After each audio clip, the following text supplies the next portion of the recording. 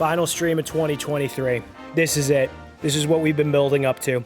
It all comes down to this. I wanted to get this game done. I wanted to get this game done for weeks. This is the final last slog through this, and we're going to need to play green version to get through it. So what we're going to do is we're going to bookend red version tonight. We're going to go in there. We're going to catch some Pokemon in the Safari Zone. We're going to look for Tauros. We are going to look for Kangaskhan.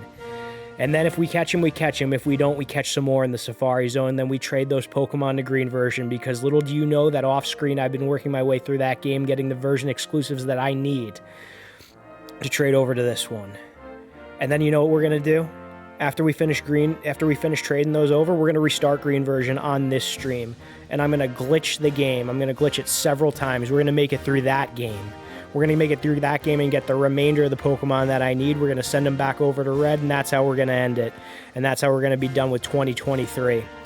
God bless you, and God bless America.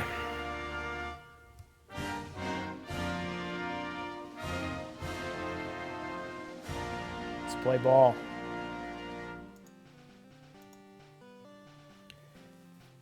Hello, everyone. Welcome in.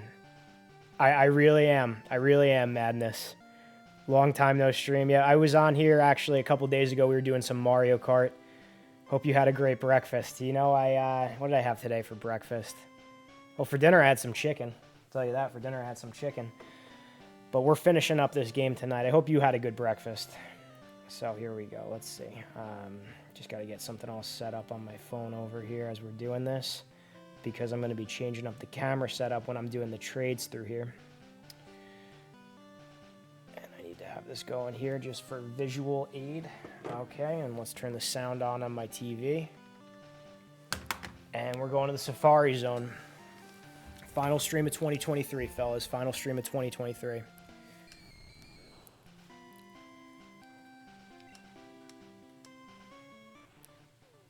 $132. We need 151. Where did I leave off? What do I got? What am I walking around with? Charizard, Alakazam, the Goat, Raichu. Didn't mean to do that.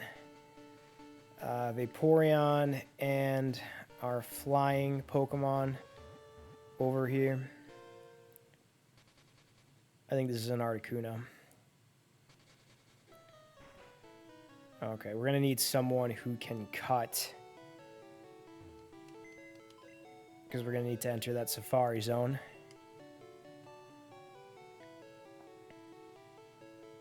I don't even know who's got cut. I think this one has cut.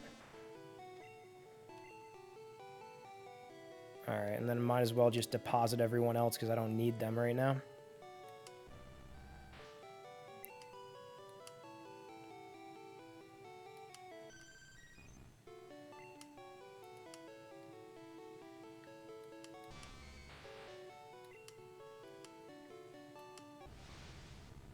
Yeah, we'll keep Charizard with us.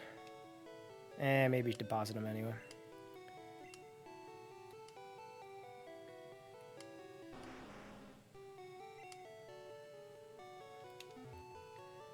Okay.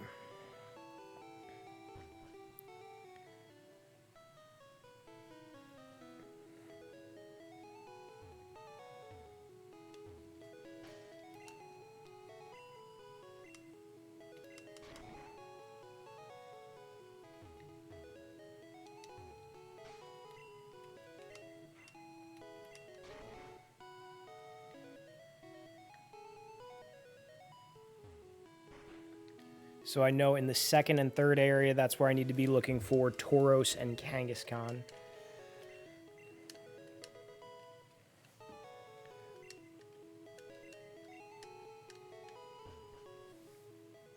I'm just going to be pulling that up on the side here.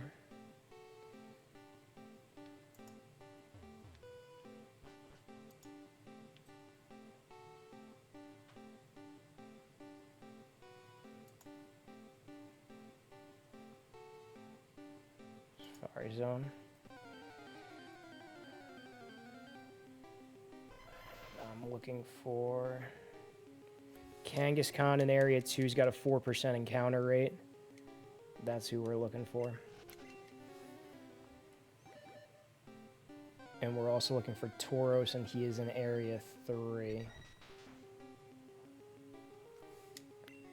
Oh, he's got a 1% encounter rate there.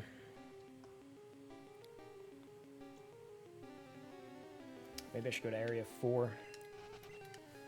Whatever.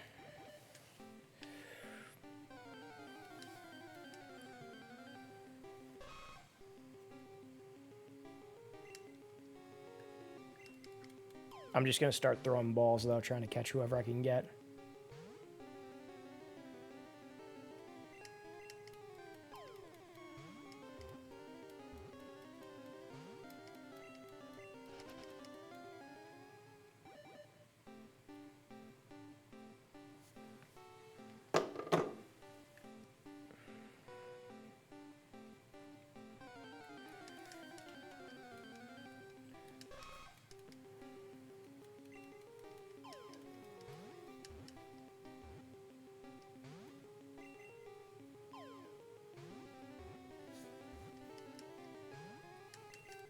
I can't even catch the simple Pokemon in here. Wow.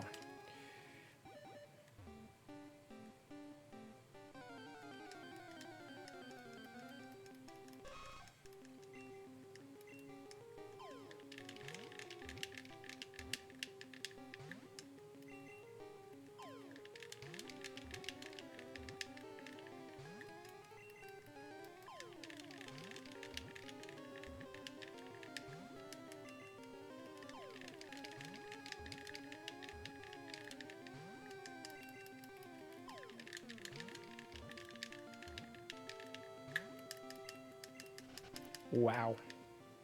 Good. Good. Come on, Tauros or Kangaskhan. Doduo, good.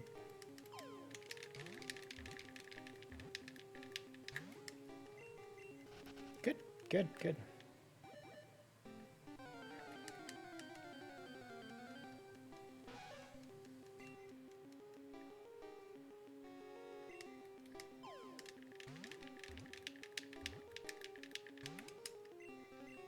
Good, good. They just keep running away. Maybe this is a good thing, though, like in all seriousness. If the Pokemon that I don't need to run away, maybe the ones that I will need, like, stick around. Or maybe I'll just run out of balls with a low catch rate for all of them.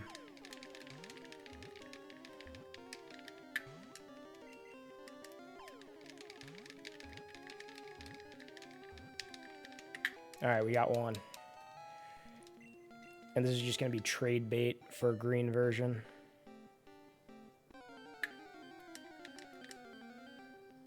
Oh, there's a Kangaskhan. I needed that. I needed that. Get in the ball. Please get in the ball. Please just get in the ball. Please, I don't want to have to keep doing this.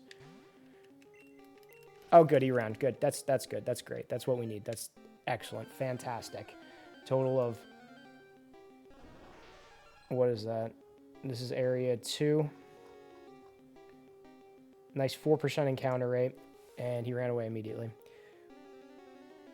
When he have the balls to do it, tune in next time. No, we're doing it this time. We're doing it this time. We're getting it this time. I'm going to keep going. This is going to be a late one. I might go till 4. I might go till 5. This is what we're doing tonight. I'm going to beat this game.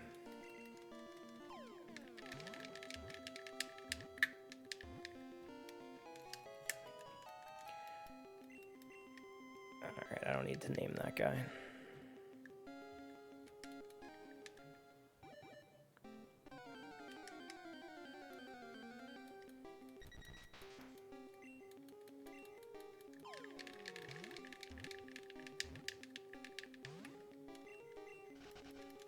Good.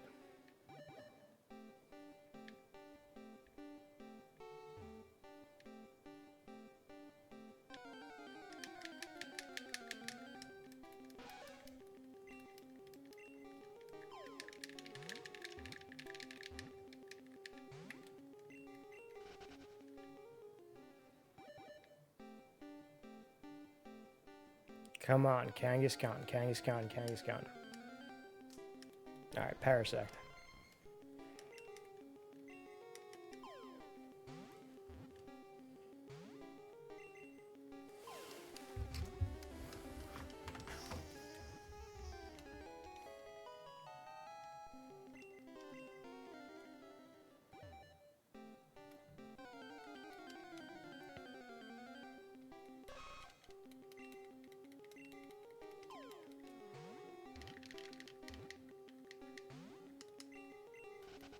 Good.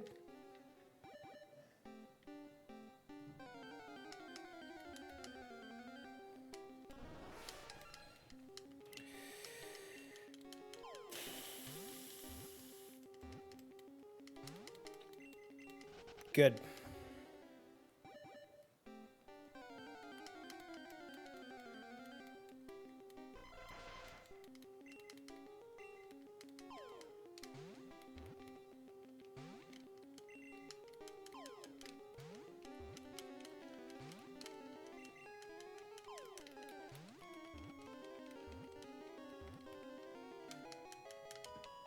Now watch, I have one ball left. Watch, I run into a Kangaskhan, and then I don't catch it on the first ball, and then I'm forced to retreat.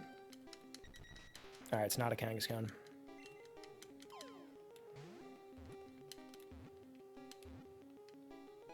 Nice, okay. So we did run out of balls, though. So I gotta close out of here. This is what happens when I just press A. PA, ding dong, your time is up.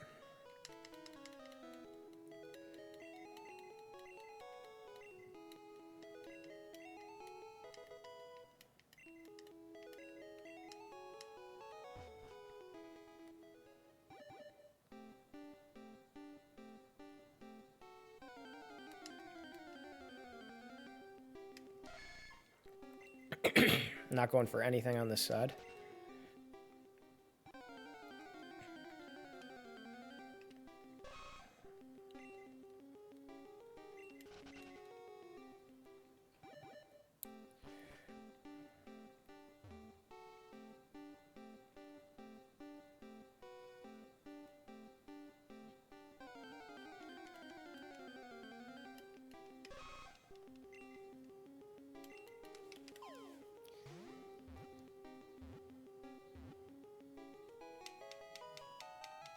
Alright, so we need one more Pokemon.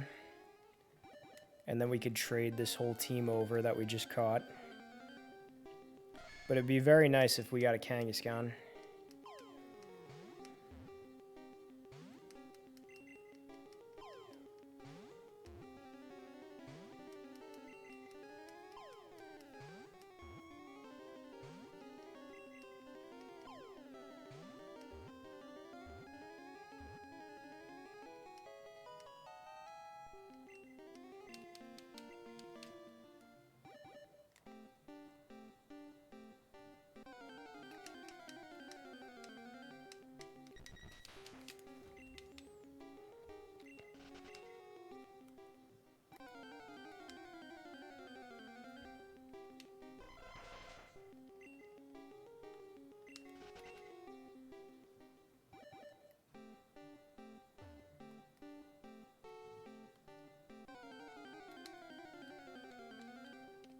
Come on, Kangaskhan, Kangaskhan, Kangaskhan.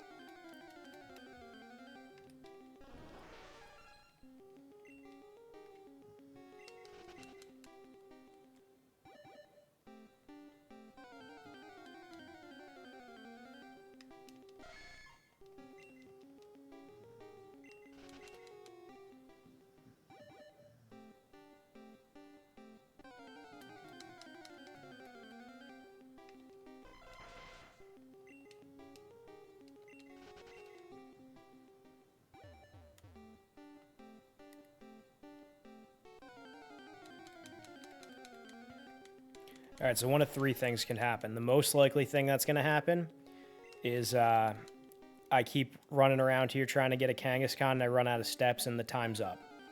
Second most likely thing to happen is I actually catch the Kangaskhan and we could just head out. Not very likely. Third thing, very least likely thing to happen is I run out of all the balls trying to catch a Kangaskhan, but I've never had a Kangaskhan stay for over 10 balls. Typically, like, I throw 10 balls at it at most, and they run away.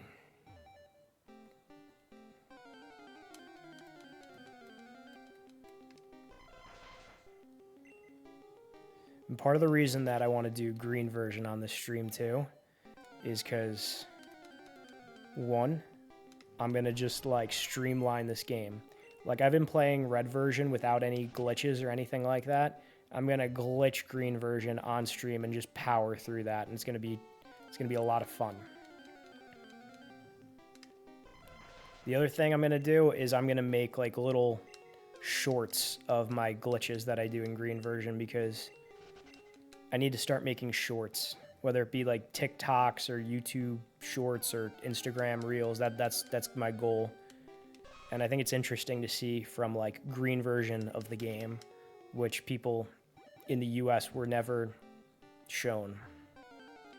But I'll be doing glitches in that you can do in the American versions and in red version.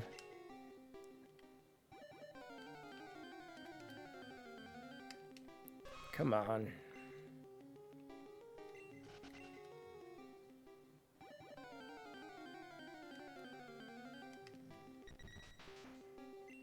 You could hear the dog snoring over here.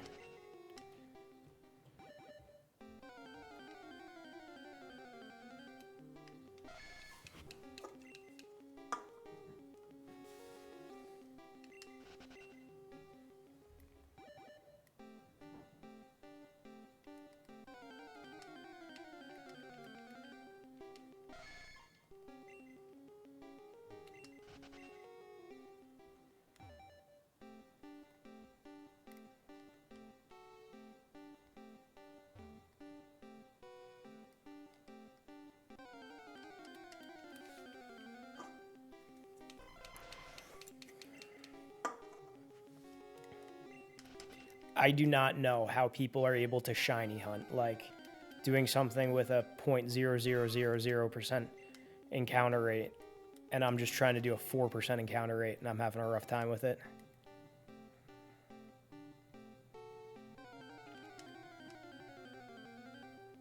Come on.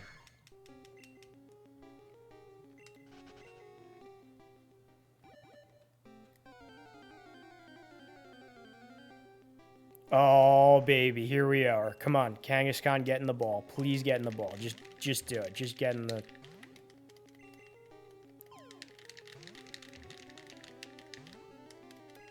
Oh, good, good. That's great. That's good. You love that. Love to see that. That's fantastic. Good, good. Oh, a Scyther. Watch, I'm going to catch this guy.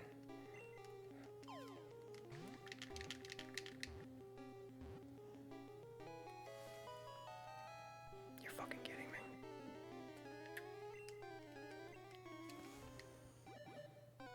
.1% encounter rate, Scyther. 1% encounter rate, and I got you. I'm holding on to that Scyther. I'm keeping that Scyther.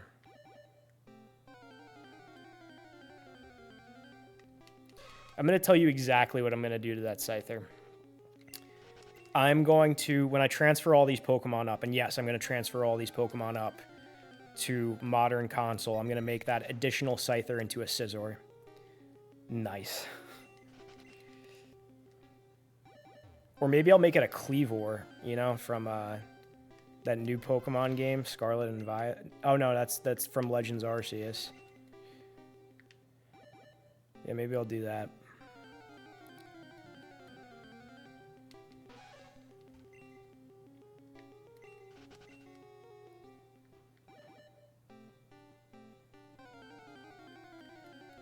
All right, this is how you could trade it to a new gen.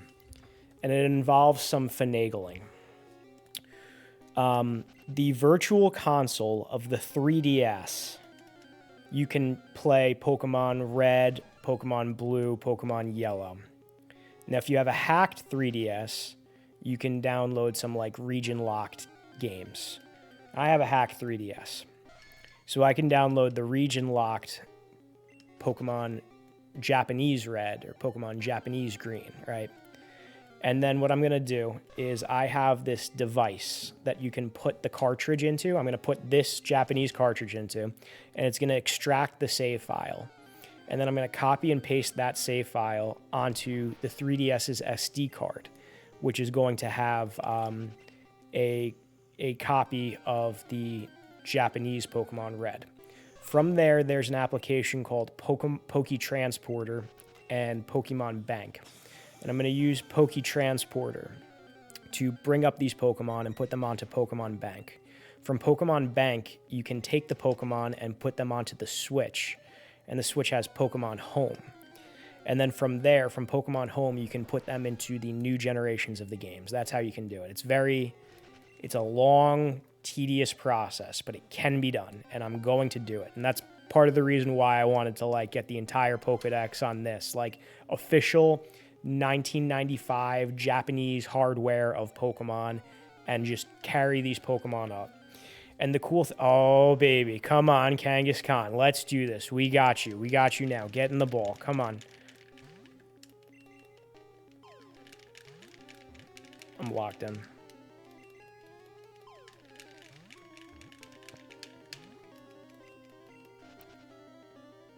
I hate you. I hate you. But yeah, part of the reason why I wanted to do this was because... look at that.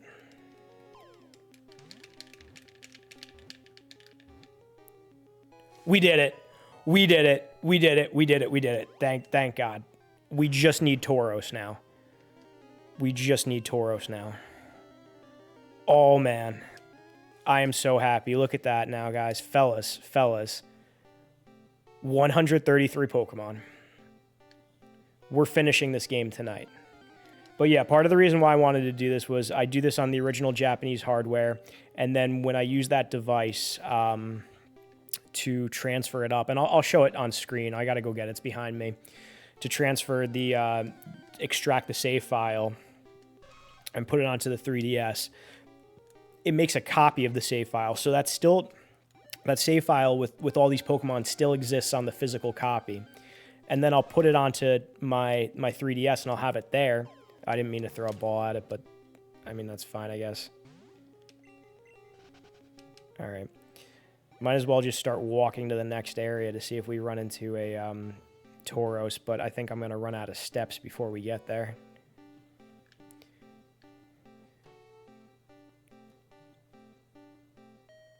There we go. Ding dong, Safari game's over.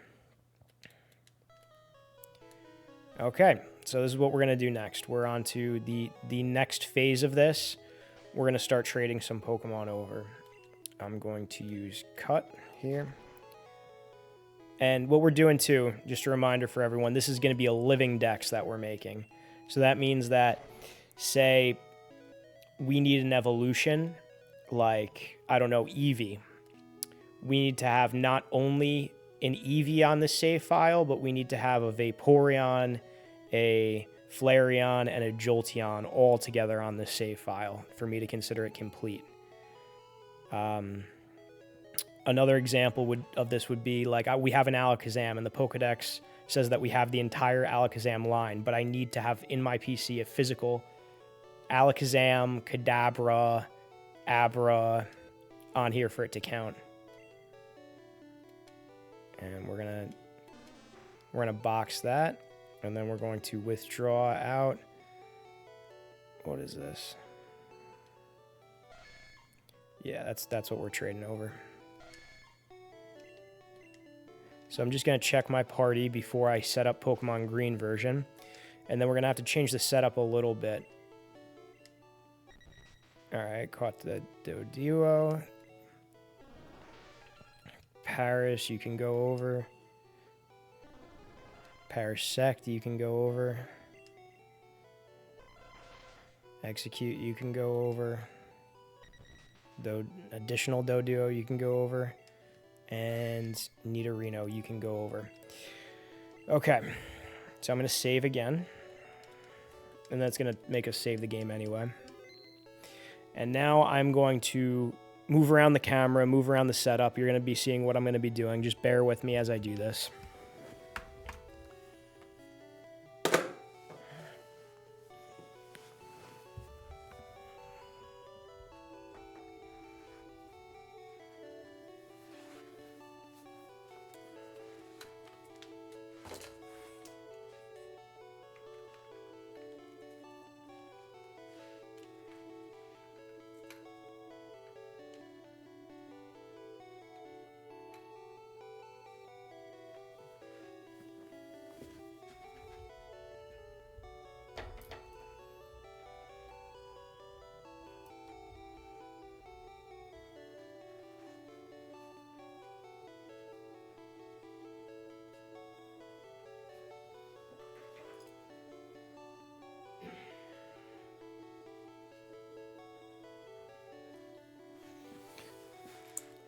Alright, here we are. Let's see, am I in frame? I'm waiting for this to catch up on my phone. Okay, I'm slightly out of frame.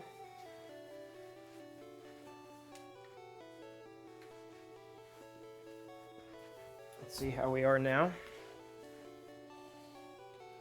And while I'm doing that, I'm going to set up the link cables. For these link cables to work with Generation 1, it's the strangest thing.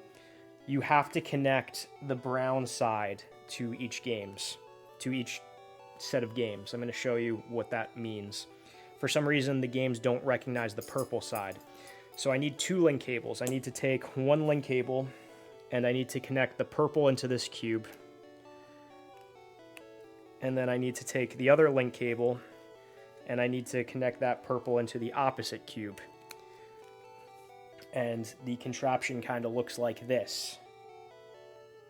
Now I take the gray part, and I'm going to be plugging that into my GameCube.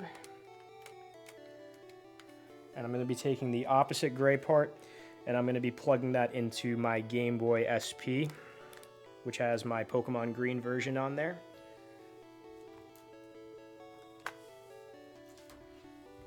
Okay. Here we go. So now I'm going to be turning on Pokemon Green. And getting that all ready.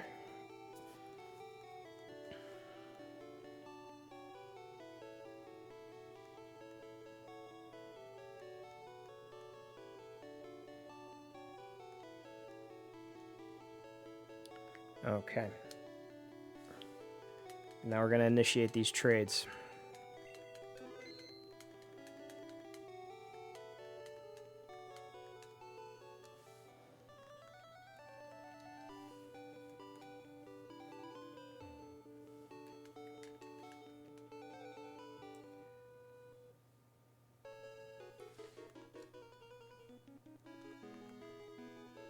So I'm going to be trading an Eevee on my Pokemon Green version for some of the garbage that I caught in the Safari Zone for this Doduo.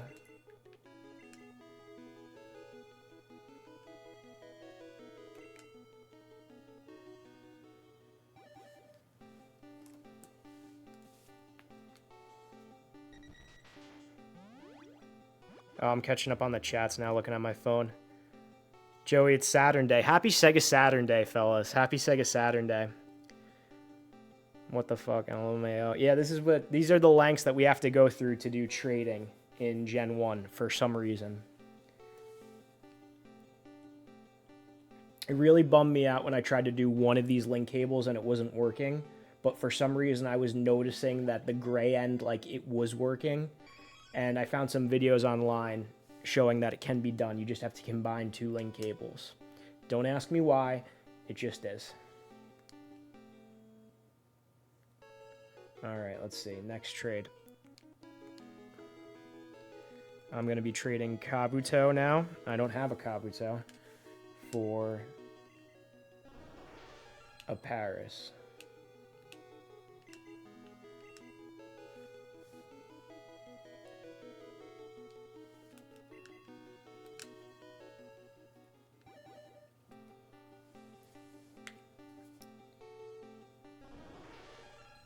I'm like staring at the TV. It's over there from where I'm sitting.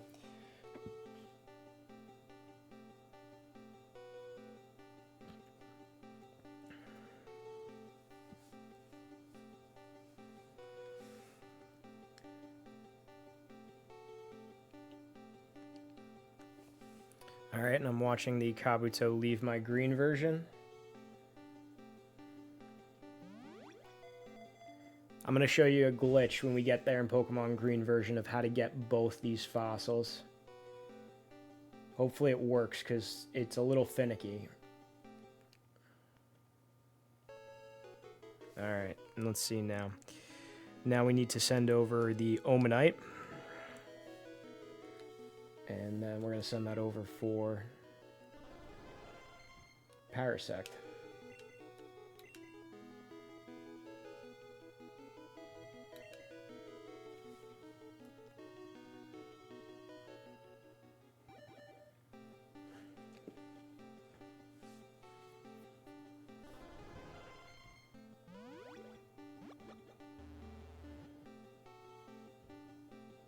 So Parasect is going over, and he's going to be going to a save file that's going to be dying.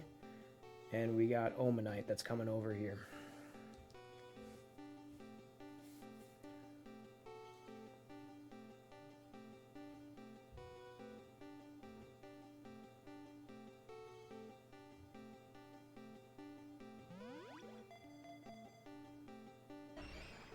There we go.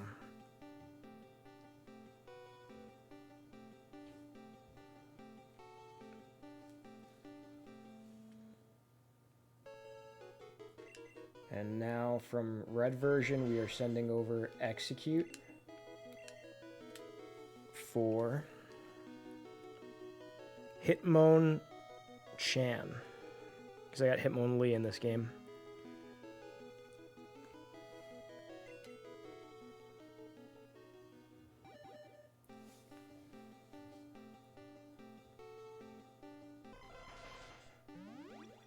When are you trading them to the 3DS?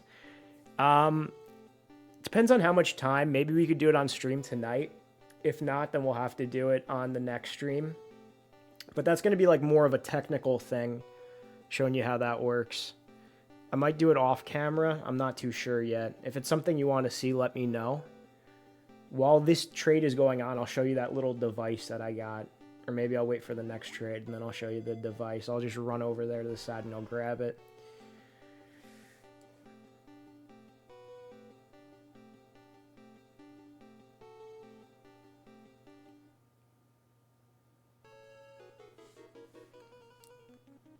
Okay, so now we are trading over the Pinsir from green version for the Doduo. And I'm just going to check that that's okay. Okay, and I'm going to go grab that device as this is playing out.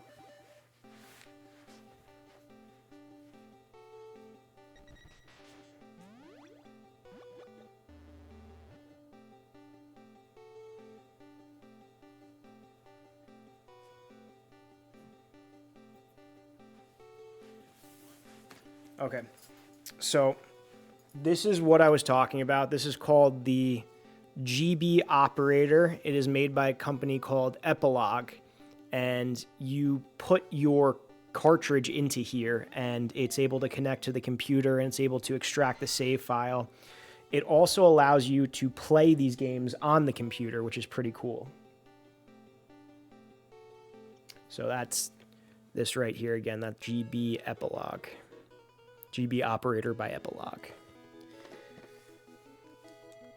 All right, what next? Oh, I'm going to send through the Venusaur that I played through this game with, because why not?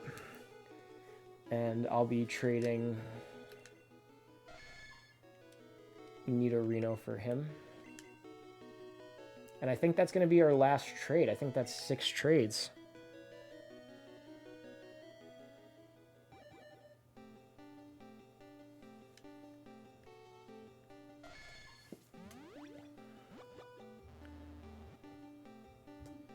Hey Joey, I imagine you've been extra busy with work lately. Can we expect some more consistent streaming in the new year? Yes, you can. Yes, you can. I'm going to be doing more streaming. It was just like, you know, with the holidays and everything like that, people are going all over the place, and it was kind of hard to lock down everything. Plus, people were home when in town again, and everyone wanted to, you know, do things. So I'm going to try to be more consistent. Hello, Cinemassacre. Welcome on in. But we are going to be going tonight. I can guarantee that to you. And I've been talking to Nick. Like, I told him we need to really get on finishing Pokemon Silver and Gold.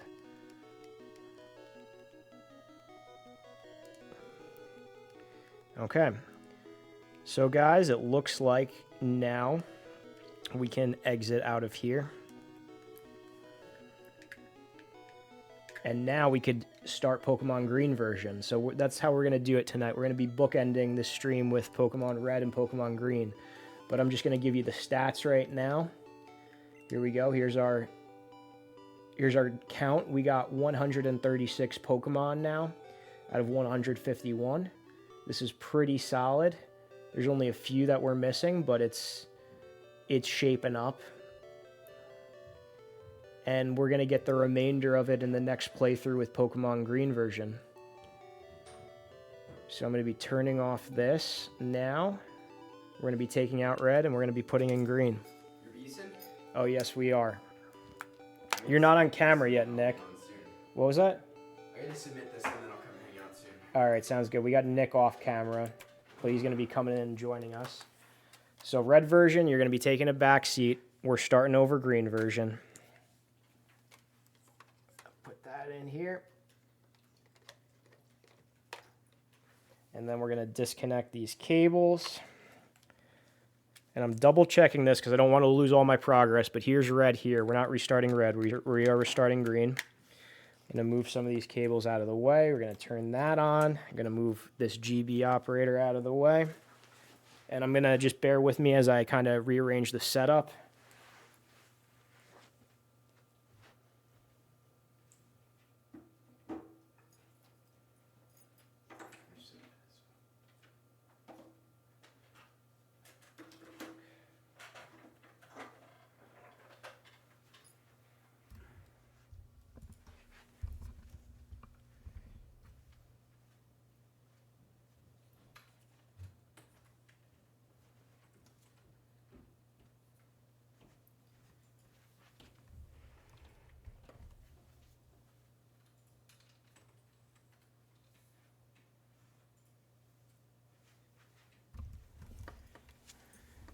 And I'm back over here. Okay, let's make sure that I'm coming in nice and clearly. I just want to do this. Face cam. Looks good. Okay. There we go. And we got Ricky here. Yeah, there he is. Okay, we're restarting Pokemon Green version. We're going to get these remainder of the Pokemon that we need. The big things that we need from this new save file on Pokemon Green are another Eevee, because we need a couple of those. We actually need 2 more Eevees, and I'm going to glitch the game to get one of them. We need another Kabuto. We have a couple Omanites. We need another Kabuto. All right, so this is what we're going to be doing. We're restarting this game. There's Professor Oak. Hello, Echo Side. Welcome on in. Madness says, sup, Nick. He's in the corner. He's going to be coming over. He's just doing something right now. He was just at a ping pong tournament, which Giancarlo, a regular on the show, he won. I did not partake. I'm not as good at ping pong as the others are. Okay, here we go. We're naming our character. Of course, we're naming him Joey. And now we know how to spell that correctly in Japanese.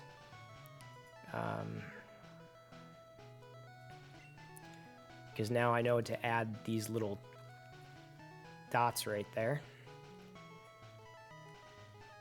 And then it's a little thing that looks like an E, the line, and then the Y, the backwards upside down Y. I'm just going to double check that real quick because there's 2 characters that look very similar.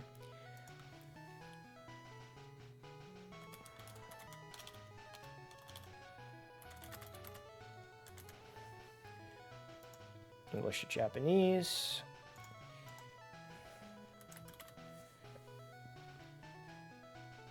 Yeah, that's it. That's it. We got it.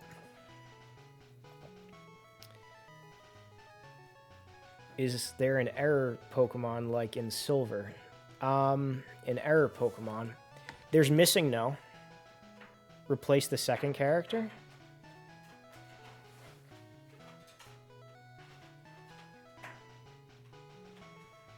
Really? Hold on, I'm going to show you what I'm looking at. I'm going to try to bring this in. Hold on. Internet browser. Transform. Reset transform. Third character on the bottom row.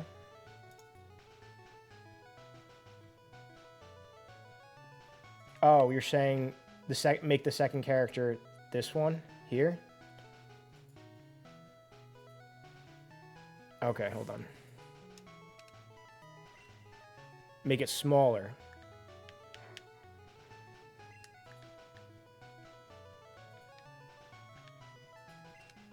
That look good now? All right, there we go. So now I know. And then we're just going to give him the first stock name. And this is how we're going to run through this game. We're gonna do a bunch of absurd things, and I'm gonna hopefully be clipping all of these and making them into shorts and TikToks and YouTube Reels, and that's the goal, and that's part of the reason why this twofold starting over. But we're streamlining this game tonight. I'm gonna make it through the entirety of Pokemon Green, and then we're gonna finish Pokemon Red. But I'm not catching all the Pokemon in this one, so we're fixing up the speed, and we're picking Bulbasaur, because it's Pokemon Green version, and I never picked Bulbasaur as a kid. Bulbasaur never really got much love from me because I figure you play Red version, you pick Charmander, you play Blue version, you pick Squirtle. So this is the time in which I'm making it up to Bulbasaur later on in life. I'm going to be going with him. Now, something that bothers me in art from this is people stick Bulbasaur in the first Pokeball, then Squirtle, then Charmander. That is incorrect. In the original generation, in the original Pokemon, it was Charmander, Squirtle, then Bulbasaur, despite Bulbasaur being the first Pokemon. For some reason, people retroactively go back and change it. I think it's because in Fire Red version, Bulbasaur was first to the left. So here we're getting our Bulbasaur now. Oh, I see. All right, we're getting the characters right now. Now I know for the next time I play through something in Japanese how to do that. We're getting better, because I remember you were the one who told me that I had to put the two little lines on the first character, and I didn't know how to do that, and now I got that going. So slowly but surely.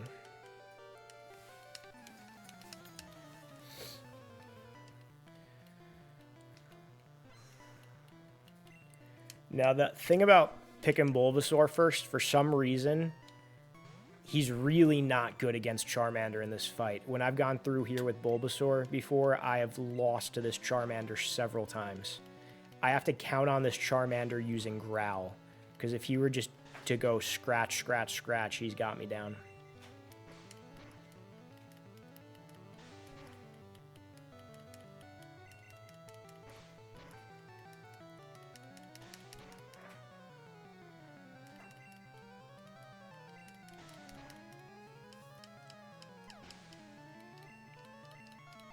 There we go. All right, that's good.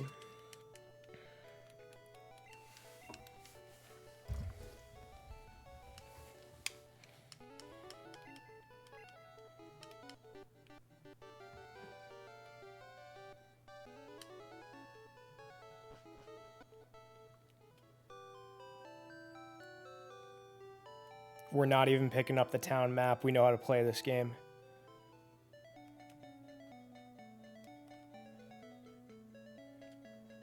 We're going straight for Oak's parcel. And then we have to get a couple distinct Pokemon for this to work.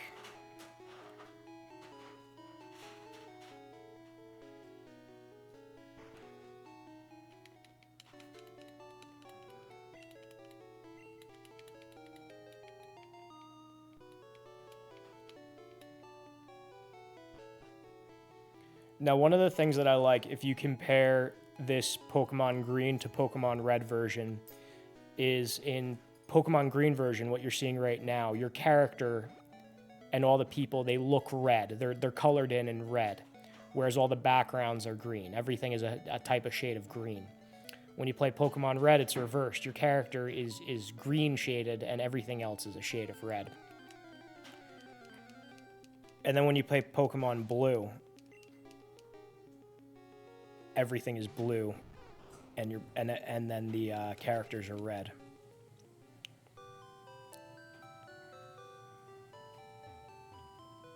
So red is the consistency throughout all of them.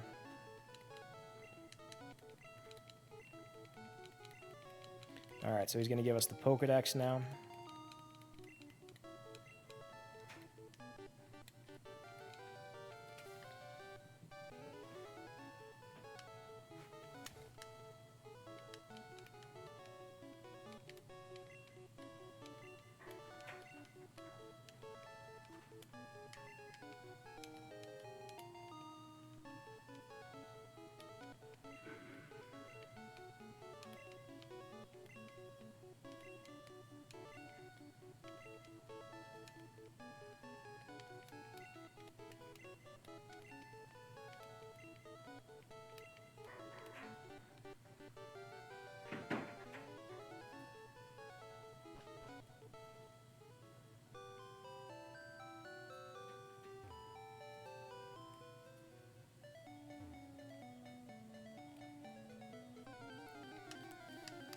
Now the game starts to open up a little bit.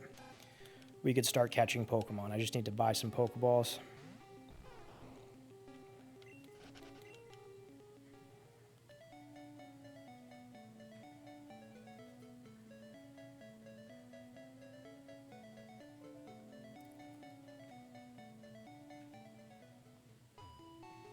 Now there's a couple different Pokemon we need. For us to do the first of these glitches, we are going to need a Nidoran, or a Nidorina, and a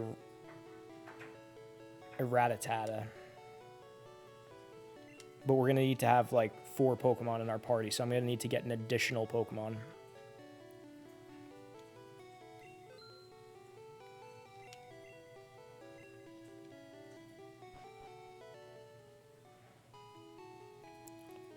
So I'm going to be looking in this patch of grass to the left of Viridian right over here. And this is where we are going to run into a Nidoran, male or female.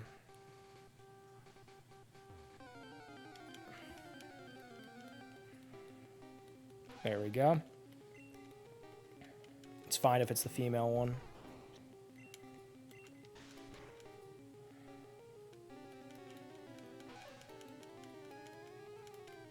It's actually kind of refreshing seeing the green colors on the TV because I'm not used to that.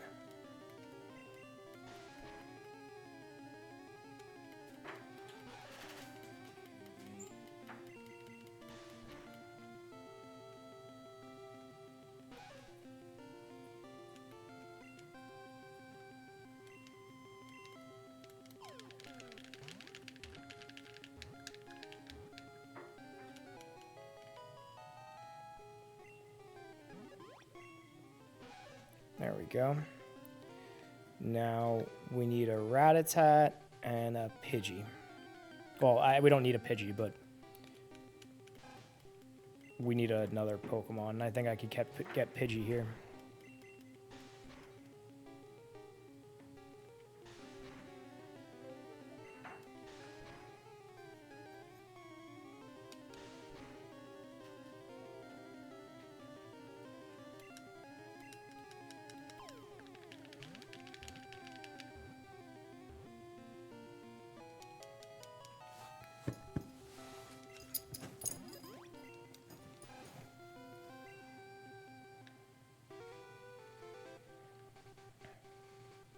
You know what, let's make our way through the Viridian Forest. I'll catch whatever I run into in the Viridian Forest. Maybe we'll get a Pikachu. That might come in handy because we're going to have to go through the rock tunnel and we could teach Pikachu Flash.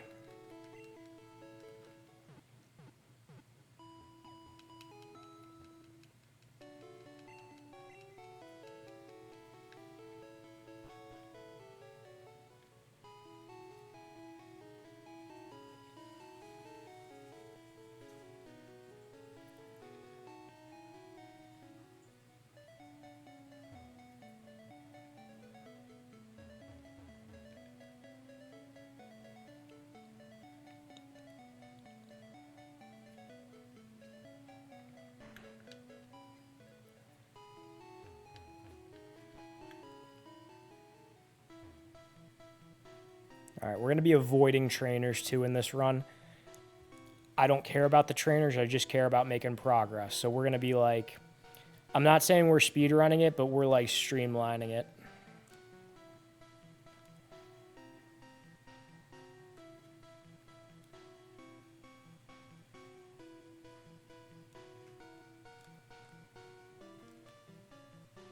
There's really only one trainer in the Viridian Forest that we have to face. I don't want a Metapod.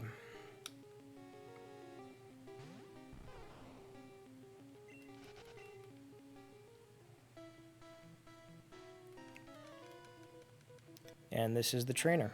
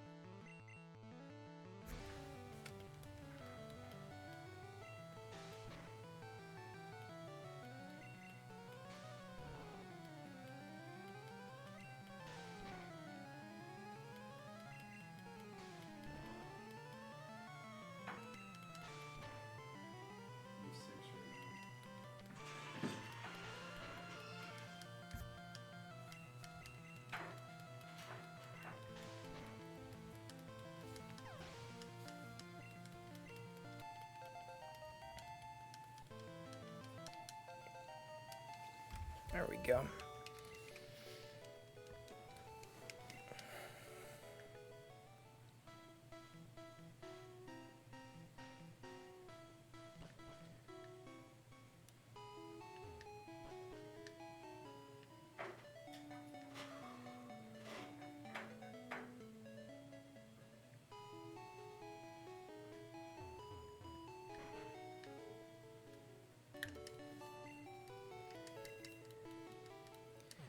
Now this glitch that I'm going to be trying to attempt is called the Brock through walls glitch.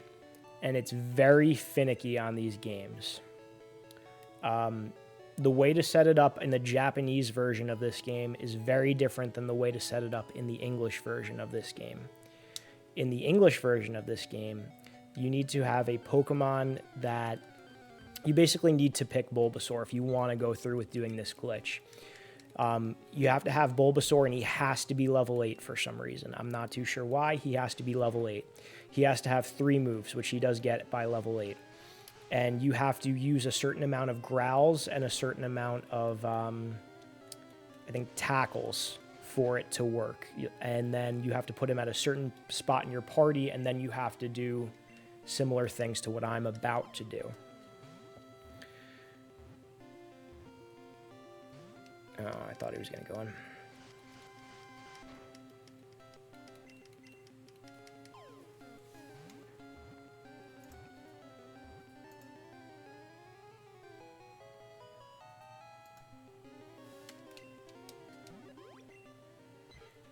In this version of the game, you just need 4 Pokemon. And I tried to do this on my Japanese Pokemon Blue, and it didn't work. I mean, it kind of half worked when I did it on my green version the last time.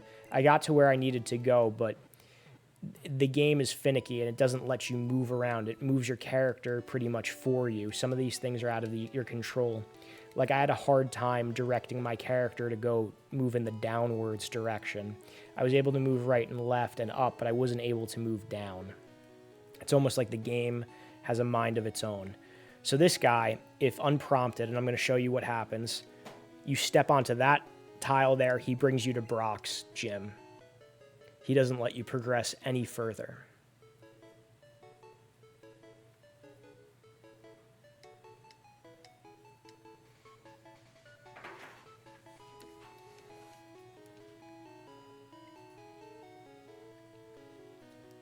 Now, if you put your Pokemon in this order,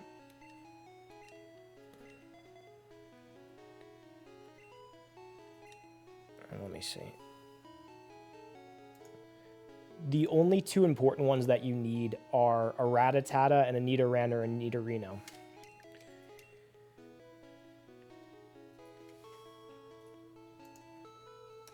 Everything else could be different.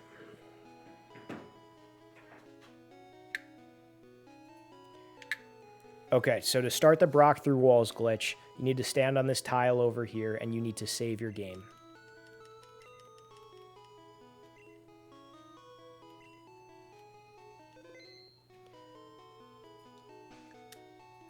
To have this set up correctly, you need to have a...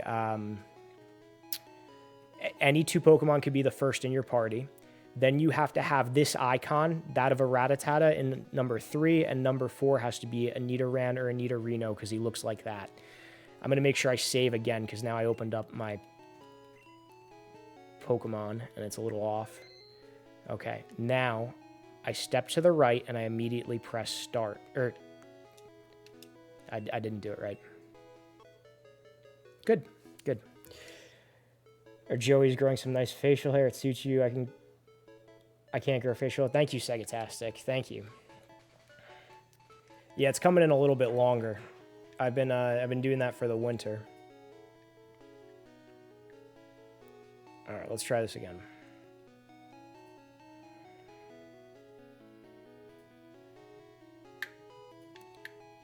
Okay, stand on this tile. I have in my party Rattata and Nidoran. Okay, save the game.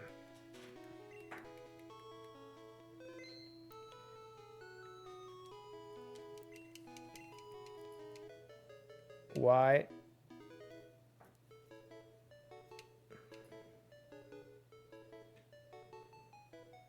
You got to get the timing right. The timing's pretty rough. We're going to try again. Oh, we're going to get this. We're going to get this.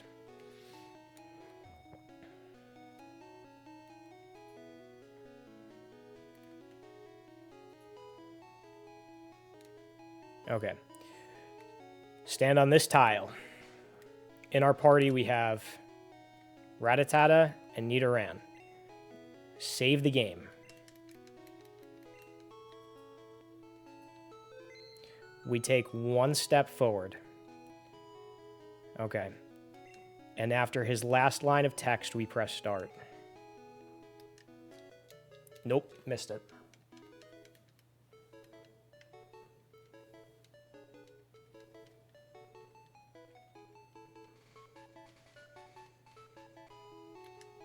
Maybe something about playing it on the GameCube, the timing doesn't work the same.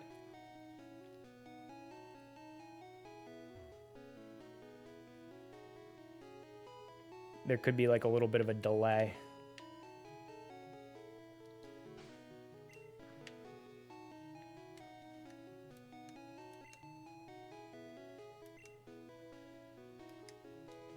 Oh, got it. Now I save.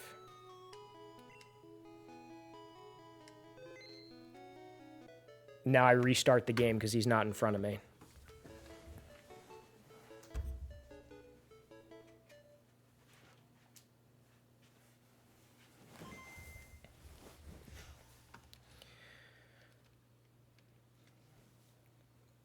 Okay. Booting back up the game. And his text is going to play, and I hold down right and keep pressing B.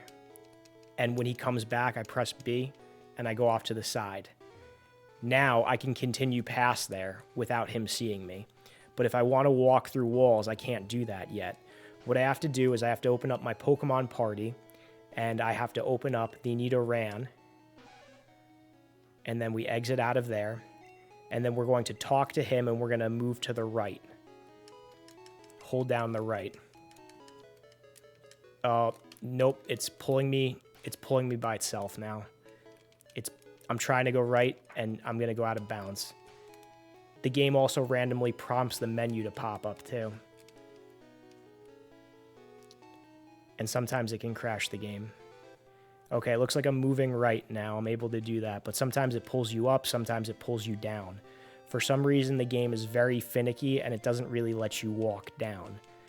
At least in my copy of the game. My green version in my blue version copy, I wasn't having this issue. In my blue version copy, it wasn't letting me move right. Now we're going to enter into Mount Moon from this exit, and now the glitch is no longer active. Now walls are present. So if I want to get both fossils, I have to go down and I have to get the fossil to the right first.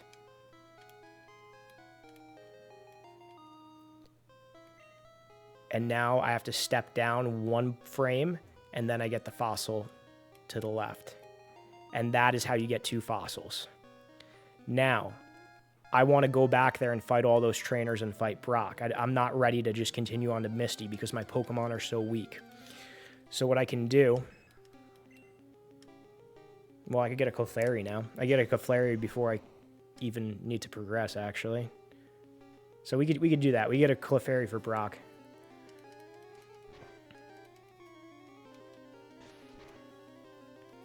I always feel like I'm not taking Pokemon College. I'm taking a Pokemon College course when I'm here. Yeah, I know a lot about these old Pokemon games. And we're going to be glitching them. This Clefairy is going to be rough.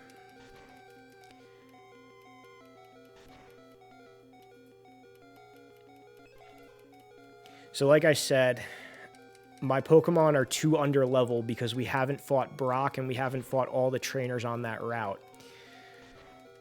And I'm not ready to go and fight Misty. Or even our rival, because there's a rival fight. So what we're going to do is we're going to get beaten by either our rival or a wild Pokemon or whatever. That's going to send us back to the Pewter City Gym. And then we will fight Brock as intended and progress with the game. But hopefully we could catch this Clefairy first, because that would be pretty solid if we had for Brock. But now we have both those fossils. The game usually only lets you get one. Alright, we got Clefairy.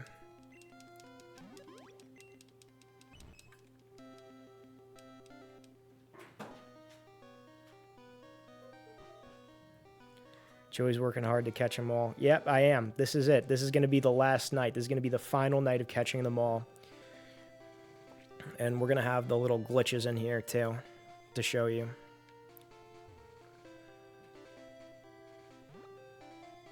I think we need a Sandshrew over here. I think green version has a Sandshrew and red version doesn't, so let's pick up on that Sandshrew.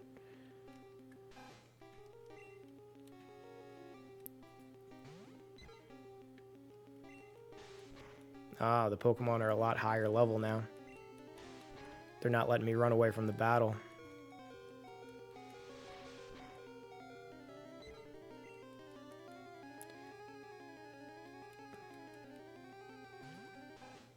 See, that Rattata is a lot more strong than mine. Be nice if we got the Sandshrew, though. Fearow, we don't need you.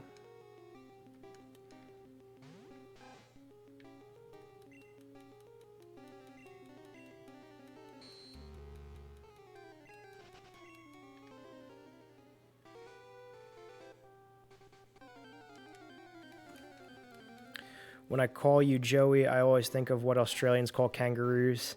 Maybe your spirit animal could be the kangaroo. I'd be cool with that. I'd be cool with a kangaroo spirit animal. Kangaroos are very strong animals. I wouldn't want to go up to one in person because I know some of them can, like, stand up and kick you and knock you down and really beat you up good. But I will take that as a compliment to have the kangaroo be the animal that represents me. They could send you flying. Yeah, I wouldn't want to mess with a kangaroo. Or break your bones. Definitely break your bones. I feel like a lot of, like, maturity is when you realize that you can't fight wild animals. I feel like there's a certain amount of people who are like, yeah, I could fight a... No, you can't fight a bear. You can't fight a kangaroo. You can't fight... You see anything like that, you run. Or slowly back away. Yeah, running's definitely a bad idea. Slowly back away. Yeah, because then they want to chase after you. Part of it involves the chase. Some say it's all about the chase. Now, what is it? With a bear, you want to, like, make your... Sometimes they say with a bear, you might want to make yourself look big. Right? You got to carry around a really strong backpack. Yeah, that's the other thing with the bear. You got to carry around a strong backpack because it's going to try to claw you. You got to get down on, like, all fours, maybe.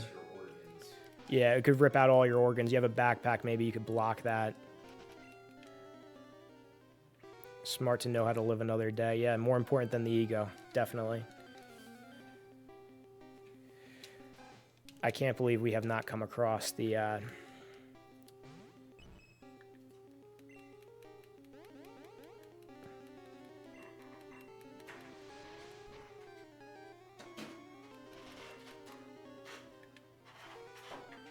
Sandshrew yet.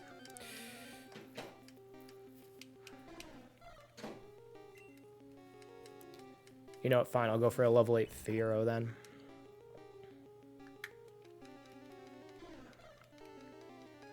I don't even know what the Clefairy's moves are. I think that's Pound.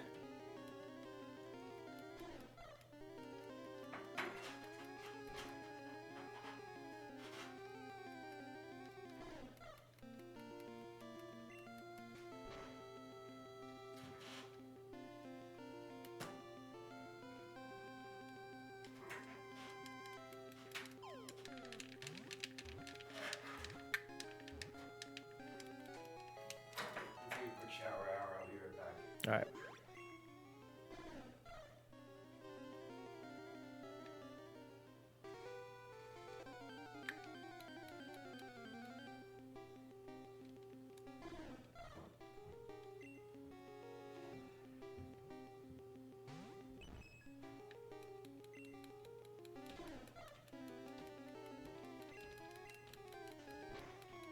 The Furo is not letting me run.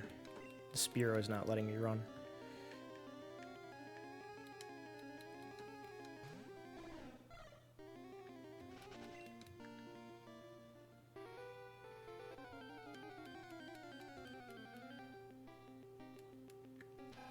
Come on.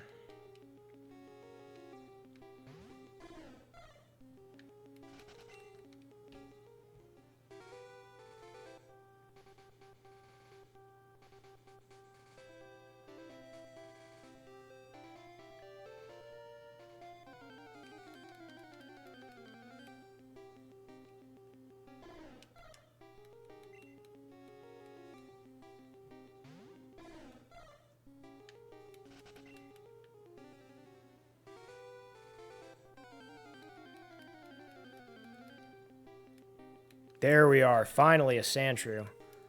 Level 10, too. Let's hope I catch it before it kills me.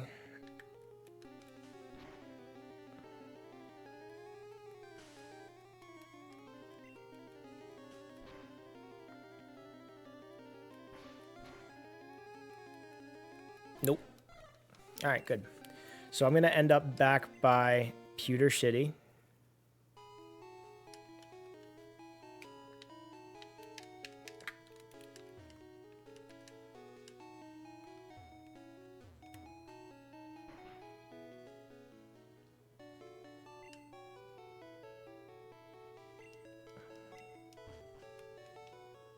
And I am going to...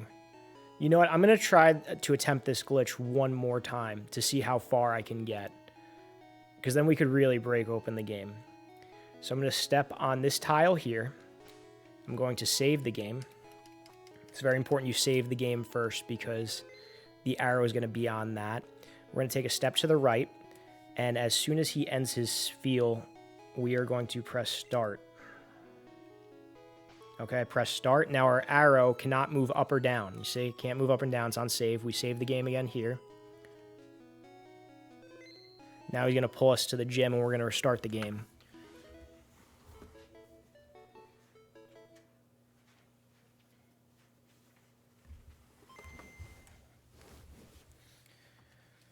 Okay.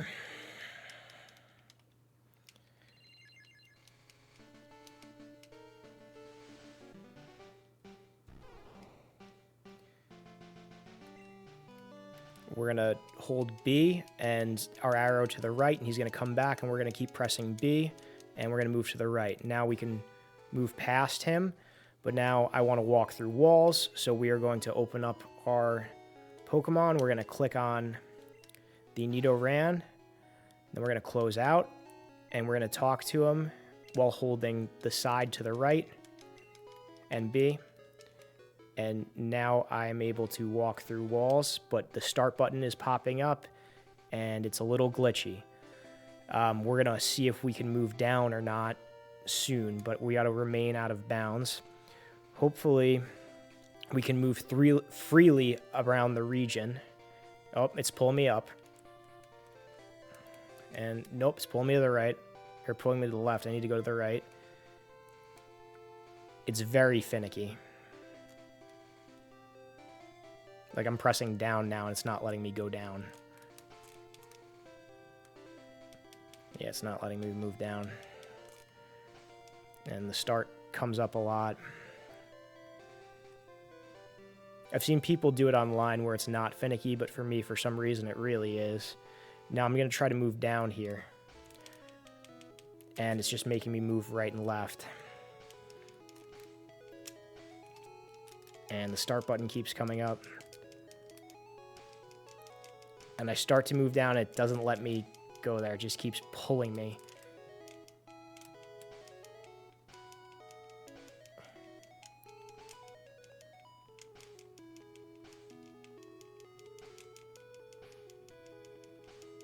And if it pulls me into a doorway, then the glitch ends.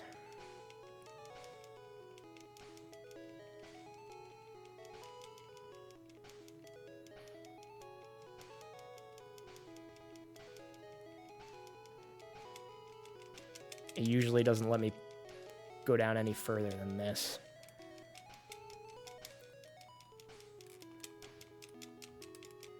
pulling me to the left, it's pulling me to the right, but it's not letting me move down. And then sometimes the glitch just stops altogether and I'm not able to phase through walls anymore.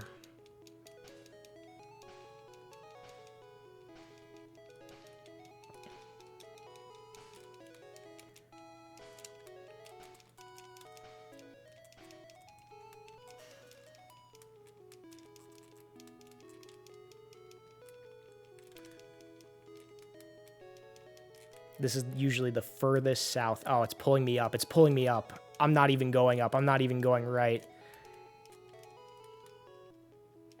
Oh, I'm going down now. Nope. And it won't let me go any further than that. Oh. Walls are back in place. And I still can't move down.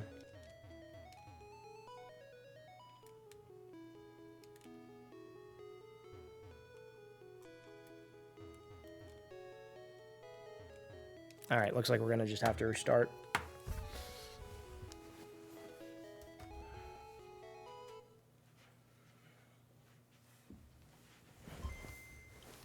I am going to do one more thing to glitch this early. And I'll show you what that is.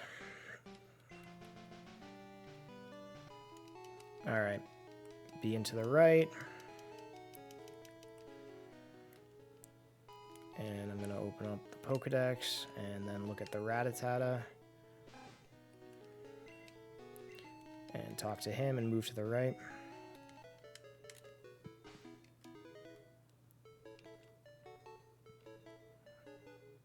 And I'm going to access this area where I need cut. And I'm going to get the old amber before I can usually get it.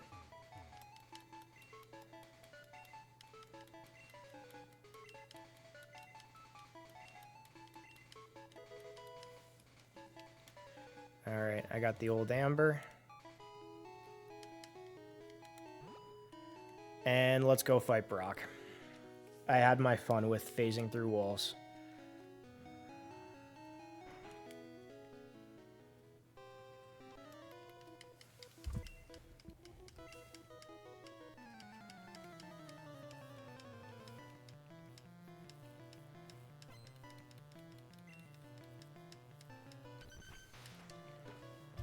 I don't even think we're strong enough to beat Brock, to be honest with you, because I haven't been fighting trainers.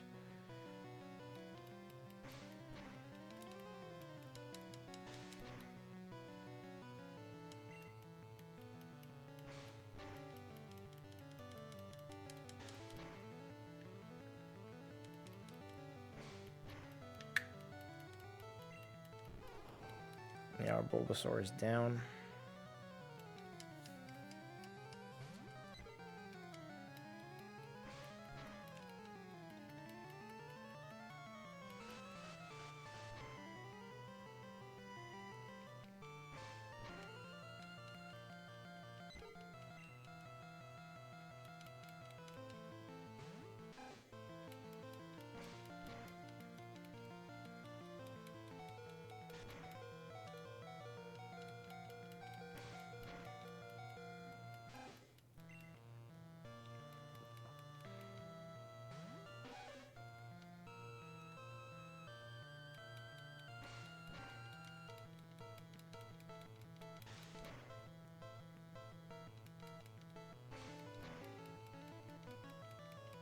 Good.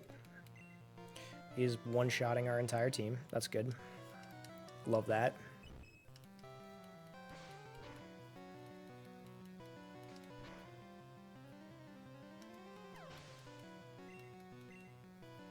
Oh, he has another Pokemon too. That's good.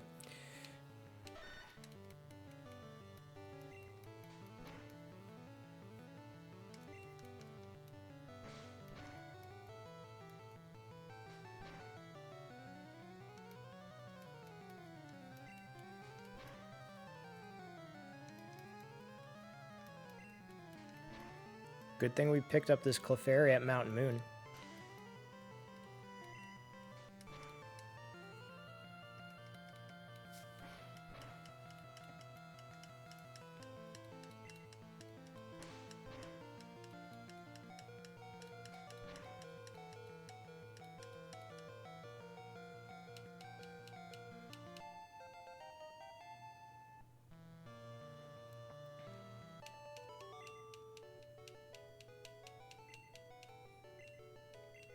All right, well, we beat the man before Brock.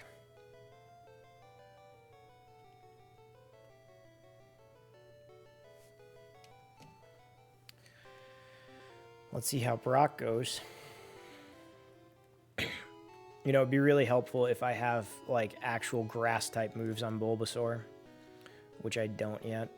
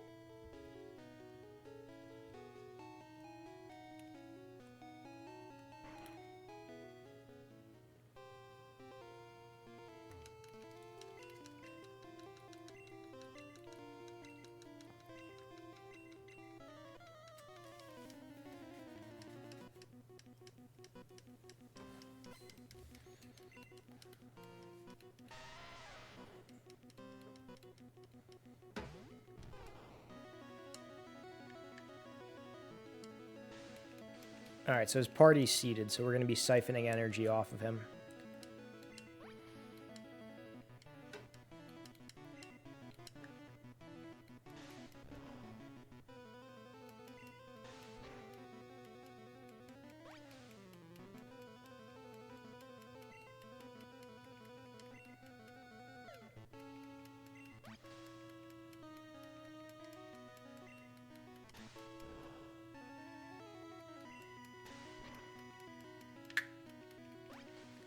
Brock is an annoying gym leader. He was the most annoying, though, in Pokemon Yellow, where you only have the Pikachu.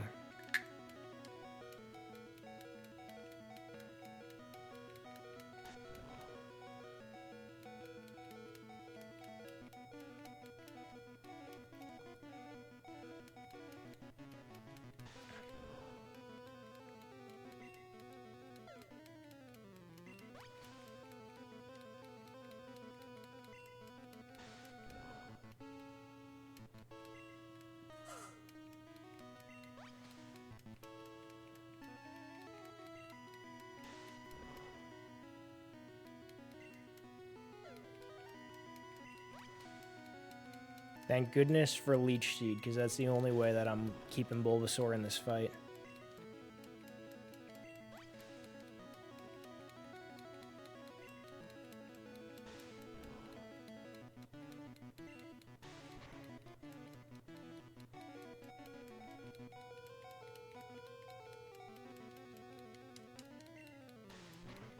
Alright, never mind. Bulbasaur's out of this fight. Good. Alright, so who should we double down on giving EXP to Clefairy? I think so. He's going to need all the EXP he can get.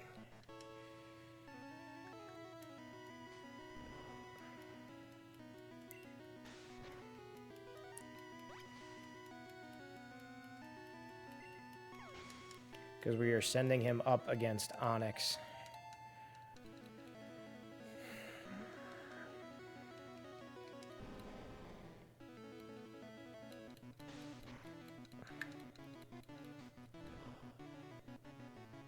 Oh, good.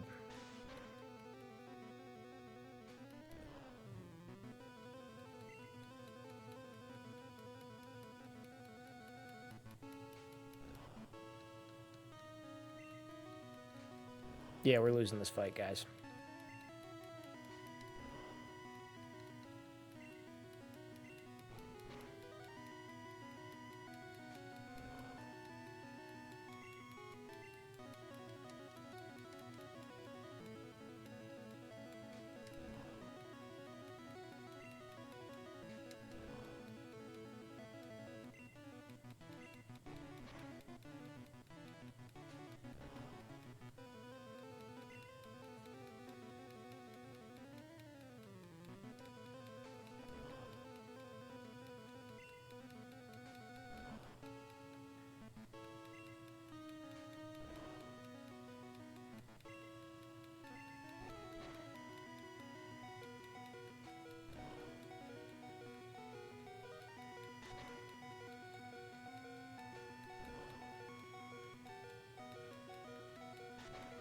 Good. Good.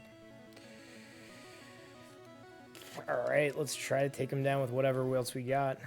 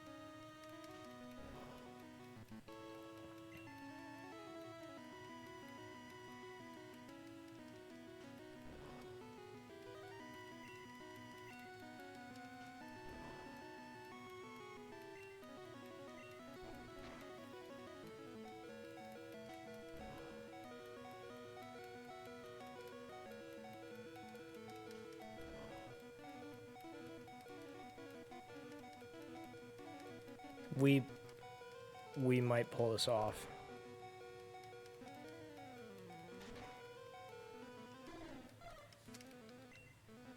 We still got 4 more Pokemon, but we might pull this off.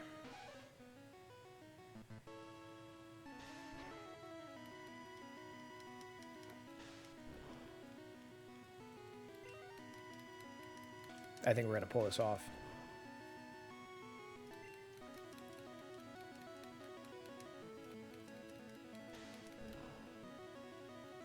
I don't know how we pulled this off.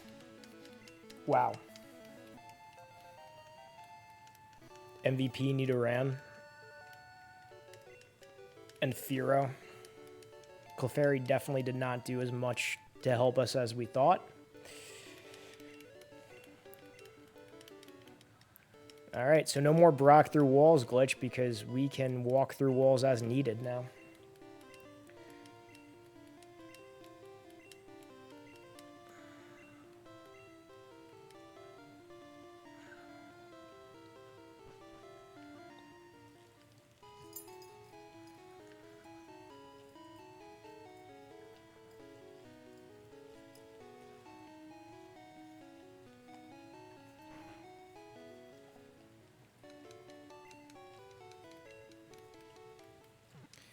Definitely got to train up our Bulbasaur a little bit.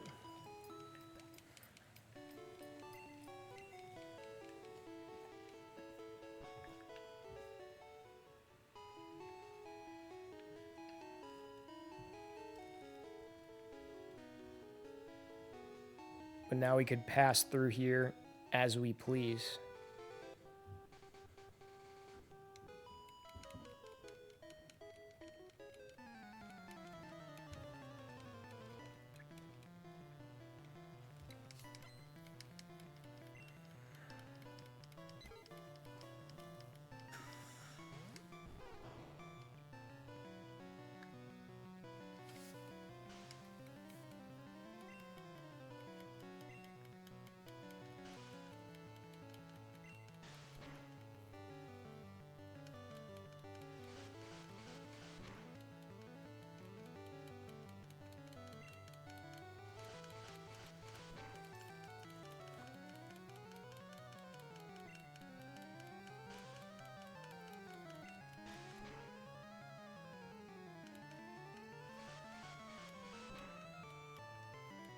Good.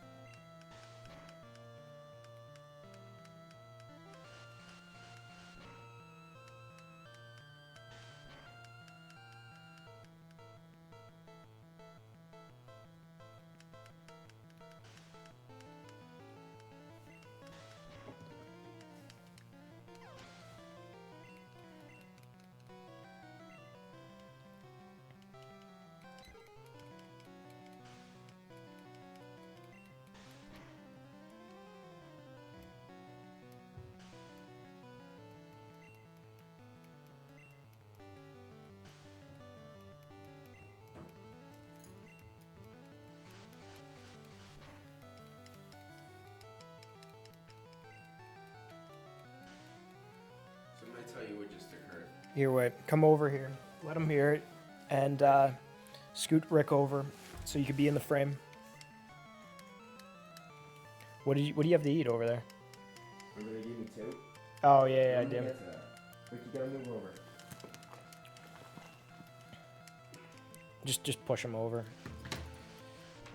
I forgot that they gave you 2. Come on.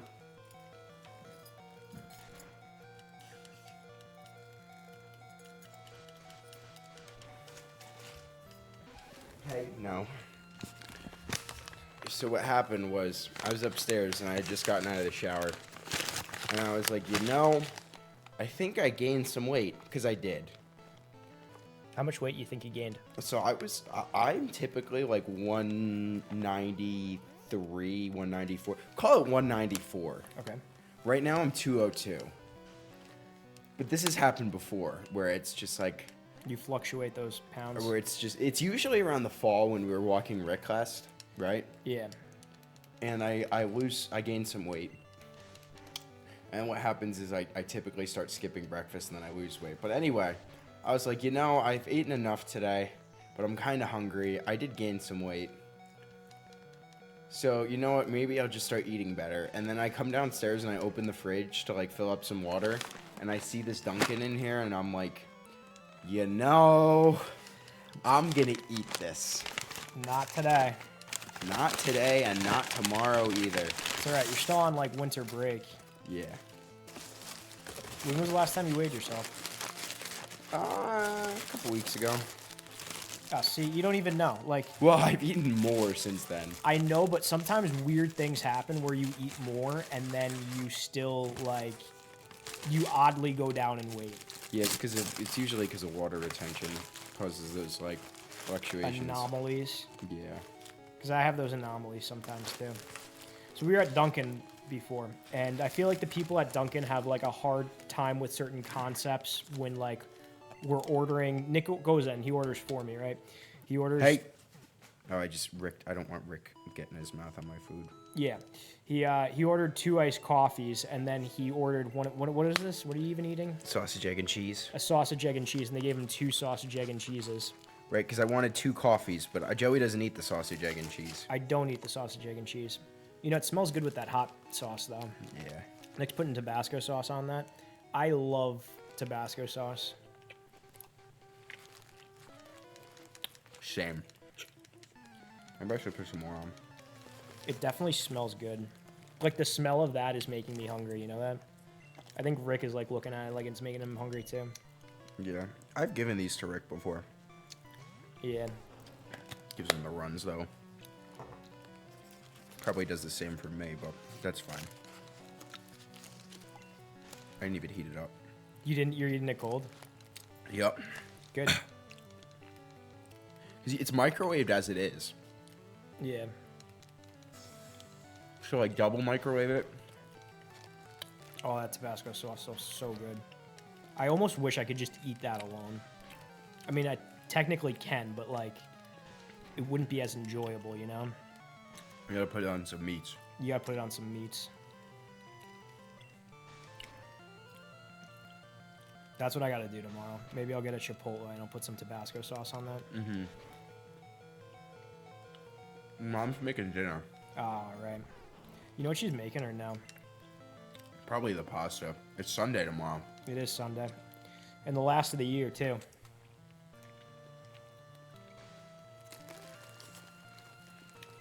So tell me about the ping pong tournament.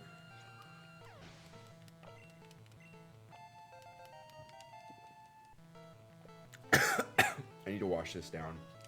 There's some in my esophagus.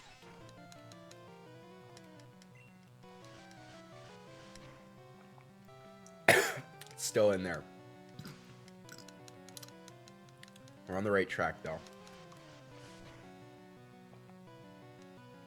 It's kind of bad because I have water in my trachea. And sausage, egg, and cheese in my esophagus. So it's like I'm coughing because of the water in my trachea. For those of you who know, you have 2 pipes, right? You have the esophagus where the food goes, and then you have the trachea. where the water, no, not the water, where the air goes.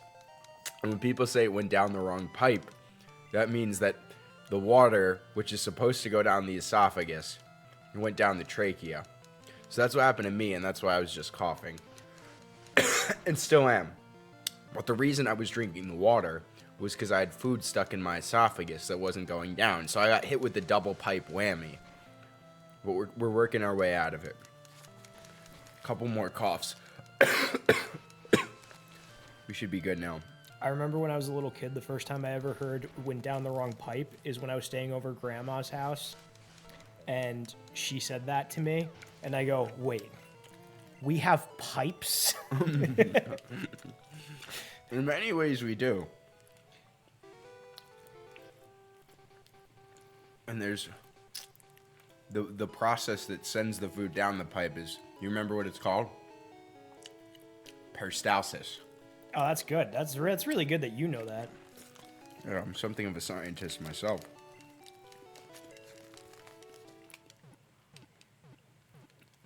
We're clipping my science lesson. Yeah, that's got to be a clip. Nick's science lesson. I'm going to have to... Nick, remember that your science lesson was around, like, 1 hour and 35 minutes. Yeah. You going to remember that? Well, you can just look back in the clip for me eating this food. An hour and a half. Yeah. All right, remember that. And I'm also trying to clip, like, when I glitched the game, because I did some glitches. I'm starting green version from the beginning to catch the remainder of the Pokemon that I need. The thing is, like, I'm trying to do that thing where I only level up Bulbasaur, and he stinks. He's getting, like, his ass handed to him. Could it just be the typings? No, he just stinks. Like, he needs another move. That's what it is. What are you using, Tackle? Yeah, Tackle's the only move that we got, really. Well, aren't you going to learn, like, Vine Whip soon or Yeah, something? I need Vine Whip. I'm, like, literally about to start switch training my Bulbasaur, because, like, my Pidgey is level 9. Was he using Peck? Yeah. Well, no, he's using Gust. Yes, Gus. You know, a gust of wind? Yeah.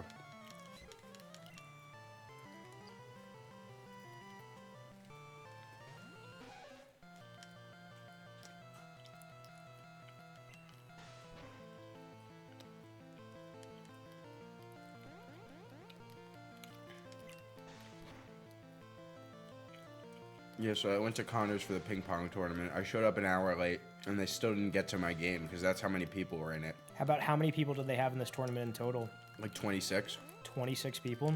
Yeah. Was it mostly like Connor's friends or like what? Give me the breakdown. of all Connor's of them. friends, Evan's friends, some of their parents, Connor's girlfriend, his whole girlfriend's family, actually. His whole girlfriend's family came to this. Yeah. Imagine like even getting our immediate family to show up for one of our events. They won't. No. So I got there an hour late. They still didn't get to my game. And then I won my first one by like a zillion because the person I was playing was awful. Connor's girlfriend's mom. So I beat her 21-2. Do you give her 2 pity points? No, she scored 2 points. Oh, okay. I tried to like spike the ball. I missed. Now, when you were doing this, did you I forgot what I was gonna say. Yeah, so there was that. And then I played one of Evan's friends, so Connor's brother. Mm-hmm. And he was actually pretty good. I beat him 21-11, and it was 2 out of 3. So it was 21-11 and then 21-15. So he was pretty good. And then I played Connor. It was like 21-15 both times I beat him. And that put me into the finals against Junk. So the 2 of you were first and second again? Are you guys always first and second? 3 of the 4 years, yeah. 1 year I lost to Connor, which I won the first game and then I slept and then I lost and I was like, crap, if I don't win this game, I'm out. And then I lost, but then I beat him the next 2 years. Mm-hmm. This is me and Junk in the finals. And the finals is first 1 to 3 games. So the final's the only one where it's 1 out of 3? You have to win 3. Or you have to win 3? Yeah. So it was so bad. He had just got done playing Joe, and he beat him in a close one. And it was like, I was freezing because I was sitting there waiting to go, and he had just played. Yeah. And he beat me like 21-10 in the first game. It was so bad. And then the next 2, I lost both of them 21-19. So it was, John had my number. Wow. What time did it go until? Like, what time did you guys finish playing?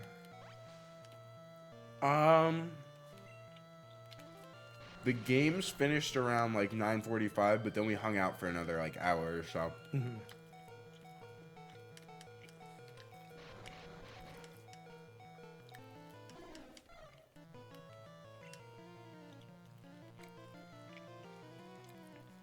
Kelly was there. Oh, good. Good. Well, good thing I didn't go. Hey, Did she get her I didn't say much to her. butt kicked? She didn't play. Or maybe she did. I don't know. What'd you say to her? Did she acknowledge anything? We were talking about Mormons. And it was like I interjected and then she did. And that was really it. I see.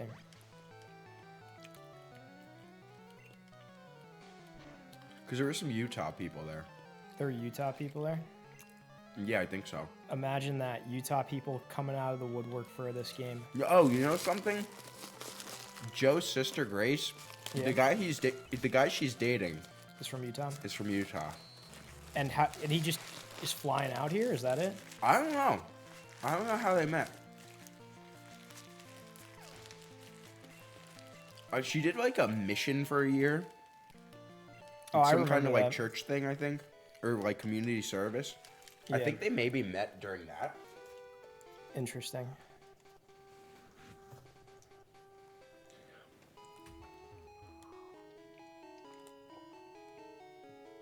You know, it's been a while since I've like sat and had like a good meal. You know?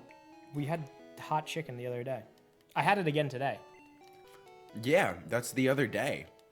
I mean, think about what I've eaten.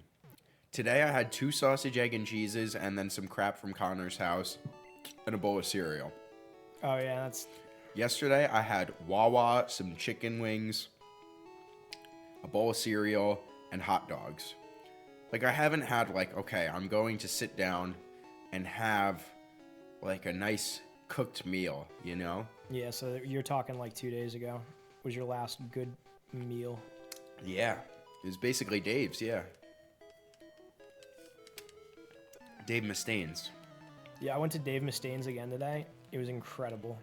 Did you get the hot one? Yeah, I got the hot one. Of course I got the hot one. You had to get the hot one. I sent a picture to my friends, and Dinowitz was like, I want to go there, and we have to do the Reaper. And I go, I've never done the Reaper before. It's not that bad.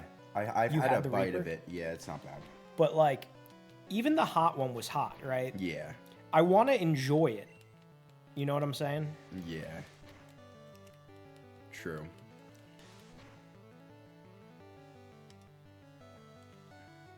Look at this. I'm getting my butt kicked.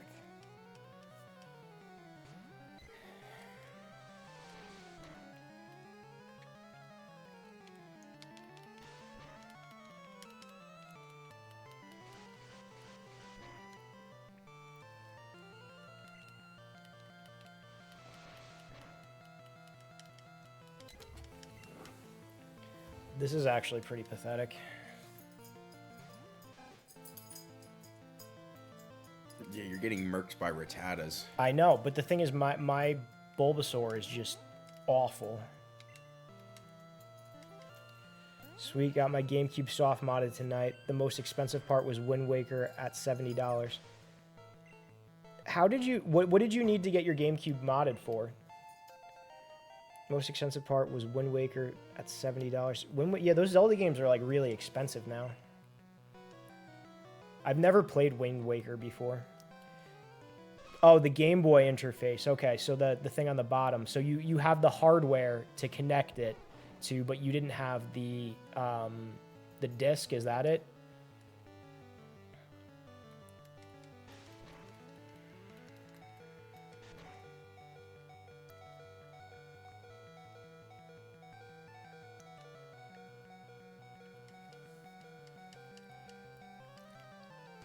I have the shade disc. I wanted it to look better. You wanted the disc to look better? Well, now with the soft mod, then you don't need the disc, right?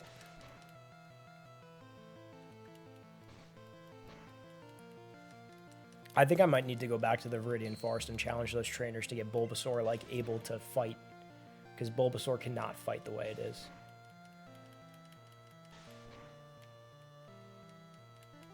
And you know what? I said I was going to beat this game tonight, but I'm, like, stuck on these early routes. Bulbasaur's trash. Worst starter. Exactly. GBI is a better version that is non-blurry. Nice.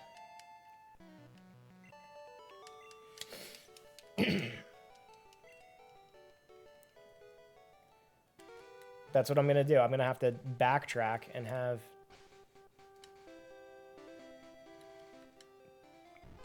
Once he gets his additional move, I think he's going to be, like, viable to use.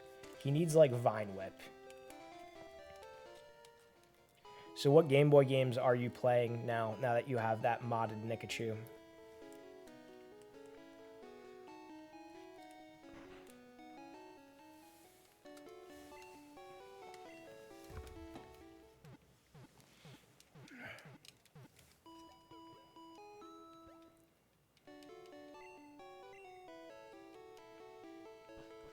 Pokemon Emerald. That is a great game.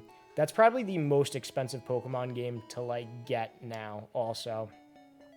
Because they didn't make as many Emeralds as they did Ruby and Sapphires, and that's, like, in very high demand because that's considered to be, like, the complete version of that story.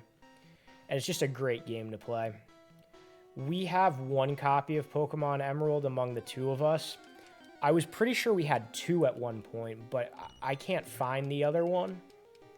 And I was thinking about picking up another Pokemon Emerald, but they're very expensive, and I don't really have a reason to now that we have one. Like, if I wanted to play it, I'd just play it. It's not like we have a save file on it that's, like, very dear to us. We don't have any of our original save files, I don't think. The original trilogy. The original trilogy. I think I have a Sapphire version with my original save file on it. I don't think you did. You might. Unless you restarted it. I didn't. I don't know. We have a couple Sapphire versions. Because Will gave me a Ruby, a Sapphire. Masha gave me her Leaf Green. Was it Masha or was it Miho? No, it was Masha. And not Miho. Not Miho. It was Masha. There was Masha and Miho, and they would, like, pull up together. It was never just Masha or just Miho. It was always Masha and Miho. Yeah, it was true. That was true. They were a package deal. Ryder dies. Haven't seen him in years.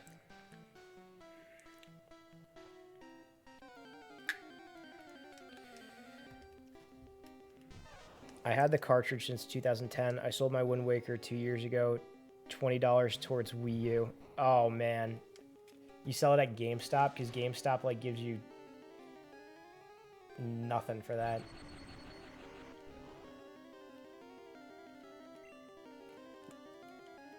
I mean, what's the alternative? You do eBay? Yeah, you do eBay. You do eBay, because Wind Waker now, he bought it for $70. He sold it for 20. He also sold it for a Wii U. Wii U is, like, kind of trash. I don't know. I never had a Wii U. I never played... No, I played Wii U at friends' houses. I didn't like the Wii U. It just felt like it was very derivative of the Wii. It didn't feel like its own thing. You know how, like... Was it the same thing where it was, like, motion and stuff? It was the same controllers. Really? You used the Wii controllers for the Wii U.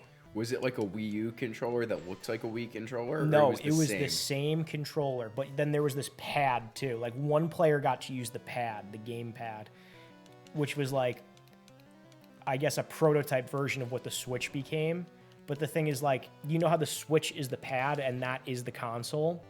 Yeah. The first player of the Wii U had the pad. And that wasn't the console. And that wasn't the console. And everyone else had a Wii controller. And it's just like, I don't even think they knew what they were trying to do with it, you know? They definitely didn't market it well. People didn't know what it was. I didn't know what it was. Even when my friends had it and they were explaining what it was, I'm like, why? Why? Well, it seemed like a prototype for the Switch, no? Yeah, it did, but I think it was also like, I think they learned their lesson. I don't think you can have things that are so similar using the same controllers and have the same name pretty much, only adding an additional letter, and have people expect it to be something else. Like, that's the equivalent of the DS to the DS Lite. You know what I'm saying? Like, they're both The DS DSs. Lite was the same system, though. It was the same. I think people thought that it was the same system. For a while, I thought it was the same system, especially when you use the same controllers on it. Yeah.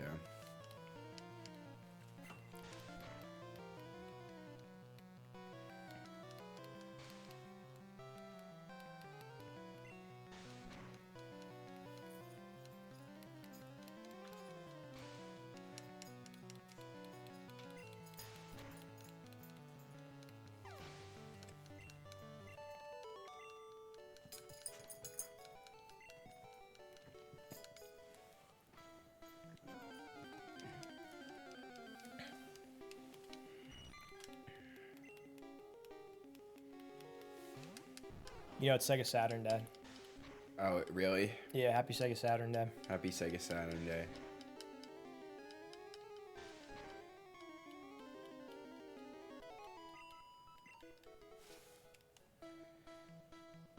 I just need this Bulbasaur to get another move. And then he could be viable to use.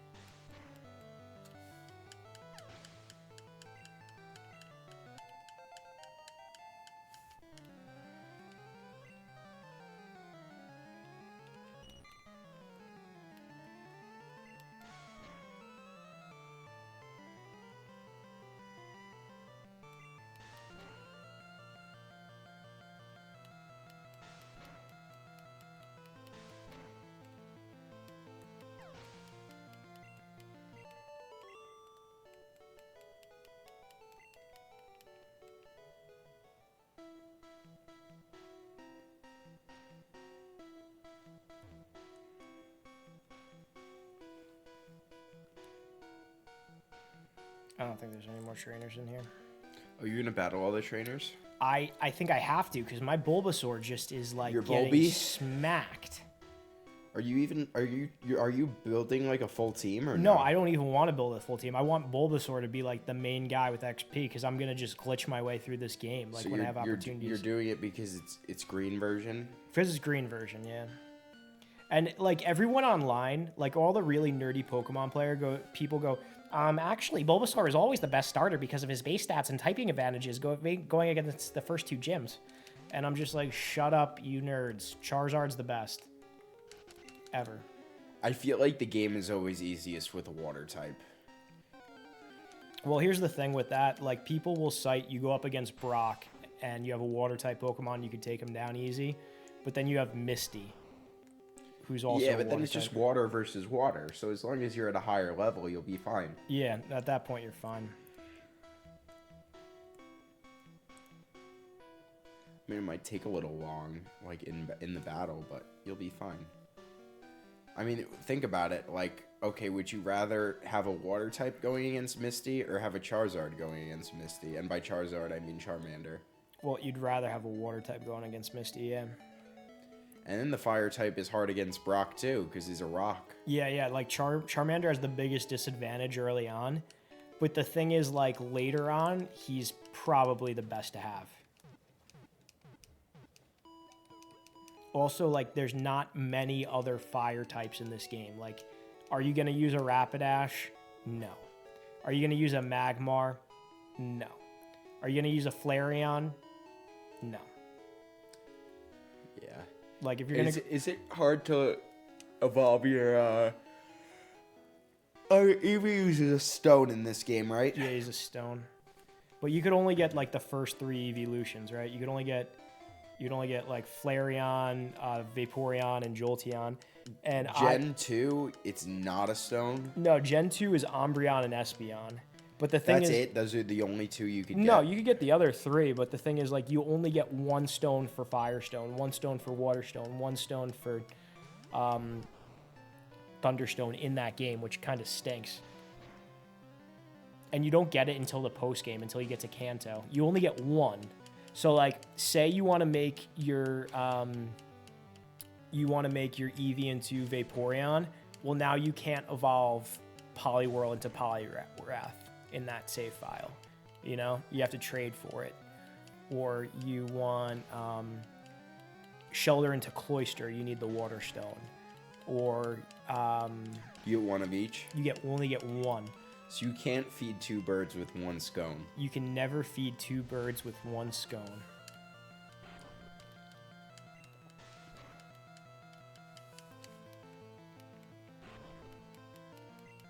You falling asleep? Not really. I'm tired though.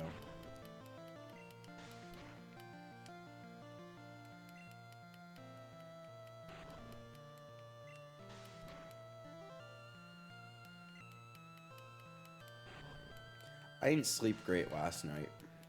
Why do you think so? I didn't fall asleep till like 3. I got in bed at 2, and then I was on my phone for a little while. We were in a hot tub last night at one of our friends' houses. I feel like the hot tub, like, makes me tired. Like, it knocked me out. You just got in bed and fell asleep? It was still 2 in the morning. Yeah. Yeah, I passed out. You know something, too? What? You lose weight in a hot tub. We were in the hot tub for a while. You sweat in a hot... You don't realize you're sweating because you're submerged in water. But people sweat in hot tubs. Do you think that you may have lost weight in the hot tub last night? Well, it's sodium you're just sweating out. So it's not like you get skinnier in a hot tub. Nothing like sodium. You just get rid of sodium. Sodium chloride. Yeah, sodium chloride. No. This is salt. Yeah, that's what I said. Sodium chloride. If you don't know what salt is, then we're going to have to fire you.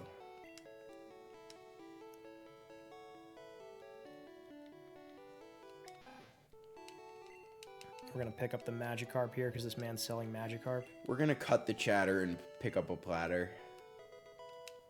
A little Krabby-O Monday shout out. Nothing like Krabby-O Mondays. Club going up on a Krabby-O Mondays. Krabby-O Mondays. That is hilarious. Like, sometimes you gotta sit there and think about how much of a genius the people who made SpongeBob really are. And that wasn't even one of the original episodes. That was just some random guy for a later episode who was like, yeah, we should make it Krabby-O Mondays. Like, that guy has talent. Like, I wonder where he is today. They were, like, parodying TGI Fridays with that. Yeah, but Krabby-O Mondays. Krabby-O Mondays.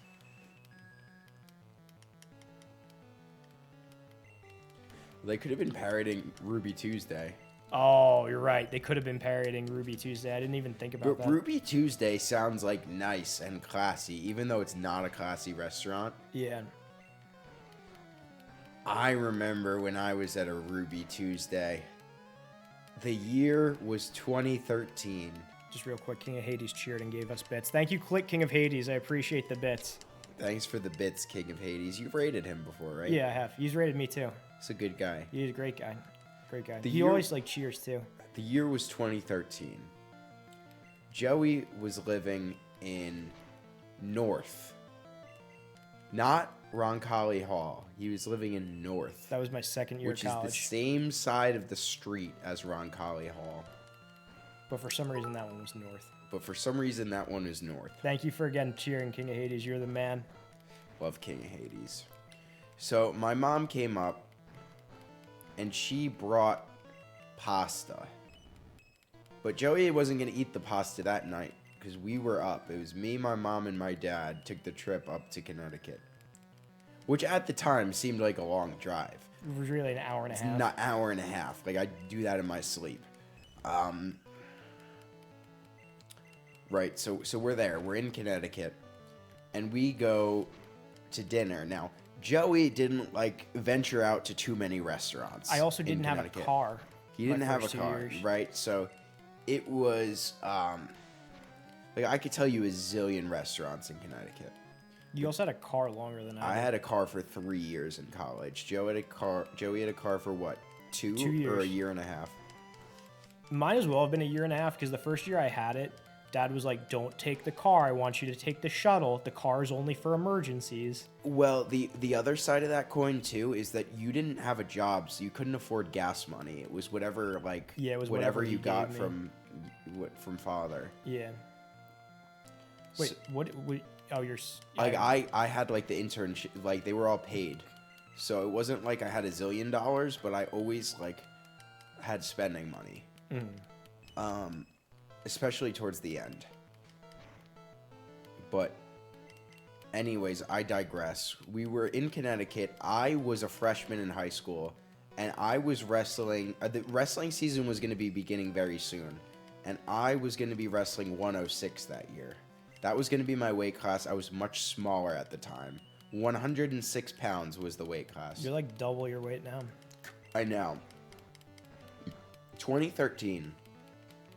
So it was 10 years ago. So maybe in 2033, you're going to be 300 pounds.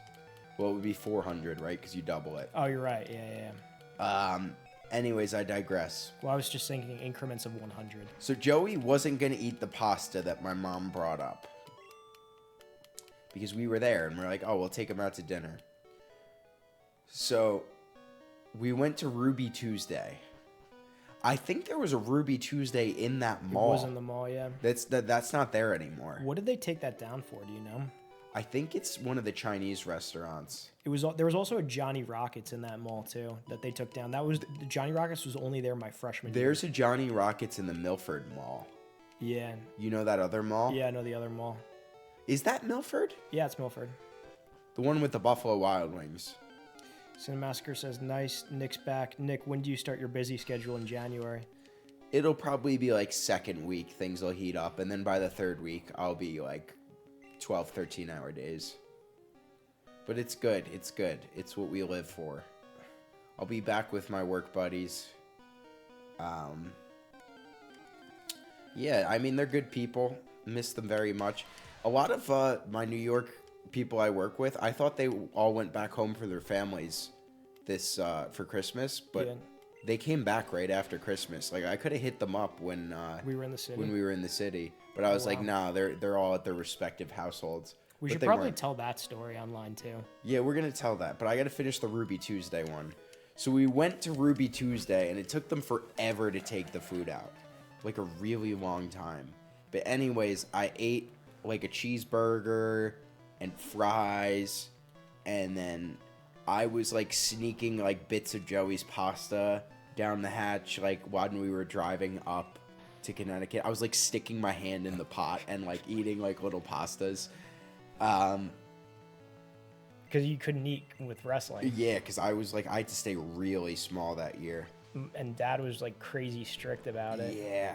So I come back from like the Ruby Tuesday shenanigans, and I was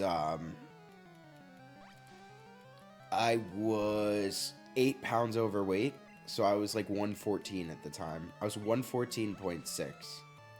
So closer to 9 pounds overweight. Which 9 pounds overweight doesn't sound like a whole lot, but if you think about that from the lens of someone who's like 100 pounds, like that's like 10% of my body mass. So it was like, I was like, sheesh, this is problematic. And that was actually the heaviest point that I ever was before that wrestling season was after going to Ruby Tuesday in Connecticut with Joey and my family. And then from then on, I started like descending down to 106 pounds. Thank you for gifting the subs, King of Hades. You are the man. I appreciate that. What is gifting subs? So he's giving someone else a subscription to me. Oh, nice. Yeah, so me and Joey went to the city on, what was that, 3 days ago? Wednesday night? Wednesday night. Today's Saturday. Wow. Yeah, that was 4 days ago. It's crazy. Like, time over break moves strangely. Like, I worked on Tuesday at the other office that I'm at, but my dad's office has been closed. I went in to see 2 emergencies, though, but they weren't, like, anything crazy. Anyway, here's the story we're going to tell you. That feels like it was 2 days ago. It was 4 days ago. Did they, like, double speed of time? Yeah, like, the time, I told you, time's not real. They just doubled it. Time's not real. No, the producers doubled the speed. Yeah, I think the producers wanted to get on with the next plot of our, like, lives. Yeah, so anyway, I started going on the dating apps again. And I've done nothing differently. I've had the same pictures. I've had the same prompts, all of that. But something happened. Something I noticed happened. Christmas happened, right? And now all of a sudden the girls are fiending on these apps. They're liking me. They're coming out of the woodwork. And I'm like, I don't even know what to say to some of these people, right? Like, I turned to Giancarlo. I'm like, what do I even say to this girl? Giancarlo goes, oh, she's at Six Flags. Ask her what her favorite ride is. And I'm like, I thought I had to come up with some kind of clever pickup line. I thought I had to, like, you know, say something smooth, whatever. And he goes, if she wants to talk to you, she'll talk to you. Just, like, ask her what her favorite ride was. And I go, fine. That's actually so true. Yeah. You know, sometimes you get caught up in, like, what you're going to say, and that could always help, you know, saying something clever. But, like, a lot of the time it just comes down to, like, if she wants to talk to you, she will. Yeah. But you know something? Like, a good amount of them, they say things on these apps and their prompts, like, don't be boring. Don't say, hey, like, be over 6 foot. Like, those are the standard things that I see them telling you what to do. I mean, hey is not really much to work with, but you got to put something on the paper. Yeah, I know. But, like, hey, how's it going? Whatever. Sometimes they give you nothing to even comment on. You know what I'm saying? Yeah. Like, yeah, I don't know. So anyway, I started messaging this girl. She started messaging back, and then there was a good back and forth for a little while. And I said, oh, I'd like to take you out to dinner sometime this week if you're free. She goes, I get out of class at 9. And I go, oh, okay. And I'm like, I can't take you out tonight, but, like, maybe tomorrow or something like that. So I asked her, like, what class is this? She goes, English. I don't speak English. And I go, good. So this is an exchange student from Colombia. And she lives in New York City and takes care of this rich family's kid. She's a nanny. She's a nanny, and she takes English classes over here. She's been here since September, right? So I did go out. All the English she knows was learned from September onward. Yeah. And she says that she, like, can't speak in English. Like, she could write English, but, like, she can't speak. And the thing is, like, I couldn't even tell before. Like, she wrote in English pretty good. Like, I thought it was, like, normal, but then I started to kind of see, like, oh, maybe she can't speak English, right? Because all of a sudden you start to notice, like, little things like that in the messages. But anyway, I go to, like, my mom, and I'm like, she's like, should I make dinner tonight? And I go, no, I'm going into the city. And she goes, why are you going into the city? I'm like, I'm going to go meet someone from the internet. It's a girl. And my mom's like, oh, wow. And I go, yeah, I'm going to see her after 9. She goes, why after 9? And I go, well, she has class until 9. She goes, oh, she's in school. And I go, yeah, English as a second language school. She doesn't speak English. It's just, like, something that clearly, like, this is something that I would do, right? So, Nick's familiar with the city. I made Nick drive me out. And I was, like, looking for places at this area of the city to go to. I was, like, Googling places in, like, the Upper West Side. I was asking all my friends who work in New York City, and they're like, Upper West Side's the worst place to go for a date. And I'm just like, dude, come on. You got to help me out. I disagree. Your friends are, like, going to try to point you to, like, clubs, though. Yeah, that's what they were doing. Like, big bars that are crowded and it's hard to speak. The Upper West Side actually might be a decent spot because it's more quiet. Yeah, there was, like, nice, like, little homey bars to go to. And I found one of those.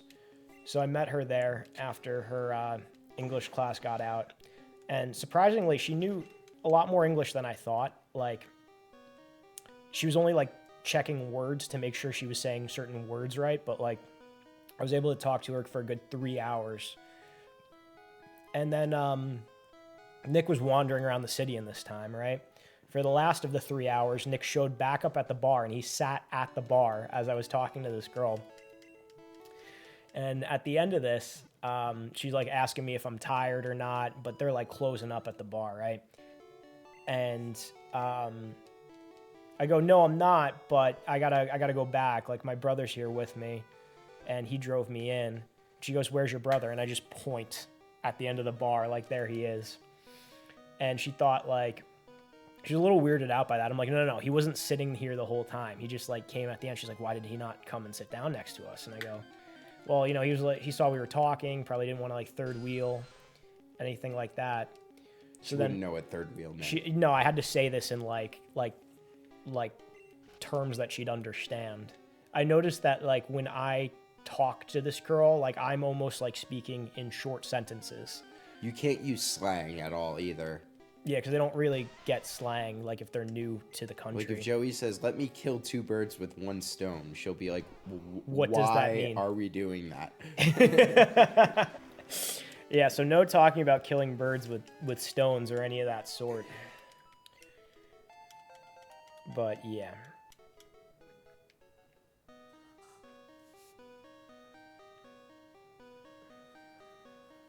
But I've been having some other weird, like, interactions with girls on Hinge now.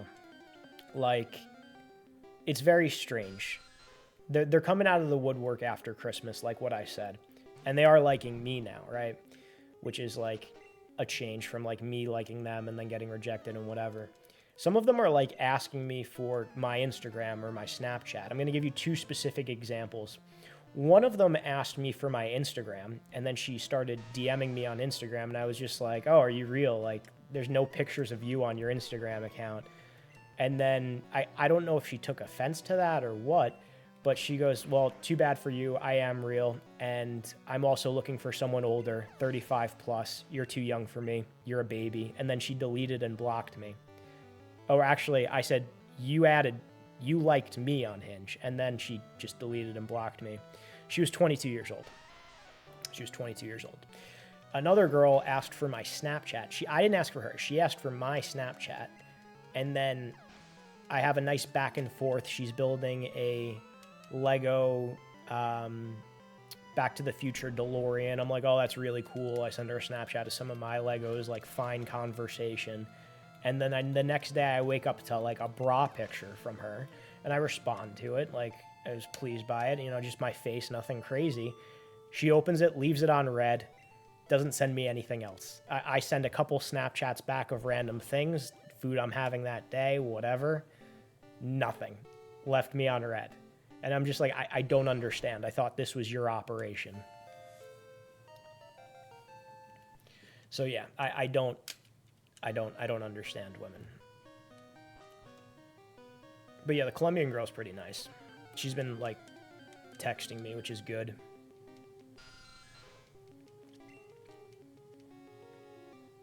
It's funny, though, that, like, the girl who doesn't speak English is the one who I was able to meet up with. Like, I was able to coordinate that with the one who doesn't speak English.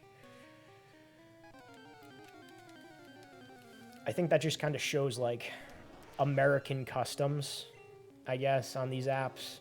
I think some Americans are, like, more towards looking for validation.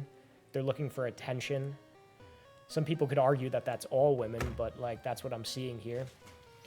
Like, other things that I've noticed are when I'm talking to this girl who doesn't, like, natively speak the language, I don't have to worry about, like, certain mind games, right? Like, I'm not the best when it comes to talking to girls, so I'm using my full mental capacity to talk to her. And she's using her full mental capacity to communicate with me in English, right?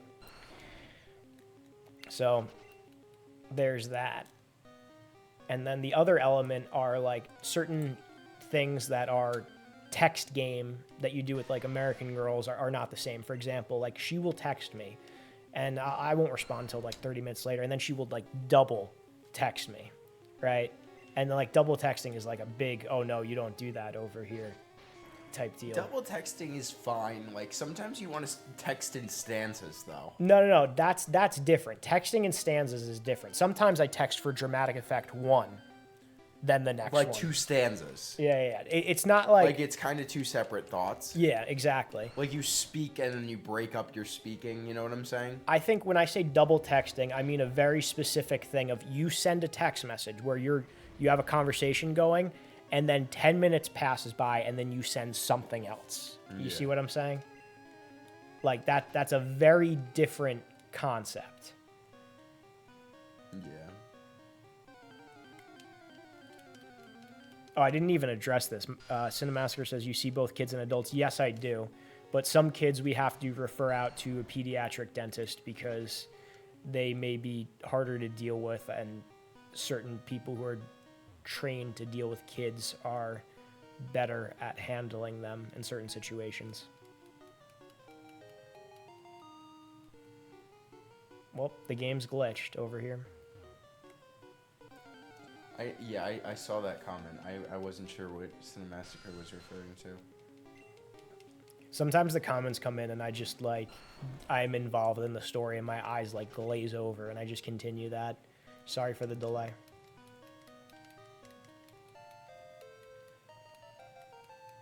Yeah, some might even call it a meeting of the minds. A subset of the population. If it existed.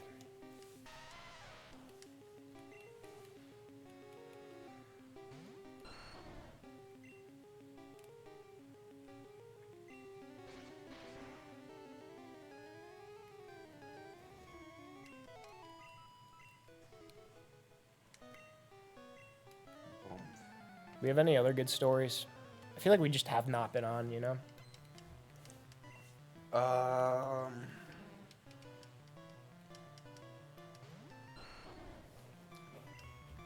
I mean, Christmas Eve was fun, but it was just, I feel like it wasn't super eventful.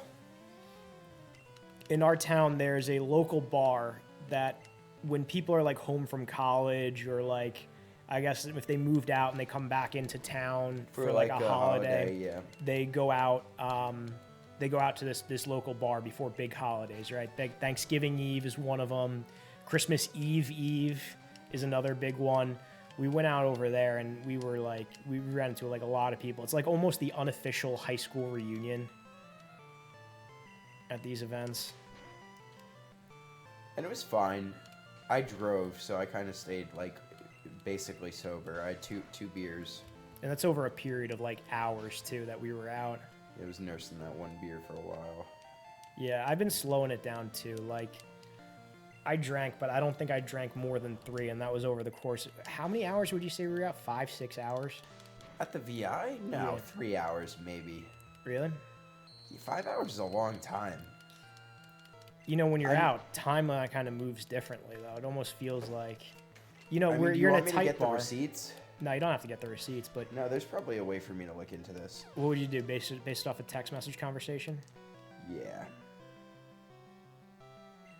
Was Frank on earlier? If so, what happened? I don't know.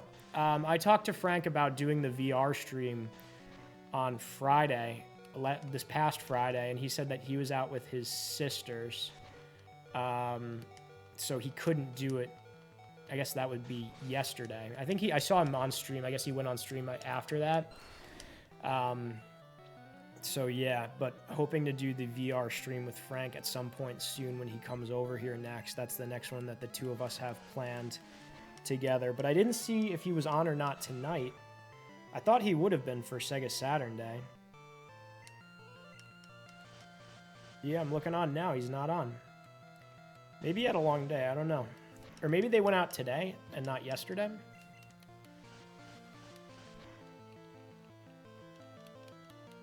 He usually doesn't miss Sega Saturn Day. Sega Saturn Day.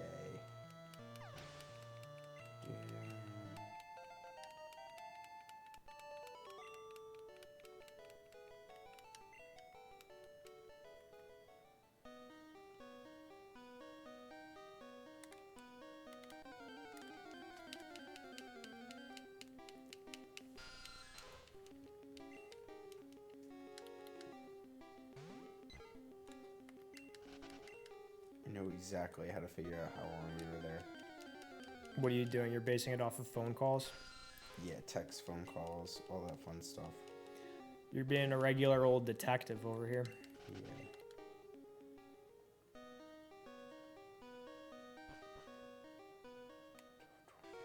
That's Christmas Eve.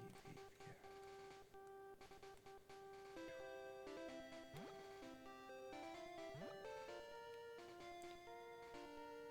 So we got there around 9:15. Okay. What are you using to judge that? That's when I called Giancarlo to tell them we were picking him up or something. Okay. Or we were arriving there, something like that.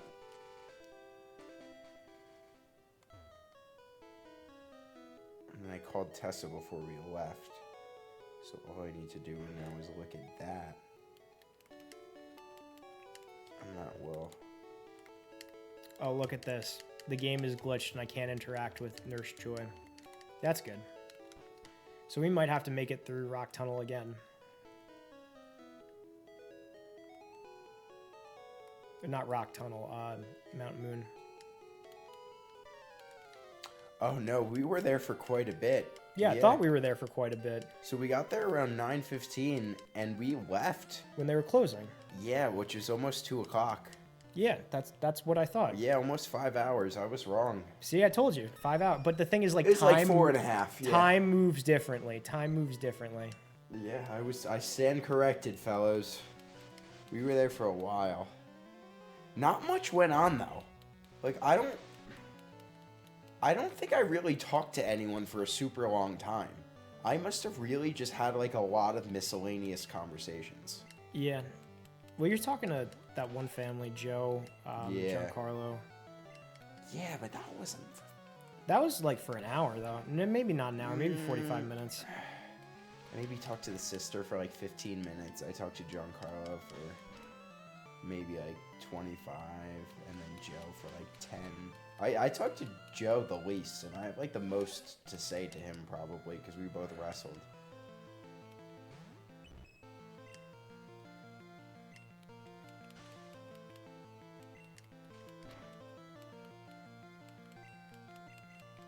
Well, how much wrestling stuff do you have to say now? Because you've been out of wrestling for how many years now? Yeah, but it's just always like a conversation. Yeah. Like, you could always just do that. What do you usually say to, like, ex-wrestlers, like, when you're not wrestling?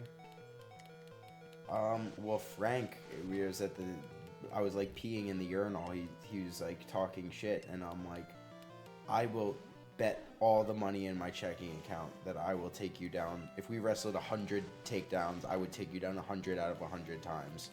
That was casual smack talk, but I usually don't do that. He started with you, though. Yeah. Tell that story. Break that down. There's really not much. He's just like, well, he was just... This is a kid 1 grade younger than me, so 3 years older than Nick. Like, immediately, he's just like, he's using profanity, so it's kind of hard for me to say it on the stream because we want to avoid that. Well, you could, like, get the idea across. Well, if you sub out the word that means female dog for another word that starts with a B, we'll call it Besser for this story. Okay. Be like, you're a little Besser. And I'm like, you know, I beat your behind. And then he's just, that probably sounds way worse. Yeah, that sounds like definitely worse. I'd be like, so I was like, I'll have to just say what I actually said because I feel like it sounds worse if I censor it. Okay. So I'm like, I'd kick your ass. All right, that's not bad. Meanwhile, this is like, okay, I'm trying to squeeze out a piss at the urinal, and I actually have a hard time peeing when I'm drunk. It's hard to activate also if you're in front of people. So I'm like, oh man, like I'm like talking to this guy, and then like mid-conversation, I'm like, you know something? I'm not gonna be able to pee with all you people looking at me. Like it was like me peeing next to him, and there's like a line of people behind us. He's like, what are you, a bitch or something? I'm like, I can't piss if you guys are looking at me. Like that's just that. And then I go to the stall, immediately start pissing. And then, like, through the stall, I'm now, like, shit talking him. I'm like, if we were to wrestle 100 takedowns, I would take you down 100 out of 100 times. And then he, like, takes a phone call and he hangs up and he's like, yeah, by the way, like, you're a little bitch. And I'm like, I'm literally bigger than you. And that's really that. That's really it, yeah. Yeah. Wait, you're bigger than him? Yeah, I don't think he's heavier than 200. Maybe he is, I don't know. Yeah, I don't know. Maybe I'll call him up and ask for his weight. Let's see, do I even have his number? I do have his number.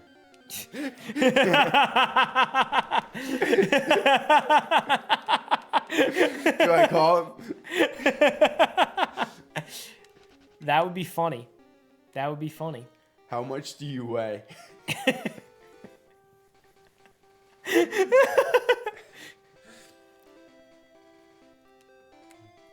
I'm not gonna do it. No, don't do it. You don't want to talk to him any longer than you have to. Yeah. Also, like, he would probably start yelling profanities and get us banned from Twitch. That's feasible. If there's one thing I want to avoid, it's someone yelling profanities and getting me banned from Twitch.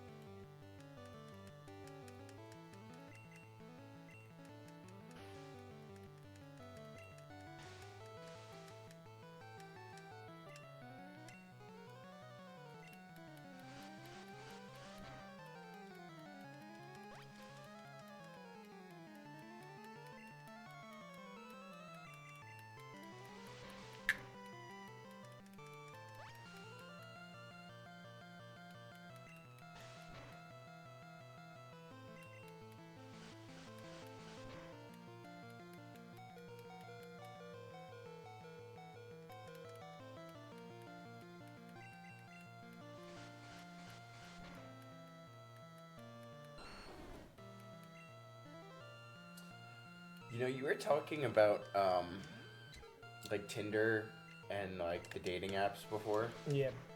It's gotta be, like, kind of nerve-wracking for girls to just meet a guy from the internet. Oh, absolutely. Because it's like, he could be pretty dangerous. Absolutely. You don't know.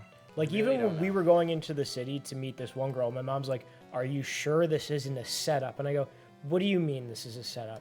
You know, like a gang, and they're going to ambush you and take your money. I'm like, you know why I have irrational, like, fears? Because you did this to me my whole entire life. No, it wasn't a gang. There was no gang. She walked into a gang, actually. Me sitting at the bar as You weren't Joe. at the bar yet. I wasn't there yet, yeah. In her mind, I was there the whole time.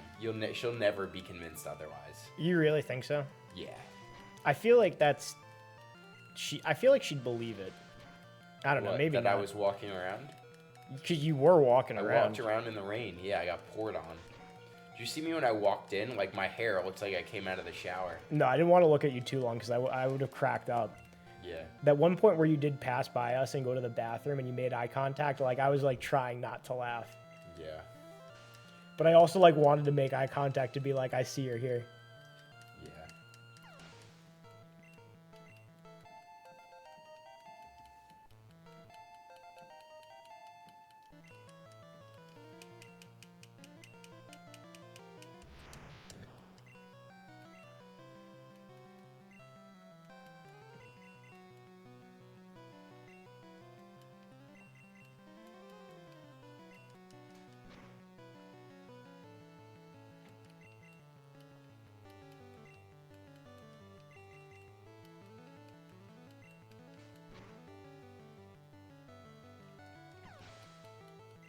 You looking at my pictures online? Yeah. I'm looking at your Nashville trip, actually. How come you're doing that? Because I was in Nashville. You were in Nashville. And also, like, you're on the apps again, so I'm looking at what the girls see when they, Go on my Instagram. when they go on your Instagram. What are you thinking so far? Your Nashville trip looks very fun. You think so? Yeah, like, where is this? I have no idea.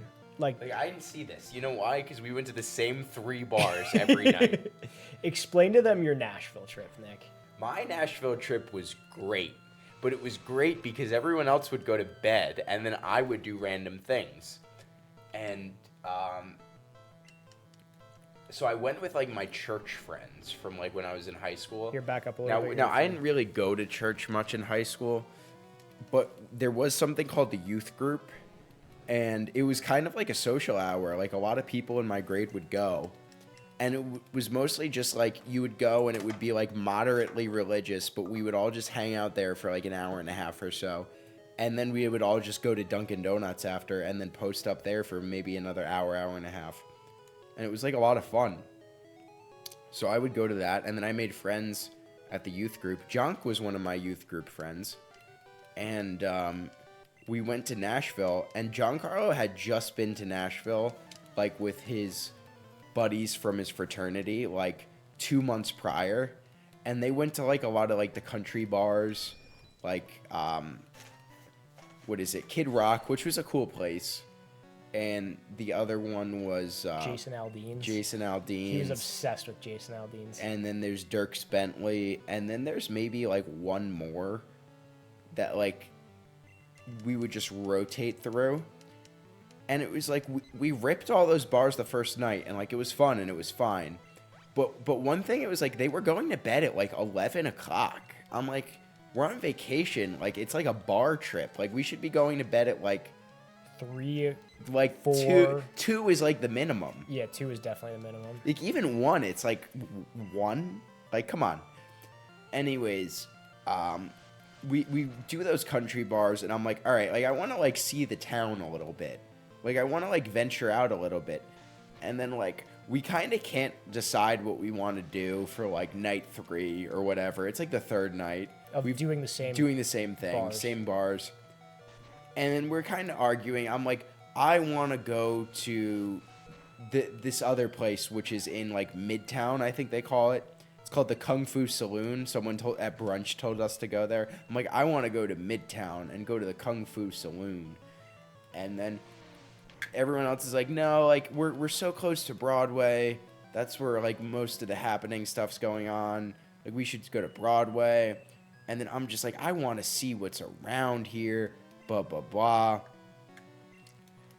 And then Giancarlo chimes in. He goes, I just want to show you guys a good time. And then I go, Giancarlo, you take us to the same 3 bars. And we just rotate. Like, we've done that. And then I'm just like, I know all the hot spots. Aldean's, Kid Rock's, that 3rd one. Dierks Bentley. But we had gone to those bars already, so in his mind, he was, like, leading the trip. But at that point, we've been to all those places. You're not showing us anything anymore. So I wait for all of them to go to bed, and I'm like, I'm walking to Midtown. It was, like, a 4-mile walk. Anyways, I went there. And I played Jenga at this bar that was in Midtown. It wasn't the Kung Fu Saloon. It was right next to it. And then there was this balcony where they had life-size Jenga. And I was by myself. It's like 1:30 in the morning. And these guys are playing Jenga there. And they're doing their thing, whatever it may be. And I just came in. I put money on the table. I'm like, I want winner in next game. I'm willing to bet that I'll do this. And silly old me, like these guys are like native to the area, and they go to this bar all the time and play life-size Jenga. So they're like Jenga professionals. Enthusiasts. Yeah. So it's like these 2 guys are playing each other. They have a good game, whatever. One of them loses. I'm playing Jenga now, and I'm not that good. Like, I never played life-size Jenga ever in my life. And here I'm playing this guy who plays all the time. So I'm, like, kind of flustered, whatever. And I'm not playing great, but I haven't knocked down the tower yet. 30 minutes goes by. I'm not playing that well. Almost knocked down the tower a couple times. We're doing all right. But I'm clearly losing. Like, I'm clearly, like, if there was betting odds on this game, like, if Vegas had to produce odds, I'd be a heavy underdog. And meanwhile, those two guys that were playing Jenga together in the beginning, they're still kind of hanging out together. I'm like, oh, they must be friends prior. So we're playing Jenga. Another half hour goes by. I'm still, like, kind of the more inferior of the players. But I'm getting better as the game goes on. Like, I'm really, like, settling in and, like, hitting my stride. And then, like, there's some other people that are watching. And those dudes, they're, like, kind of feminine, whatever. Like, do your thing, whatever. I don't really care. And everyone's watching. It's, like, a close game. Playing. And then I have them on the ropes. I thought I had won the game. Because I had the tower so messed up for his turn that it was like there was no blocks to pull out. He took probably 20 minutes to get... 20 minutes, I swear, to get this block out. And he did. And we were still going. But after he got that block out, he starts making out with that other guy where I, like, put the money on the table. And I was like, I want winner.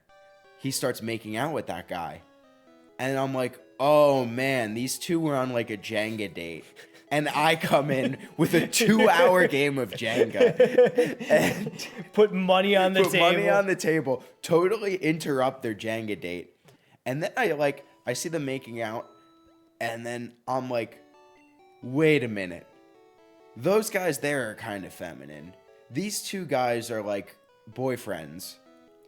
Am I playing Jenga at a gay bar? And, like, I'm in the middle of this game. Like, I'm gonna freaking finish the game. But, like I said, the tower was so messed up. Like, not too long after that, I had lost the game. And then I felt bad about, like, interrupting their date. So I'm like, oh, like, I'll buy you guys a beer.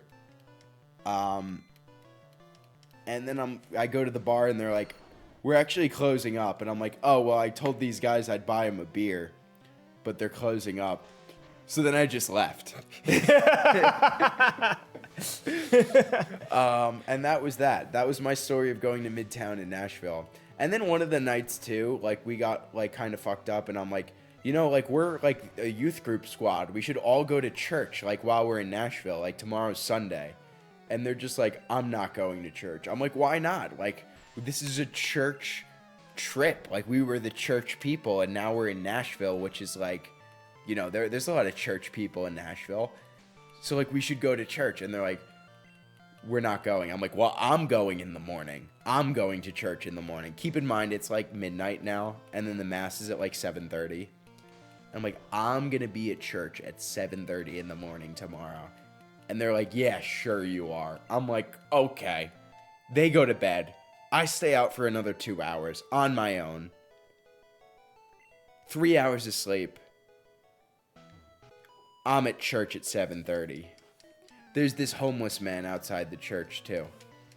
He sees that I'm trying to get in, but I can't get in. He's like, oh, the mass doesn't start for another, like, 45 minutes or so. I'm like, well, the internet says it starts at this time. He's like, yeah, they must not have updated it. I'm like, oh. Meanwhile, he had this dog that looked exactly like Ricky Bobby. That's a common thing, actually, in Nashville. Pit bulls? Blue pit bulls? Pit bulls, but the homeless people own them.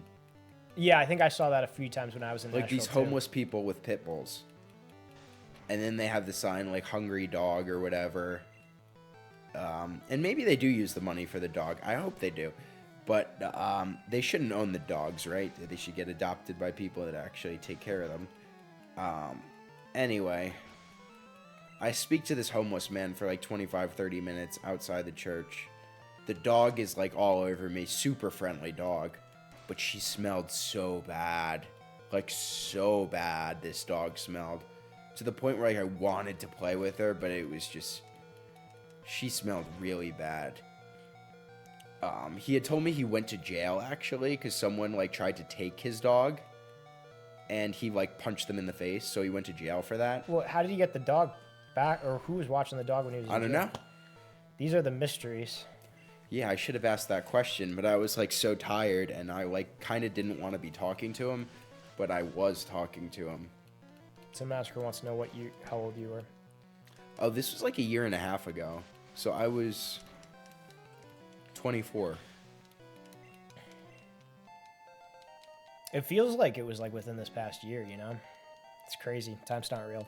You know, that was before I even started. It wasn't much before I started work, but that was before I started work. Yeah, I was unemployed at the time. I had finished up college that summer, and I wasn't starting work till September, so I had a couple months. Well, I was taking CPA exams, so it wasn't like I was twiddling my thumbs, but yeah, I just didn't have a job for that period of time. It was just living off whatever money I had saved up for my other job, for my internship. I got really lucky. All my internships were paid when I was in college. Yeah, there's a lot of people who had like unpaid internships. Yeah. Or is that becoming less common now, you think? It's becoming less common. But on the other side, like, I remember when I was on my like wrestling visit for Sacred Heart, because I did an overnight with a wrestler once too.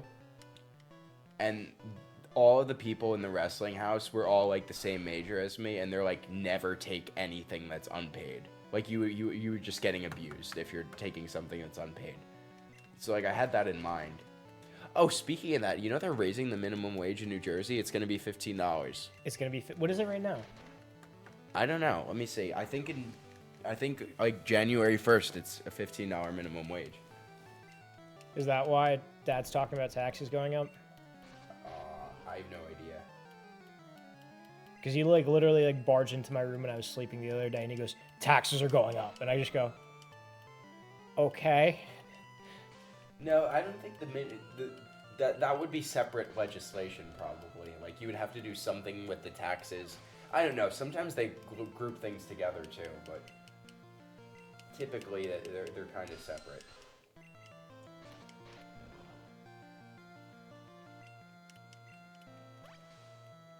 It was like $7.25 when I was in high school, so they doubled it pretty quick. Yeah, I remember that. I remember like getting minimum wage at Father's when I worked like filing, and I would get like $6 an hour.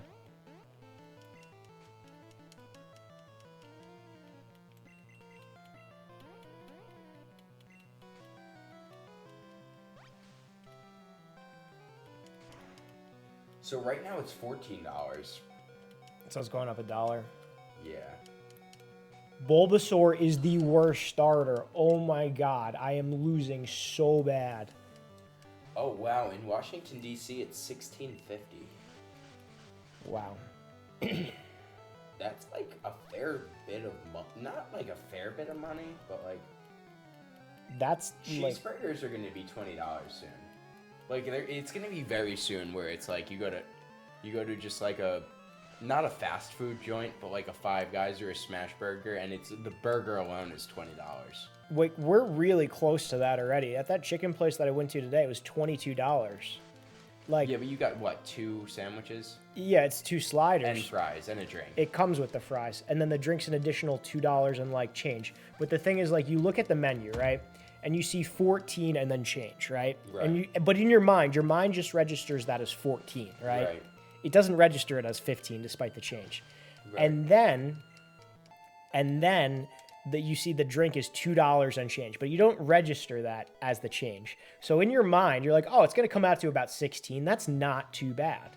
And then all of a sudden sales tax goes on there, right? And then all of a sudden the change adds up. And then all of a sudden they flip around that little iPad and they point it towards you, and you want to press $2 on there just to like give them something because you don't want to be like stingy, right? And then all of a sudden that meal is $22. Right. Cinemaster says, you said youth group. I thought like your teen years. Well, he went to youth It group. was my teen years. That he did youth It group. was high school. But then he went on the trip with the people he did that with. Yeah. for Nashville later on. Yeah. We stayed friends. Yeah. With some people more than others. Yeah.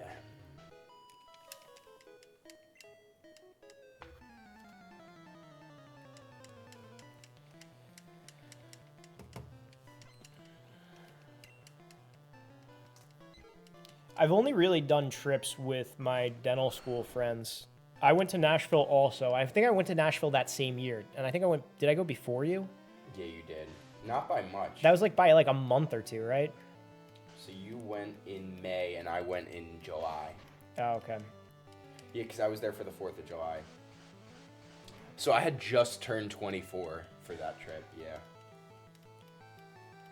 Yeah. That was a good trip that I went to Nashville for. Wow, so you did 2 trips back to back, right? So you were in Nashville in May 2022, but you were also on the boat in May 2022. Yeah. I was on the boat first, right? We were like there April into May, right? And then I think it was the end of May that I was in Nashville. And the reason being was because in my residency program, like the director was freaking out about the stupidest things. And I had a bunch of time saved up because I wasn't taking vacations. And she goes, for some reason, she created this arbitrary rule that you can't take a vacation in June just because. She gave no reason or no explanation for it. So then I had 2 vacations essentially in May. She had a bunch of arbitrary rules for things. Another one of her arbitrary rules was you couldn't take certain days off. For example, like you could take the entire week off and that's it, but you can't take off like a Thursday and then a Friday and a Monday, right? You couldn't do it like that. You had to take off full days, or full weeks, I'm sorry.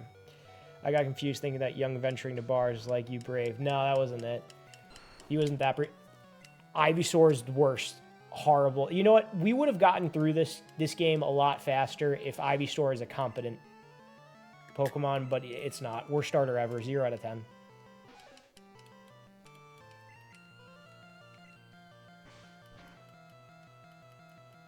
I forgot you did 2 posts for Zach Snyderman's. I had so many good pictures. Like, I really liked all those pictures. Oh, you had the one with the Hollywood sign.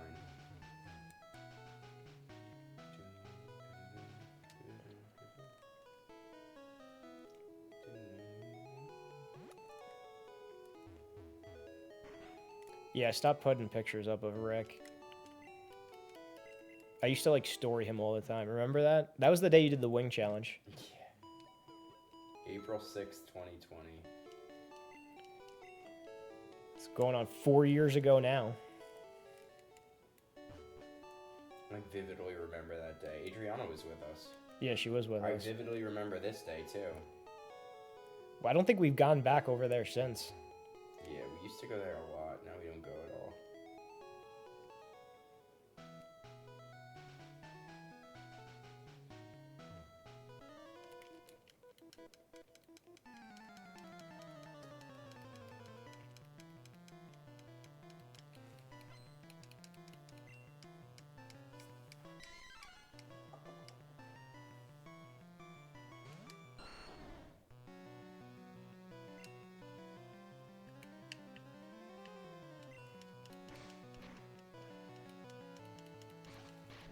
Hello, Fat Super. Welcome on in. Hope you're doing well. We're playing Pokemon. I'm trying to finish the Pokedex tonight, but it's not going well because we started green version to get some version exclusives, and Ivysaur is crap. Absolute crap. He has not been doing well for the team. If anything, I have to use my other Pokemon in the team to switch train him. And we're just making it through the Nugget Bridge. Chilling. That's good. Anyone have any good plans for the New Year's Eve? Dick Clark's New Year's Rockin' Eve. Tomorrow, Nick and I are going to a friend's house for a party. It's actually a friend's girlfriend's house for a party. We went there last year for it. Good time. Good time. This girl, I guess she comes from She comes from money because they live in a like essentially a mansion. They throw down. It's a big house, but it's in the middle of nowhere. Yeah. They get like DJs and everything there too. A lot of food. It's very legit. Like how many people would you say was there last year? Solid like 45, 50 people.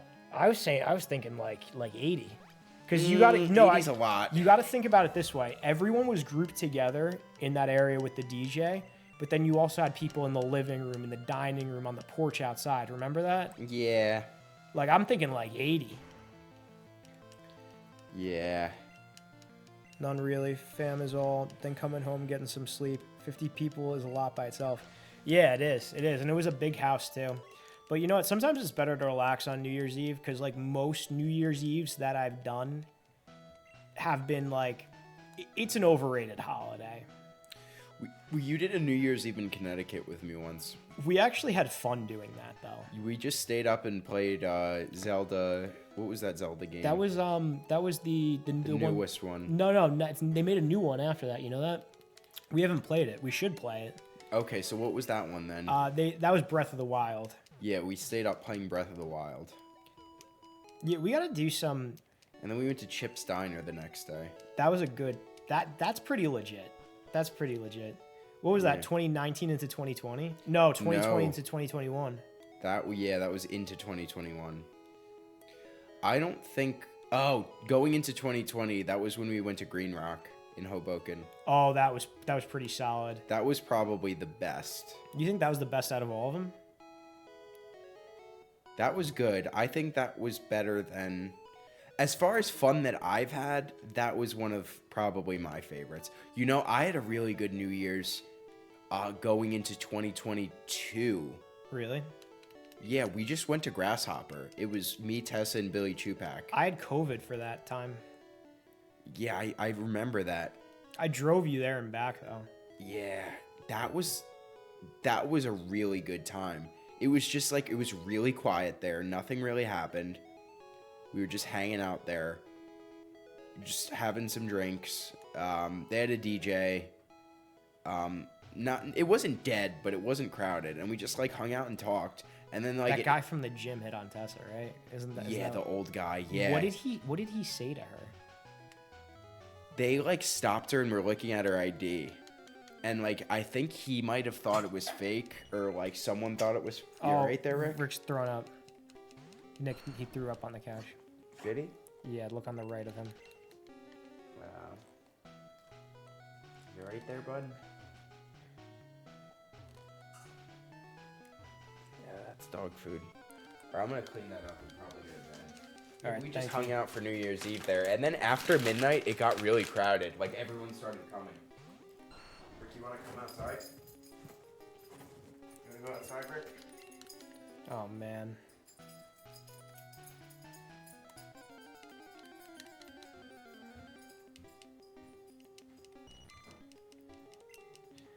Fat Super, you are first. Congrats on being first. The stream has been going on for almost 3 hours, but you are first.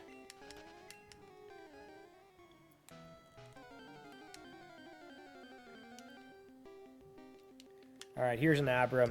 We're trying to do the, we're trying to get a Mew over here. We're glitching this game. We're glitching green version. Really, the only way to get a Mew here in this game is to glitch it.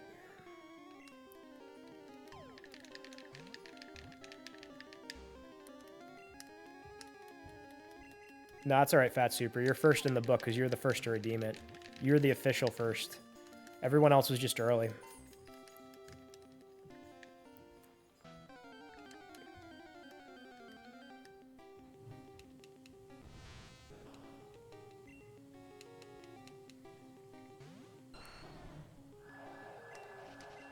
Good, the alarm's going off now. That's good.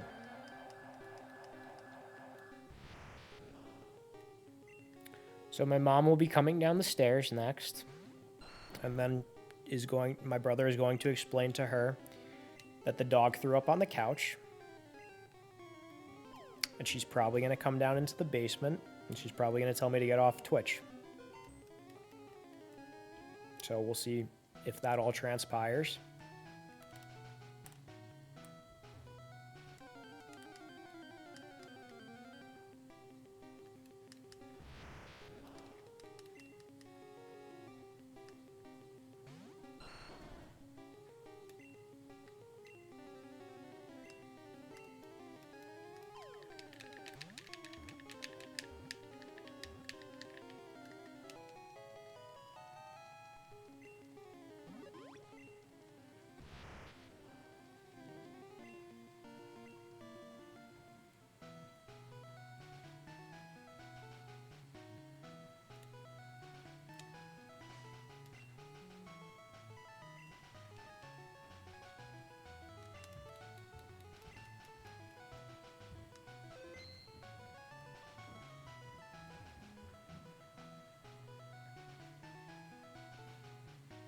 I set the alarm off. Yeah, I heard. I heard. Well, because he went right to the door. I forgot that I remembered it was on, and then I was like, oh, he's not coming up. And then I went to come down here to pick it up, and then he ran up the stairs. I'm like, frick. So So Nick is cleaning up dog throw up. the way it was intended to be. You know what it looks like? It looks like... Looks like tuna fish. I mean, I know he didn't eat tuna fish, but that's what it looks like.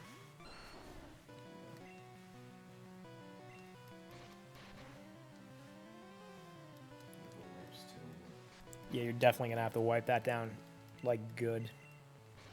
Like, even once you thought you wiped it down good, you should wipe it down again. I don't have much wipes left is the problem. Make sure you use the entire surface area of whatever wipes we got. Make sure you use the entire volume of it, too.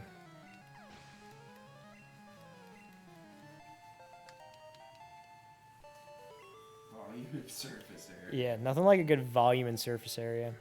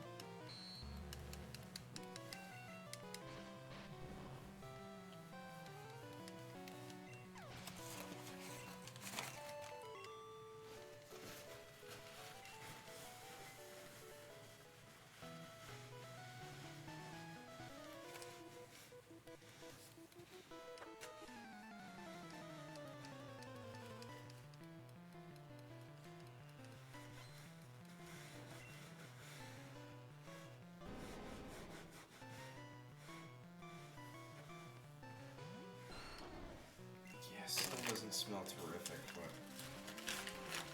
You use as many wipes as you can. Yeah, it's all out. Good. Good. What?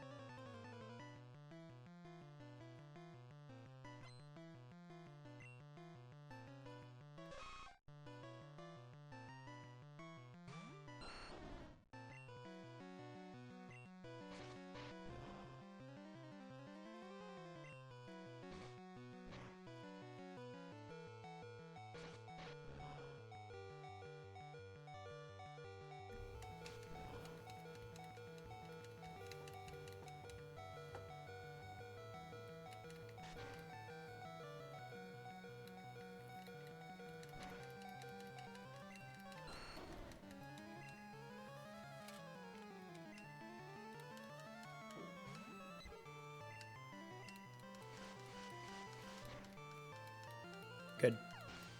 Good.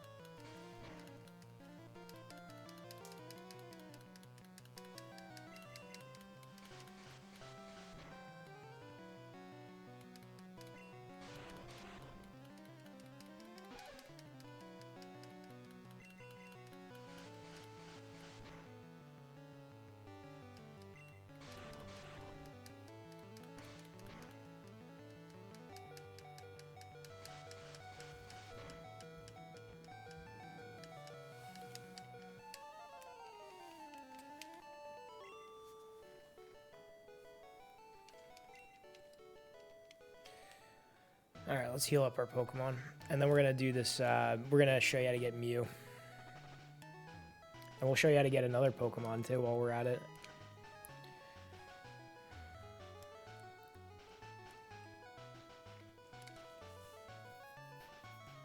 Actually, why am I doing that when I could just teleport back to the Pokemon Center with Abra? Oh, I don't have Abra in my party. That's why.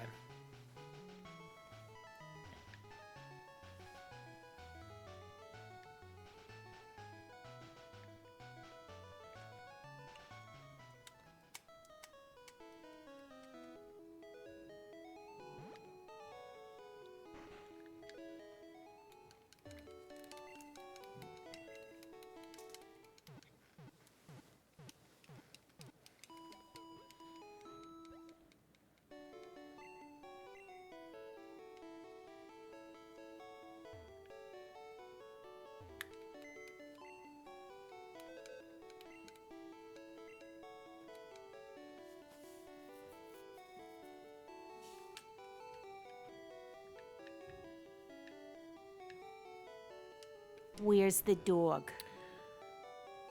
Well, the dog threw up outside. Well, the dog threw up on the couch, and then the dog threw up outside. So that's where the dog is. So let me... Where's the dog? Yeah.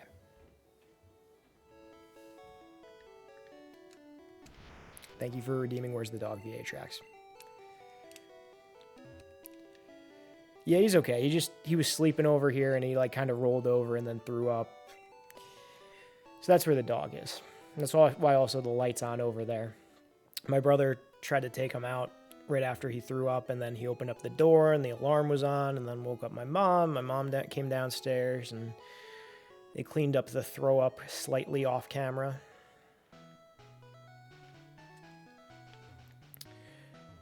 So anyway, I'm going to show you how to catch Mew. We're going to be catching Mew before Misty.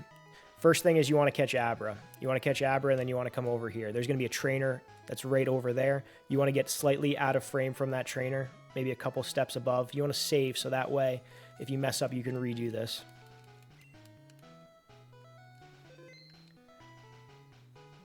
And then press start. As soon as you step down, you're in the trainer's sight. He sees you. Now you're going to use Abra to fly back to the Pokemon Center. The trainer notices you, and the game thinks that you are in a battle.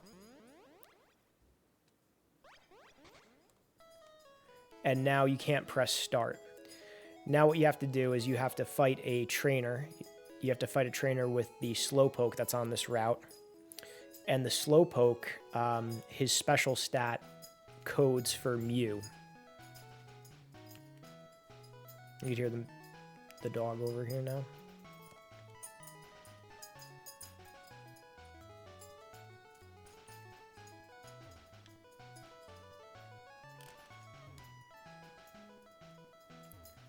Okay. You want to fight this trainer over here who has a Slowpoke, and you want to beat him, and that Slowpoke's special stat codes for the Mew. Spent the last few days looking for a dog to adopt, went to 4 shelters. Oh, wow. What kind of dog are you looking for?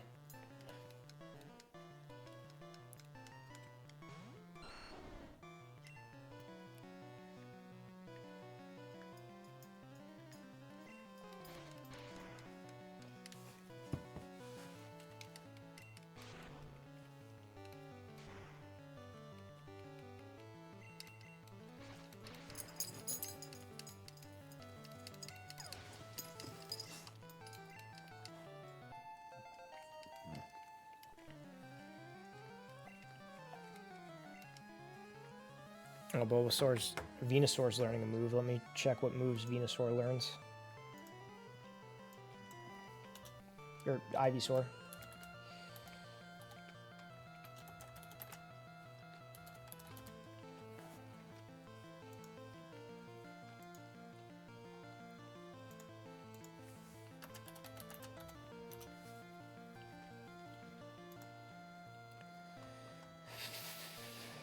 He's learning Poison Powder.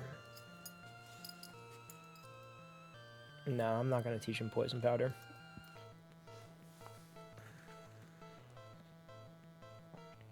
Yeah, I could teach him Poison Powder. And a spot of leech seed.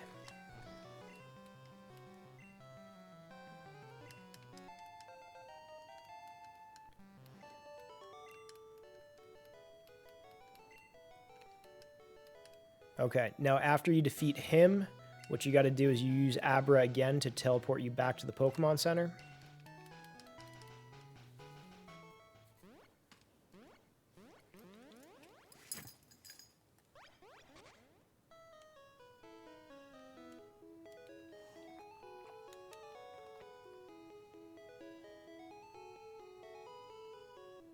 And you're going to enter this route again. The start menu is going to pop up, and then it's Mew.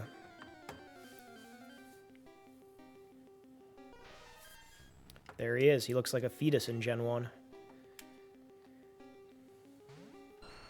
Now, if you growl at the Mew 6 times, then he's going to be level 1 when you catch him, and you could do a level overflow glitch. That's one growl. Basically what that means is if you level up Mew once he's level 1, but you do it with enough EXP that he doesn't grow a level on the first person that you switch trade him with, he turns into a level 100 Mew when he grows his first level at the second time you level him up. If that makes any sense.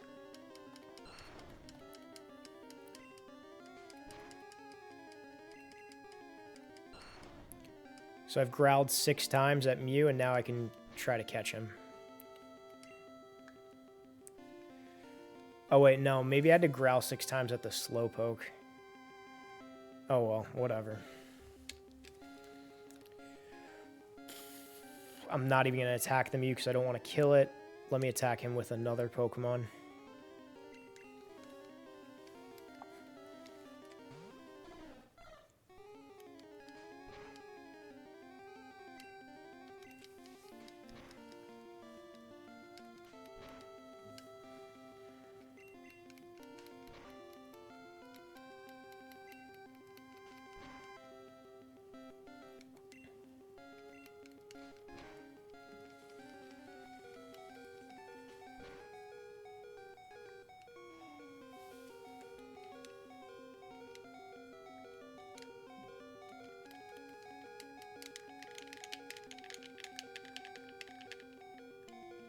And we caught Mew.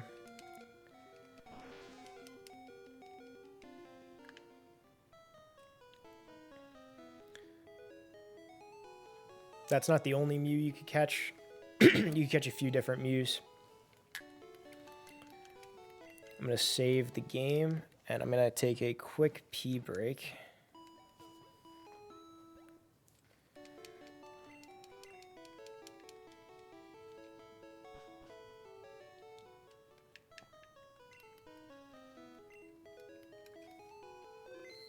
While I'm doing that, I'm going to pan over to the dog.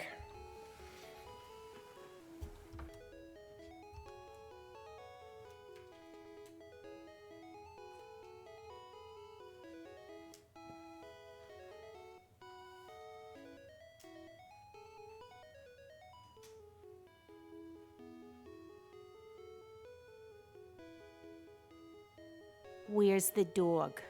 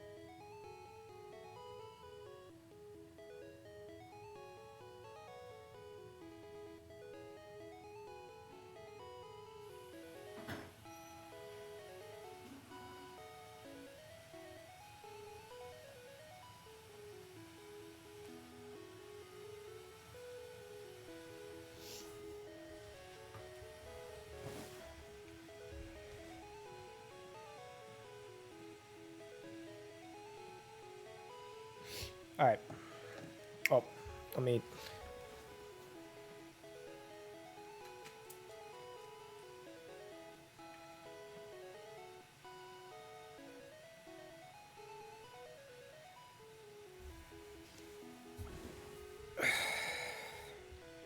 Fat Super says, where's the dog? Let's redeem that for him. Where's the dog?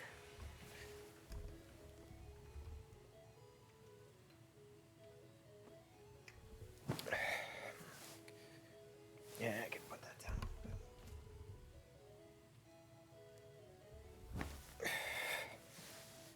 All right, there we go. The camera looks good. And maybe I'll center it a little bit better.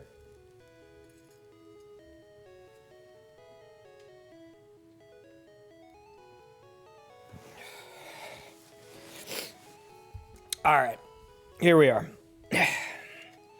We're going to glitch another Pokemon into this. We got a Mew. I want something else. Let me just make sure that all my guys are healed up. And I want them to be level 100 too. I'm going to show you how to get a Gengar. I'm going to show you how to catch a wild Gengar in Pokemon.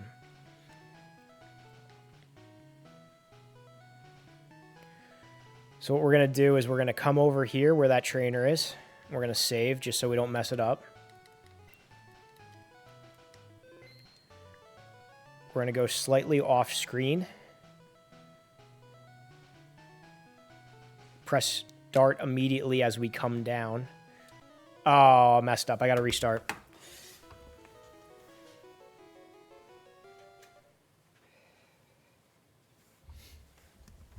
See, that's why we save.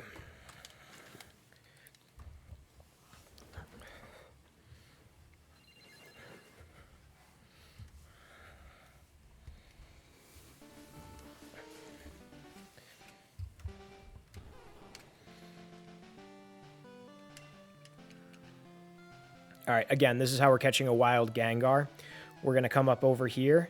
We're going to get off screen, and then we're going to be right above this trainer. We come down, we immediately press start.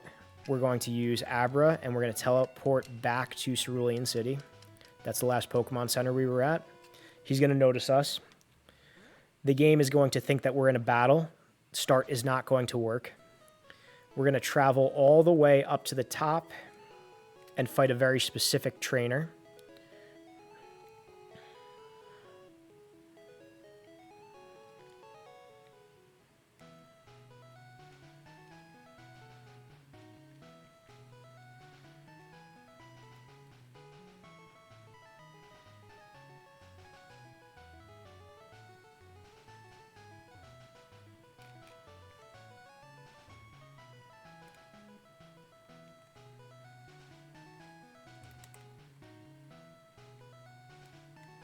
We fight this trainer.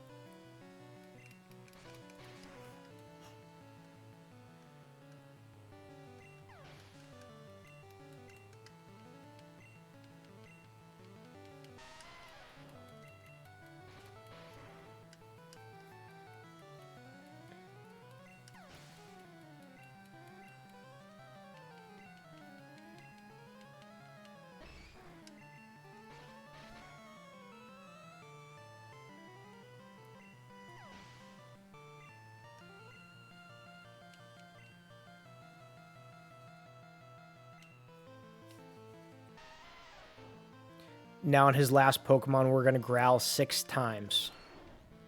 This is going to make the Gengar level 1, and then we could use the level underflow glitch to make him level 100. That's 2. 3.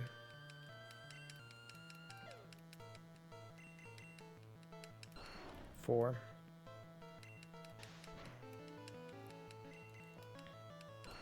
5.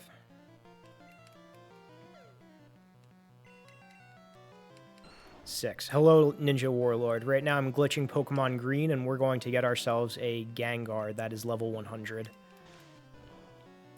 Welcome on in. I hope you're doing well.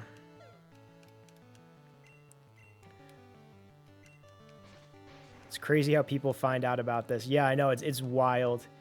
The Gen 1 is one of my favorite games because, like, of just the amount of glitches in this game. Now we're going to use Abra to teleport back to Cerulean City.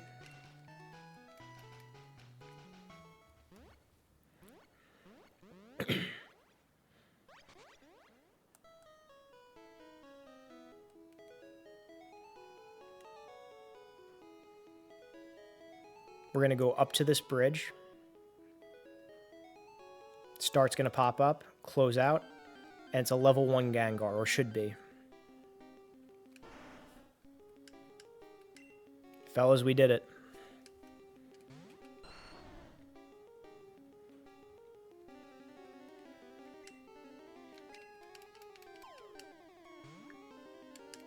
Pokeball missed.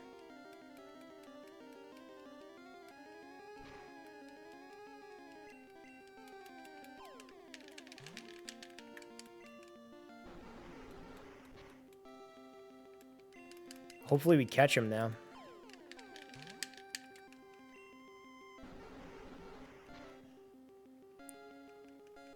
Come on, you're level 1. Get in the ball.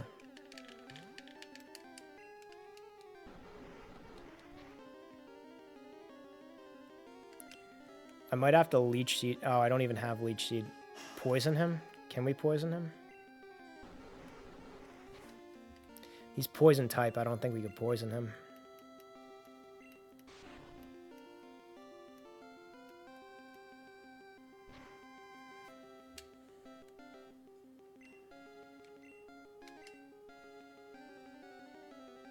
All of our Pokemon, if we hit him, we'd kill him.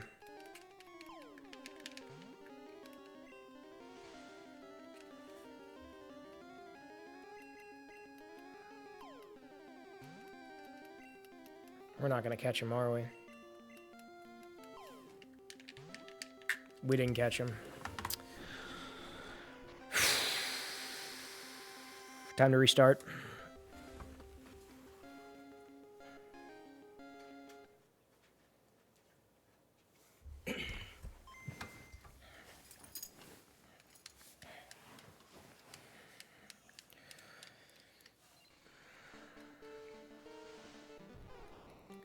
All right, going through it again, take 2. We're slightly off screen from this man. Come down and immediately press start. Use Abra to fly back to Cerulean City. Teleport back to Cerulean City. He notices us. Our start button stops working. The game thinks we are in a battle. We have to travel up and fight this very specific Pokemon trainer that has a bunch of Geodude and Machop.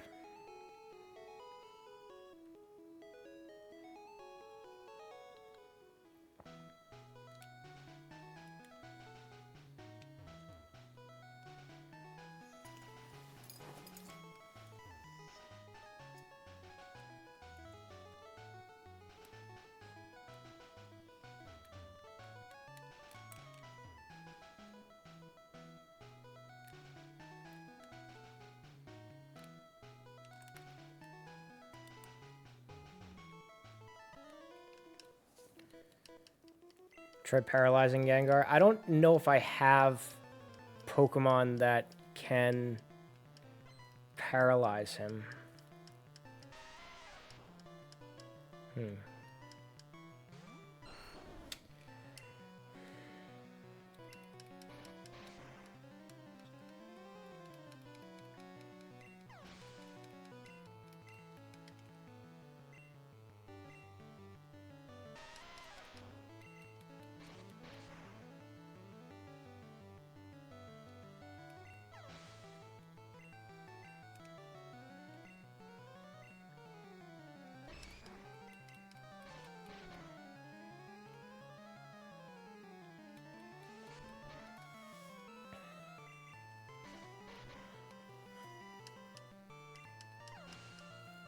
Okay, now we have to growl 6 times at his last Pokemon.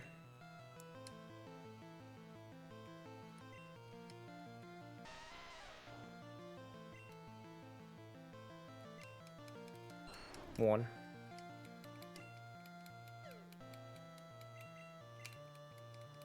Two.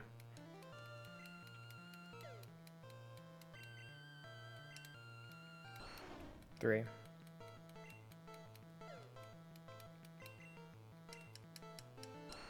Four.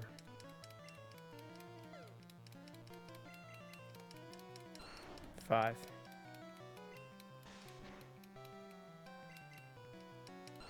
Six. Now we can beat his Geodude.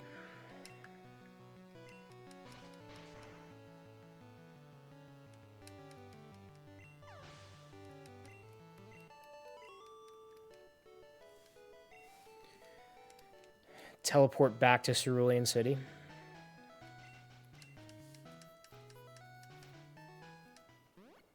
Let's get our Pikachu out from the box. He's level 3. Maybe we could use him.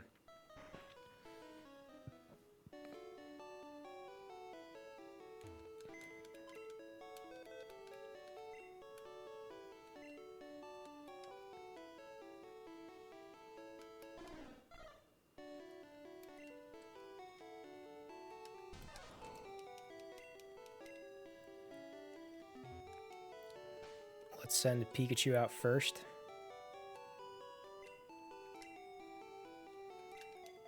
And we gotta heal him up first.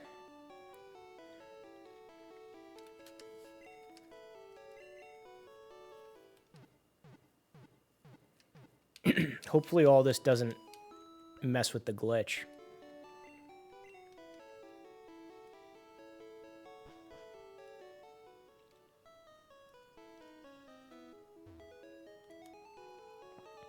Walk up to the Nugget Bridge. Start will pop up. Should be a level 1 Gengar. Nice.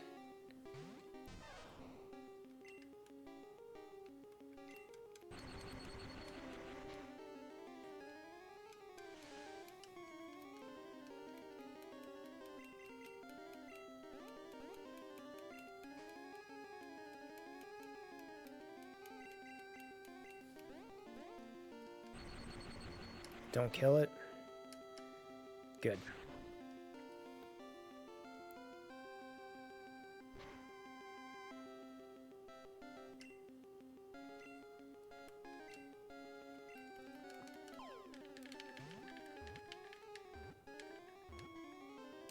We got a Gengar. Alright, I want another Mew. I'm going to show you how to catch another Mew. And I want the Mew to be level 1 also.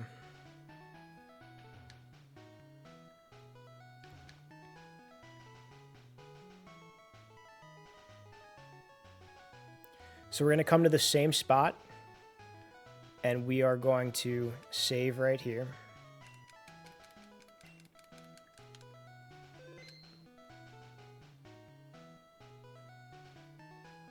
Press start right before he sees you. You're going to use Abra to teleport back to Cerulean City.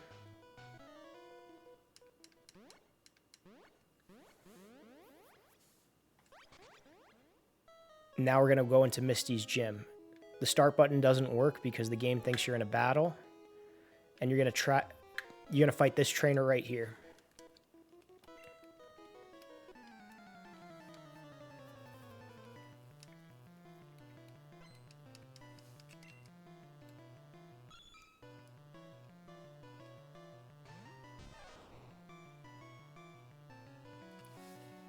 I don't know how many Pokemon this trainer has. Let me check real quick.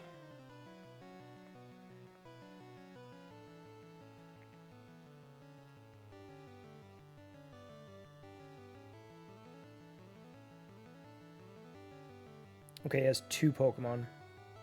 So on the second one, we're going to growl. And I'm going to switch out to my Ivysaur.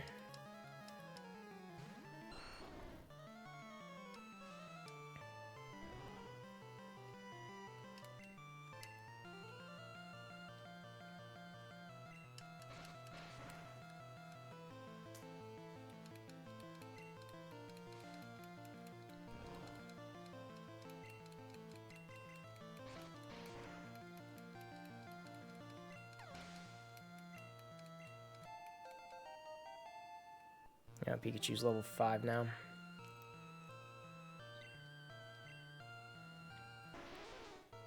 And we're going to growl 6 times.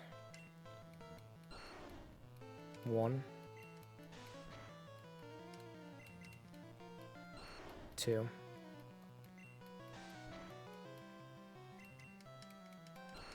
3,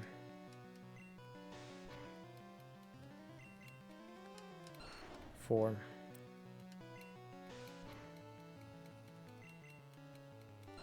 5,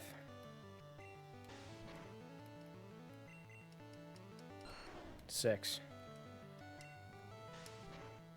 Now we are going to end this shelter.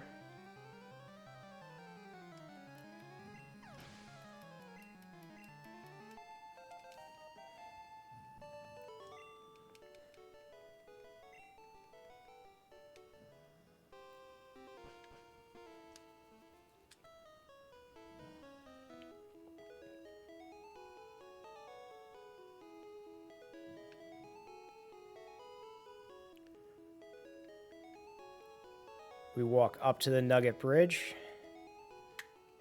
Start menu comes up, we press B, and there's our level 1 wild Mew. Nick went to bed after he cleaned up Ricky's poop, cleaned up Ricky's throw up, set off the alarm, and all that. So, it's just me now.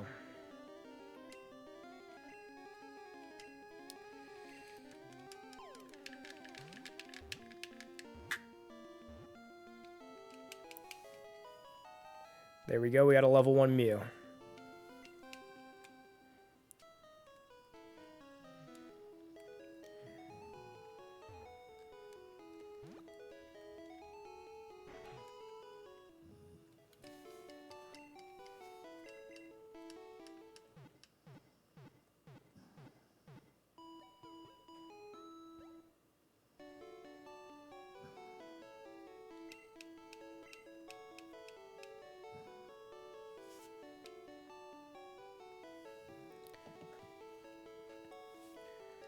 Okay, let's continue on our journey now.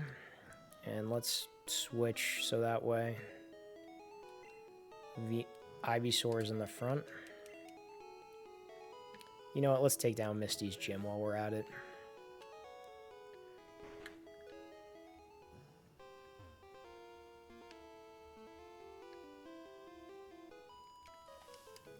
We got the type advantage on our side.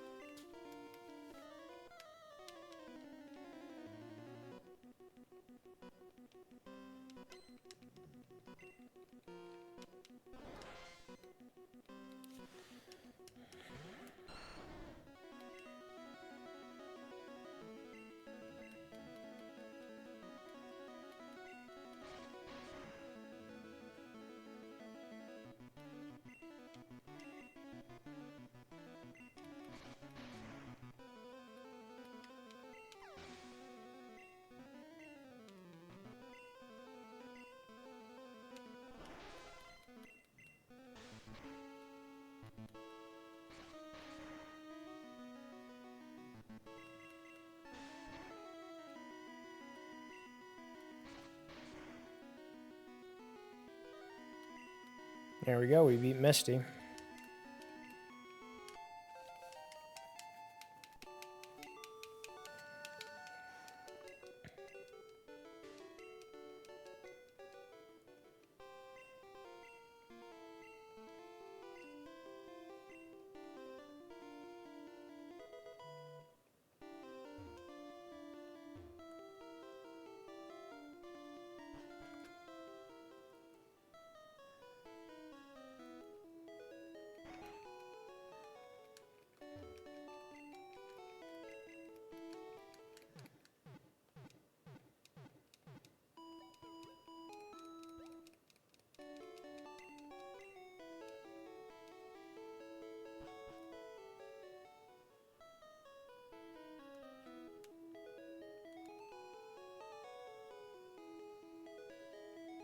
Let's fight the rest of the trainers up here and get the ticket to go on the SSN.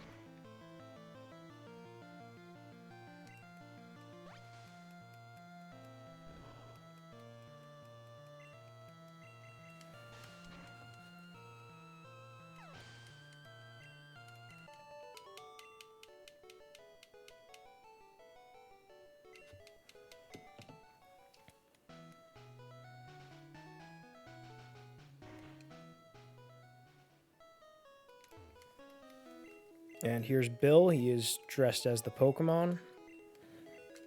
I don't even know what Pokemon he's supposed to be.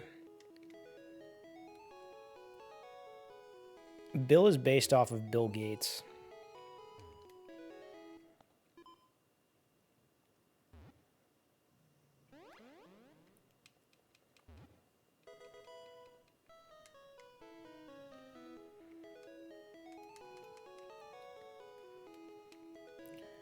When I was a little kid, there was a bunch of rumors about Bill's backyard in Pokemon, that he had like fused Pokemon like Charizard and Blastoise combined, Charizard, or Blastoise and Venusaur combined, Venustoise.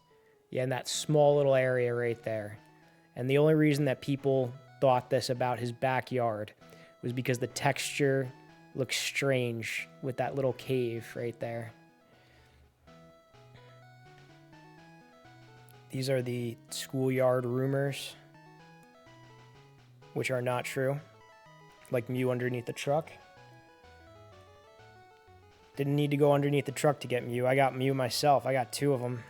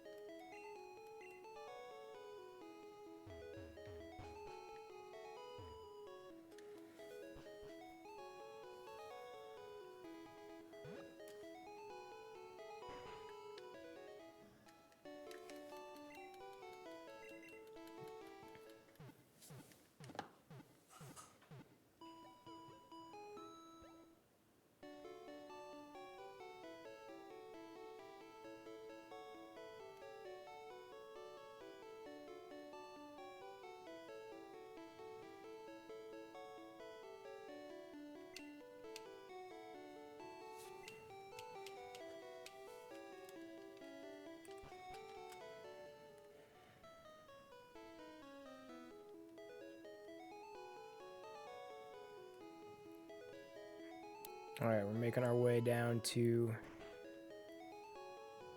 what's it, Vermilion City.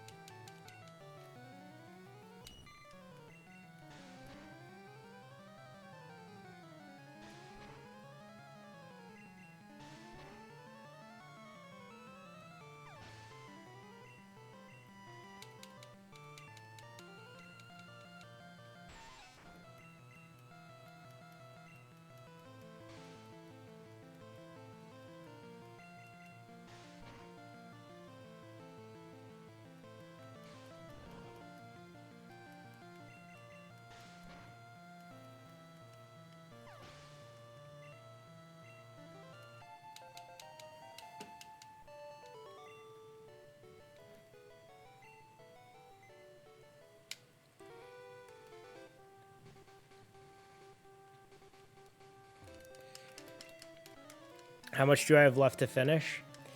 Well, I beat 2 out of the 8 gyms. But the thing is, the game speeds up once I'm able to make those level 1 Pokemon level 100 Pokemon. I also know a bunch of shortcuts around the region as we get a little bit further along. Like, I'm really not that far in. I think I could finish this within 3 hours. I think I could finish the entire game within 3 hours. That's my goal, is in the next 3 hours just finish this game. So that's my estimate for you. I want to be done at 5 a.m. I think I can be done with green version at 5 a.m. Like, have this game completed. And just, like, the main story of this game. Because once I have a couple level 100 Pokemon through glitching, I know some other glitches to get an infinite amount of rare candies where I could level up my Pokemon. And then I know how to just warp around the region once I get to a certain area in this game. It's just like,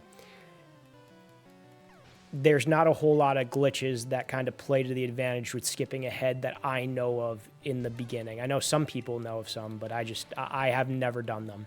The glitches that I do are the walk through walls to get both the fossils, the trainer fly glitch, in my case teleport to get Mew, the trainer underflow, they're the level up underflow glitch to get a level 100 Pokemon. Yeah, and then the missing no glitch, the classic, the granddaddy of all Gen 1 glitches to get an infinite amount of, whether it be rare candies or nuggets for money or master balls for catching Pokemon. Yeah. But we're going to be glitching this game. And that's how I'm going to be getting through it. Oh, good.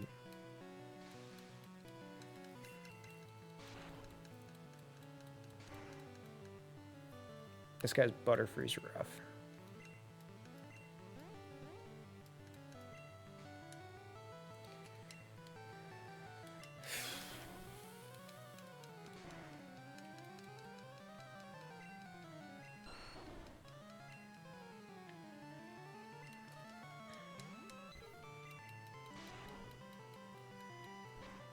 This guy's Butterfree's rough because he puts you to sleep and then he uses Confuse Ray on you.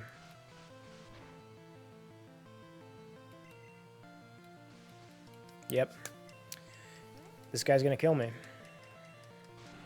This is why Charmander's the best starter. I wouldn't have this issue if I had Charmander with me.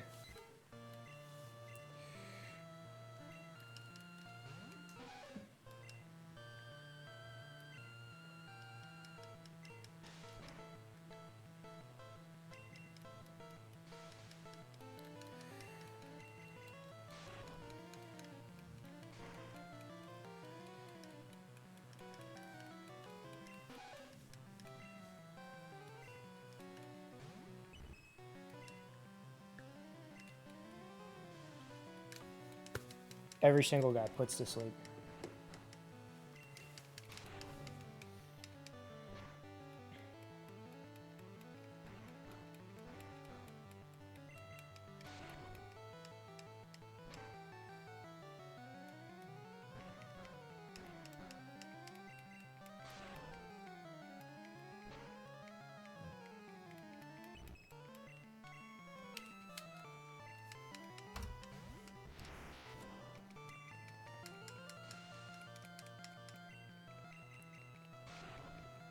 Unbelievable.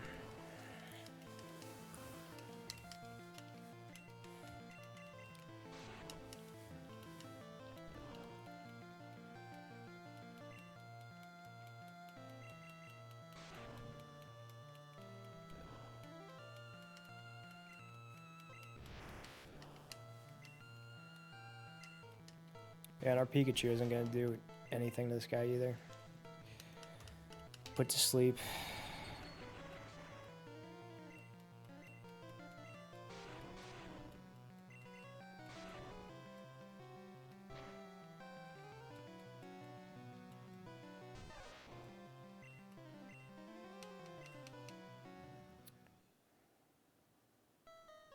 And we're back here. Well, I know better. I know this time I'm not going to challenge that guy.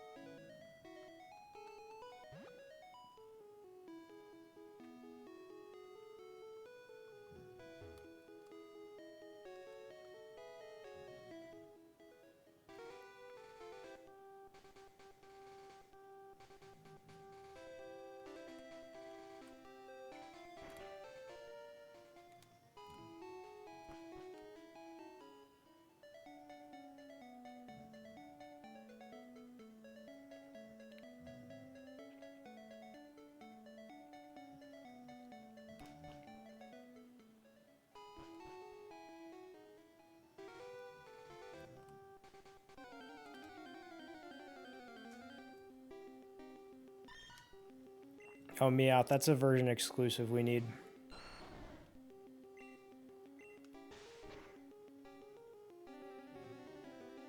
And he's dead. Good. Good.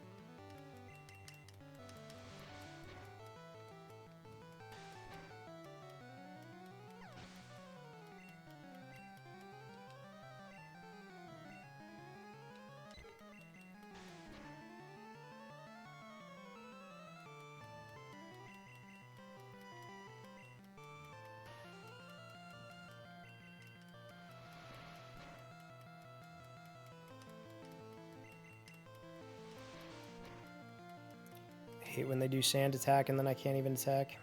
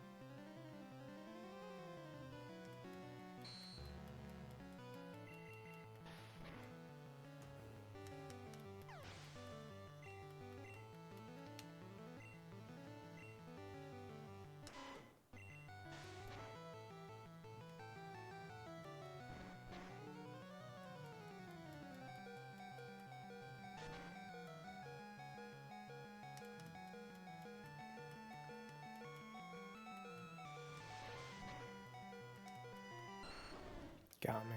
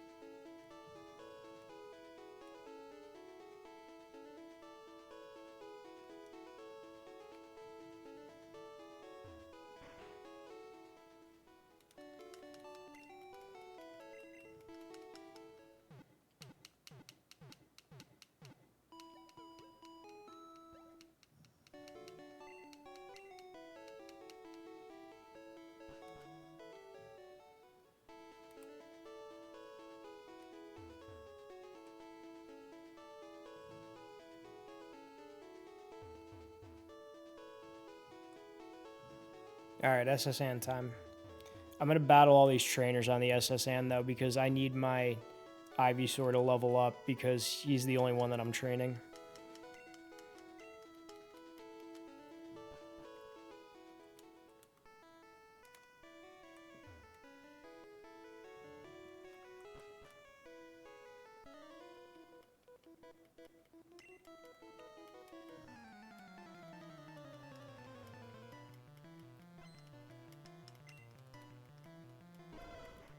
Oh, good. A Fire-type Pokemon. Excellent.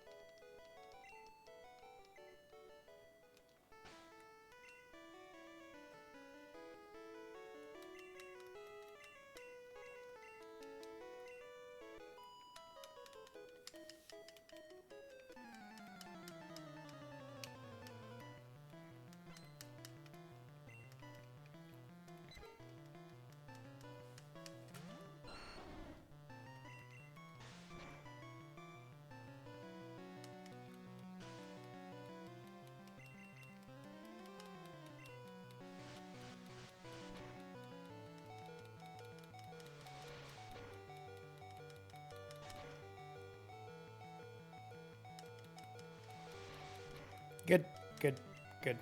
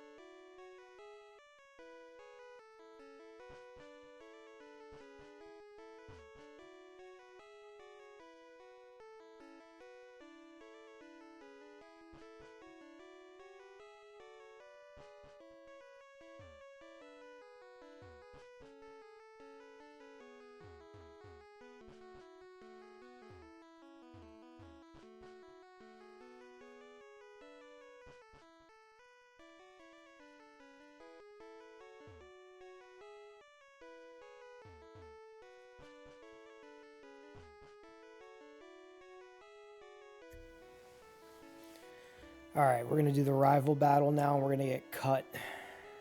So there's a theory with this rival battle that this is the last time the rival has the Raticate.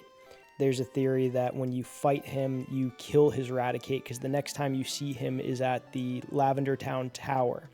And he says, "Why are you here? Your Pokemon aren't dead." Welcome to the world of Joeymon, yes. I hope we could take him down with what we got.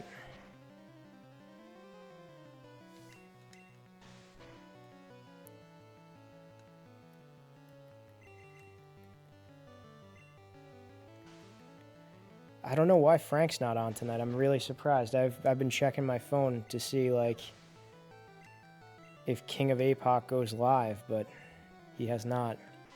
All right, there it is. This is the last time we ever see the Raticate in his party. His party remains consistent, but he just doesn't have this Pokemon anymore.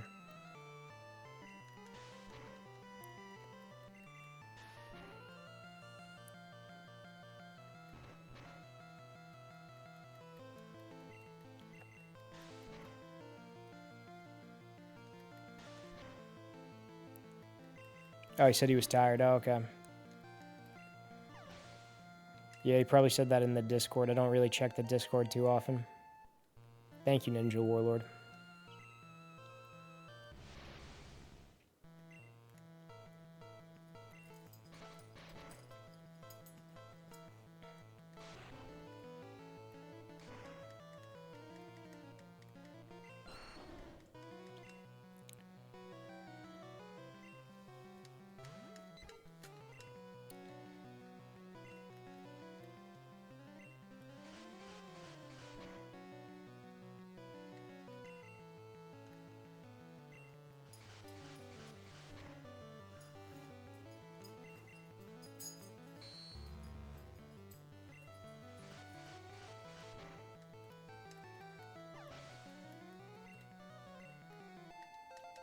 We might be able to take him down.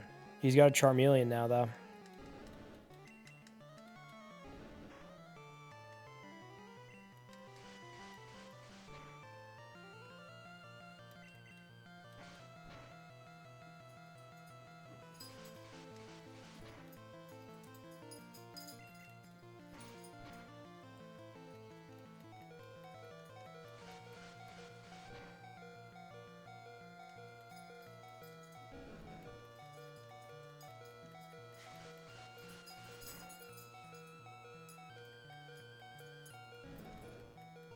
I just hope he keeps using Growl.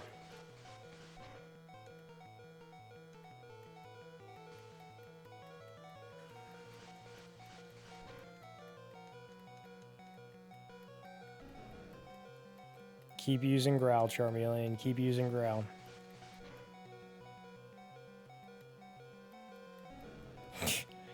I'm not complaining.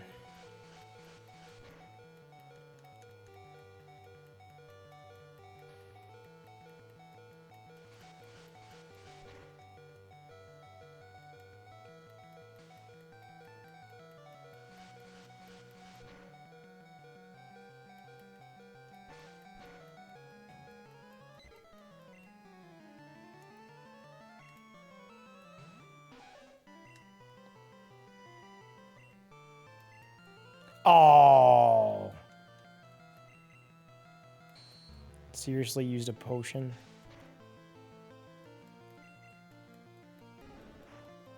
Keep using Growl.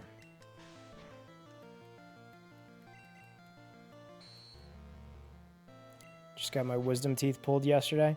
How was that? I had my wisdom teeth taken out about 5 years ago, going on 5 years ago now.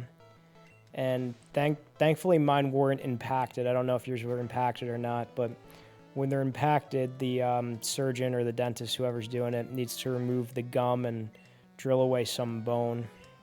So it's a little bit harder in those instances. But mine were not impacted, and we had an oral surgeon do mine. He had him out within 14 minutes. My dad was in the room. It was one of my dad's friends, and he filmed the whole thing.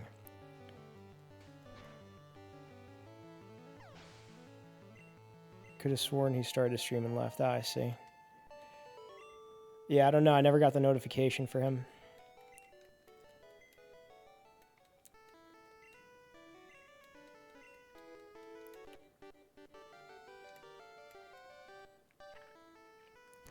How you feeling today, Ninja Warlord?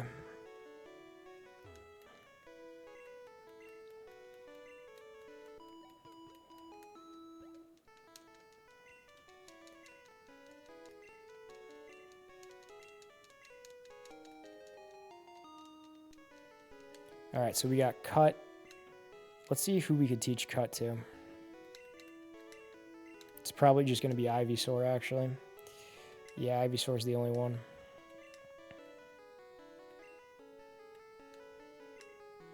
We're going to take away Growl and we'll teach him Cut.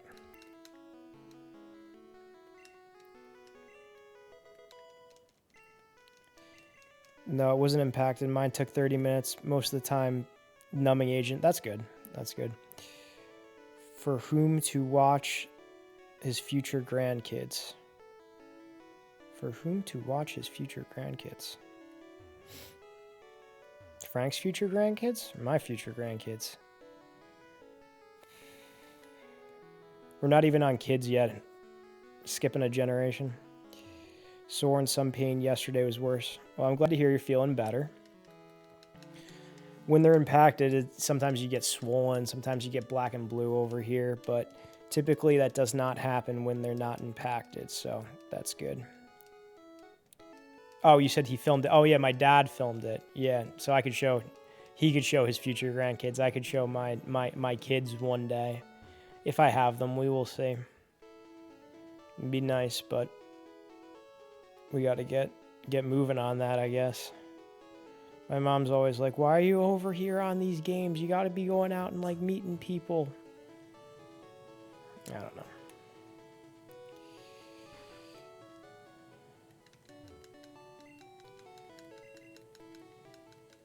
I either play games over here or I play games with these girls on Hinge. And when I say I play games, I mean they play games with me. Adding me on Snapchat, then sending me sensual images, and then not responding to me. Took some hydrocodone. Went to sleep last night. Hopefully by Monday, most of the pain will be gone. Yeah, you should be getting better soon. It should be really going away like today, tomorrow. All right, this is the thing that takes forever. Is this gym here? Trying to find the switch.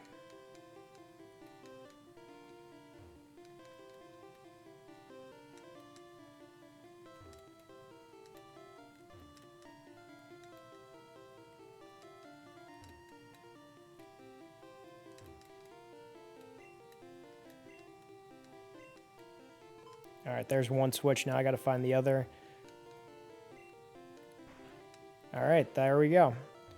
Now I'm going to battle Lieutenant Surge. Sore, especially when you talk. Took a photo of the teeth.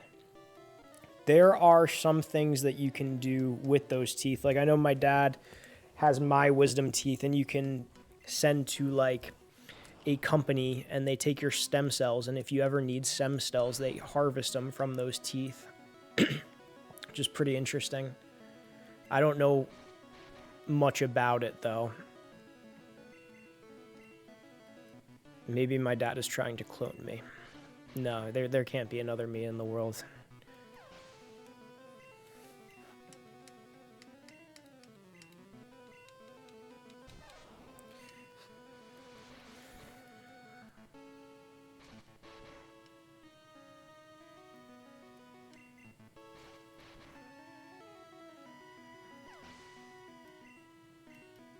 Did they let you keep the teeth?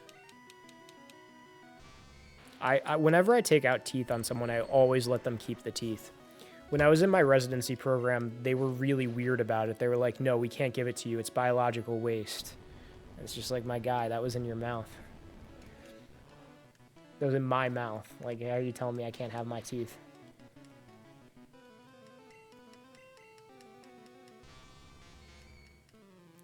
They asked to take a photo of your teeth? Did you keep the teeth though?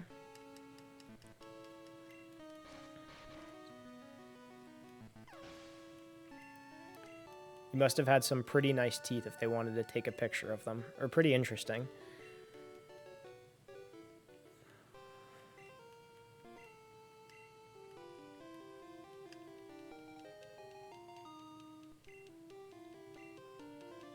Maybe like additional roots or something like that.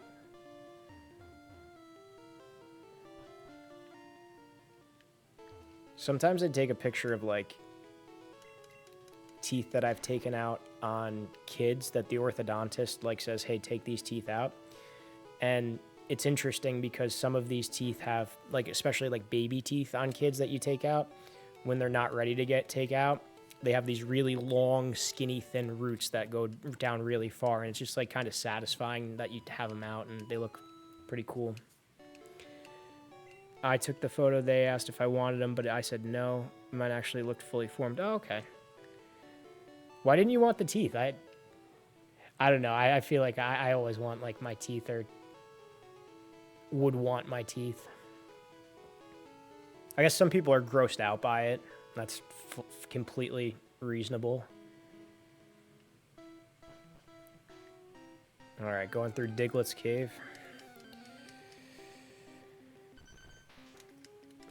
This is going to be a little bit annoying.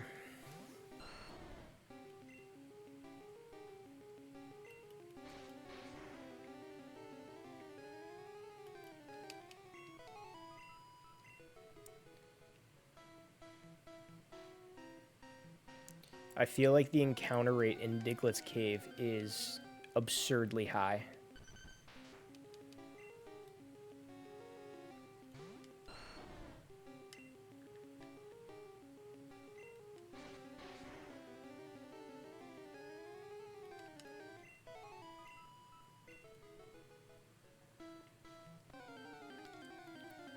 Can't even get 2 steps.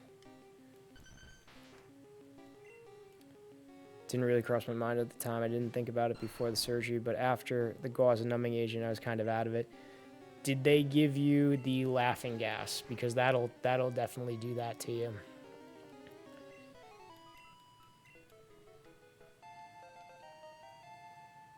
It's called nitrous oxide. I had that when I had my wisdom teeth taken out. And I think I could understand why people do, like, sometimes crazy things while they're high. They almost feel invincible. I felt invincible when I had the nitrous oxide. And then when I was in dental school, because I had my wisdom teeth taken out my 3rd year going into my 4th year. Yeah. And then when I was in dental school, we were testing nitrous oxide on each other, like, for a class, and they were doing it in small groups. And I raised my hand to volunteer to have it be done on me. I had it done on me before with the wisdom teeth, so I knew what to expect. I knew it was like, I knew what it felt like. I knew that it felt like you're almost invincible. So I volunteered. I raised my hand. They did the nitrous oxide on me, and they kept, like, raising it, and I'm like, I don't feel it. I don't feel it. And I wasn't, like, messing around with them. They thought I was messing around with them. They're like, you got to be feeling it now. It's pretty high. I'm like, I don't feel it. And they're like, well, do you feel anything? And I'm, like, sitting there trying to feel it. And I'm like, I guess I kind of feel it in, like, my right knee. And I'm, like, telling them, though, but I've had it done before on me. I know what to expect, and I'm not feeling the same way. And then all of a sudden it just hit all at once. I go, I feel it. They go, what do you feel? And I said, if I had to go into battle right now, I would be ready. And then the attending goes, yes, this is an example of an oversedation. Oh, you just had the numbing agent. Oh, okay. Yeah, that'll make you feel a little, like, woozy too.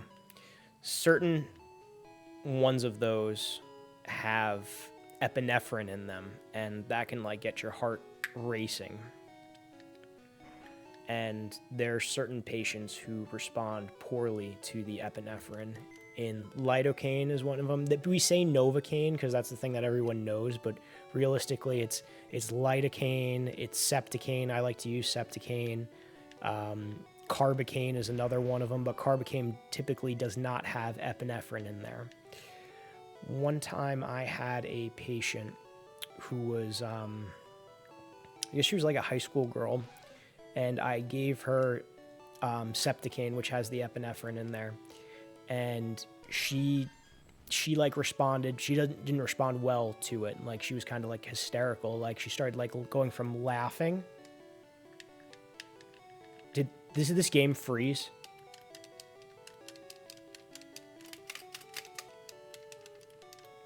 The game froze. You're kidding me. The game froze. I don't know the last time I saved. The last time I saved was probably back in Cerulean City. No.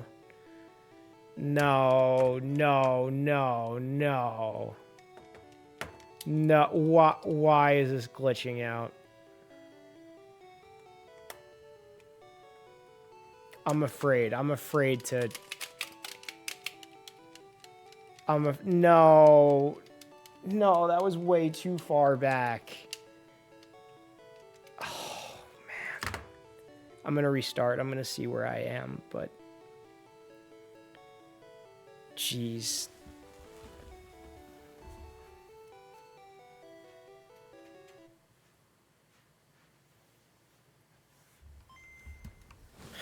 Why did that happen?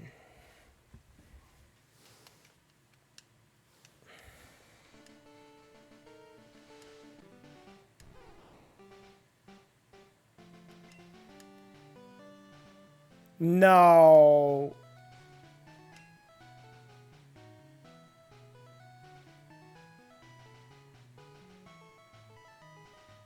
Oh, this is before Misty. I lost like an entire hour of... I lost like an entire hour. I want to know why.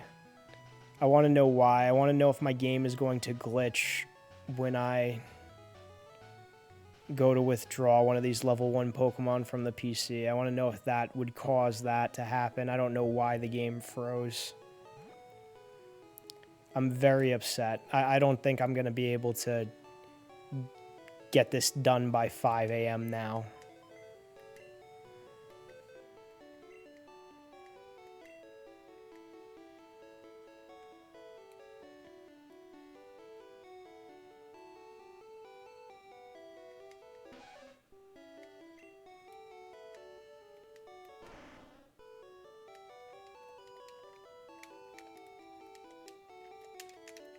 The game freezes when I try to withdraw one of these Pokemon.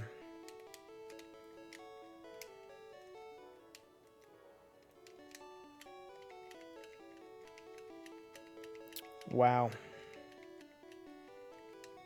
So are these Pokemon forever trapped in the PC? Can I withdraw another Pokemon? Is this always going to happen to me?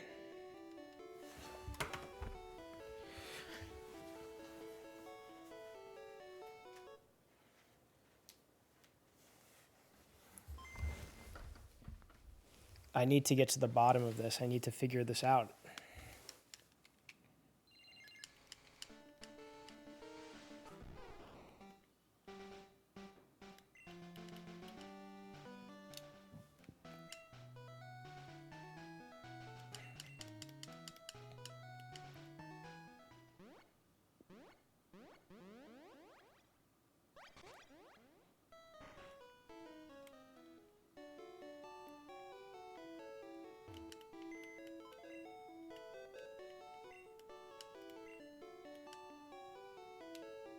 What if I changed boxes?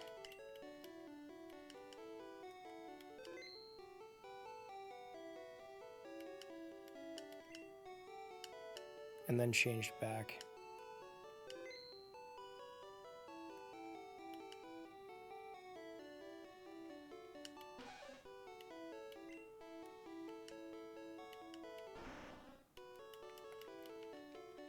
The game froze.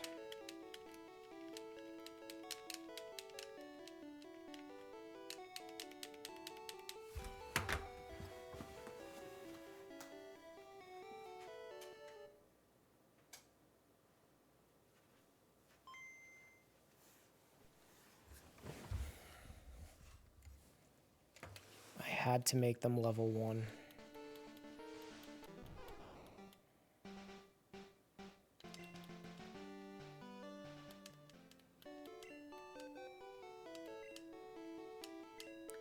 Okay, let me try to...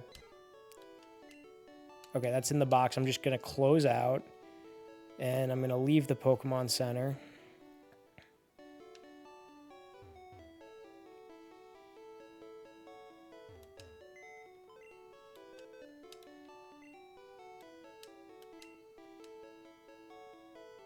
And then what if I try to...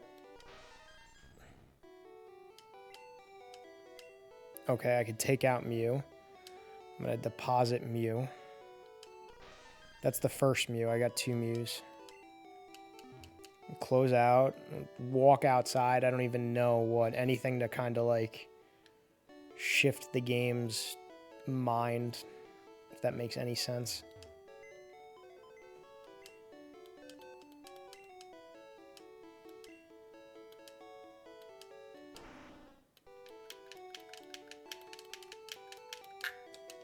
No, the game freezes. The game freezes. We can't take out that Gengar.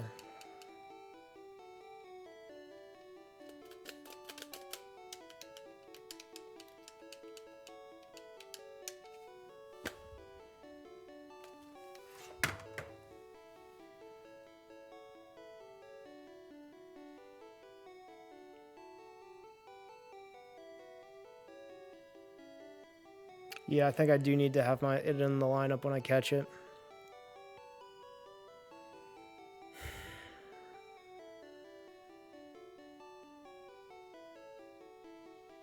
Wow. Well, it's almost 3 in the morning.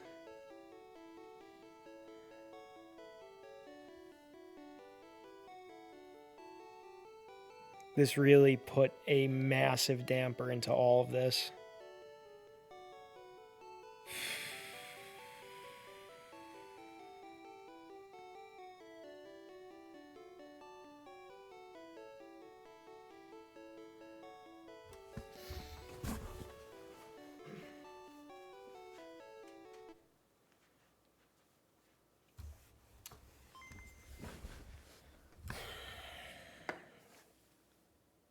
That Gengar is going to forever be stuck in there.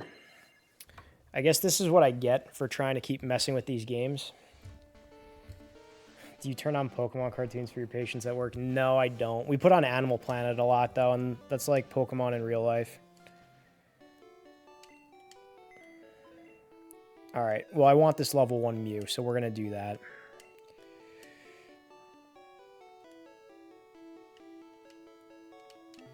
How am I going to do this? How am I going to do this? Let me think. That's the Pikachu. Who are we going to put in the box? And we'll put that level 11 Pokemon in the box.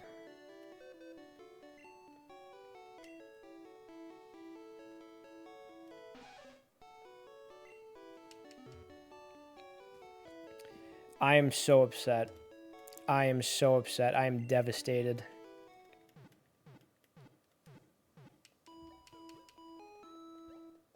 I mean, it wasn't an absurd amount of gameplay that I lost, but, like, I'm still very much unhappy with that.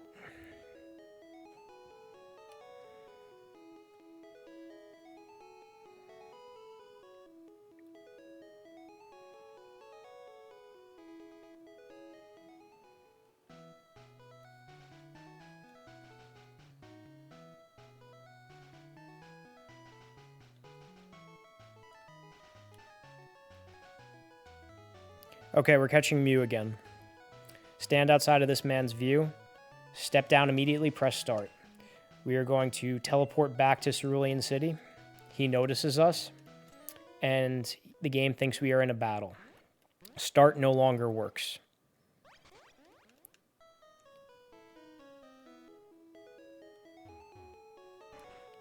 We enter Misty's gym and we fight this trainer here.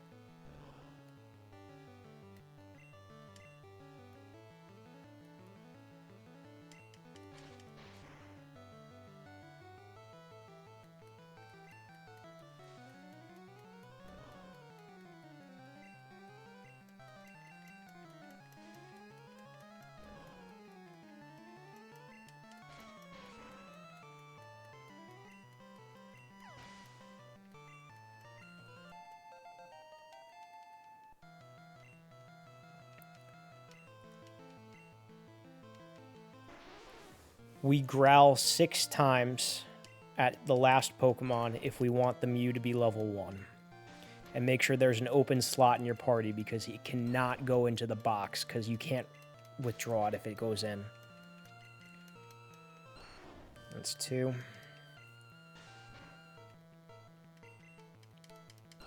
3.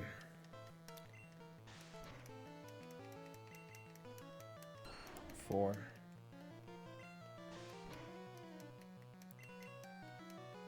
5.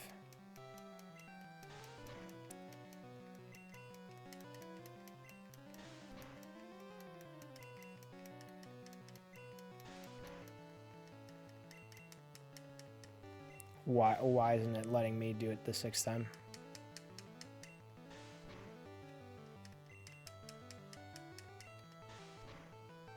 Maybe I did do it 6 times and it's not letting me do it because it won't go any lower. I don't know.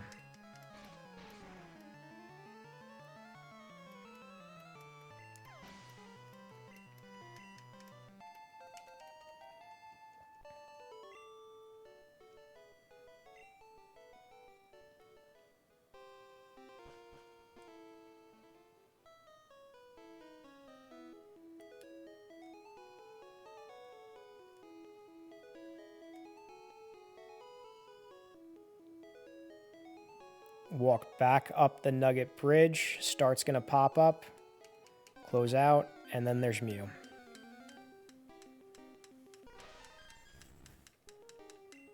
And he's at level 1.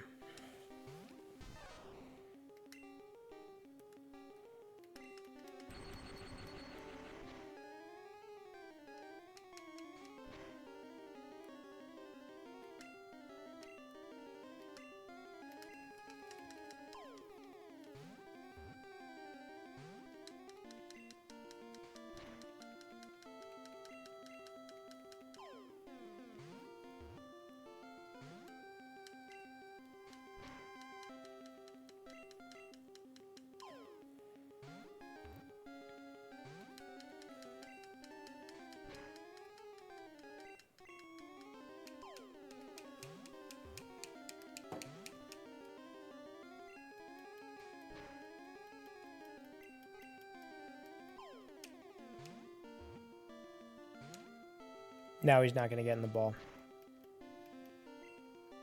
I swear, if he doesn't get in the ball, I'm done for the night. All right, fellas. That's it. That's all for me.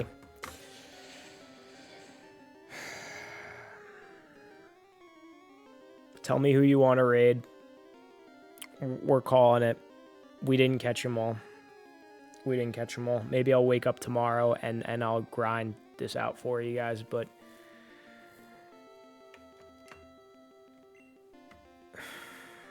we didn't catch them all. So if you have any raid recommendations, please put it below. Thank you for hanging out. I don't want the last stream to be a sad one, so maybe I'll come on tomorrow. In the meantime, I guess I will open it up and I will see who's on. This is a little bit of a letdown. This is a little bit of a letdown. A lot of things happened that were out of our control. The dog threw up.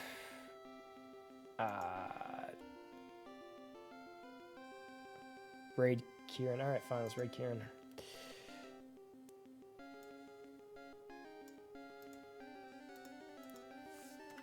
The game froze. I didn't save. I learned my lesson.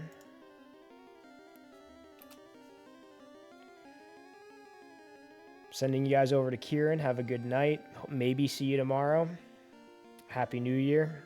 Hopefully see you before 2024, guys.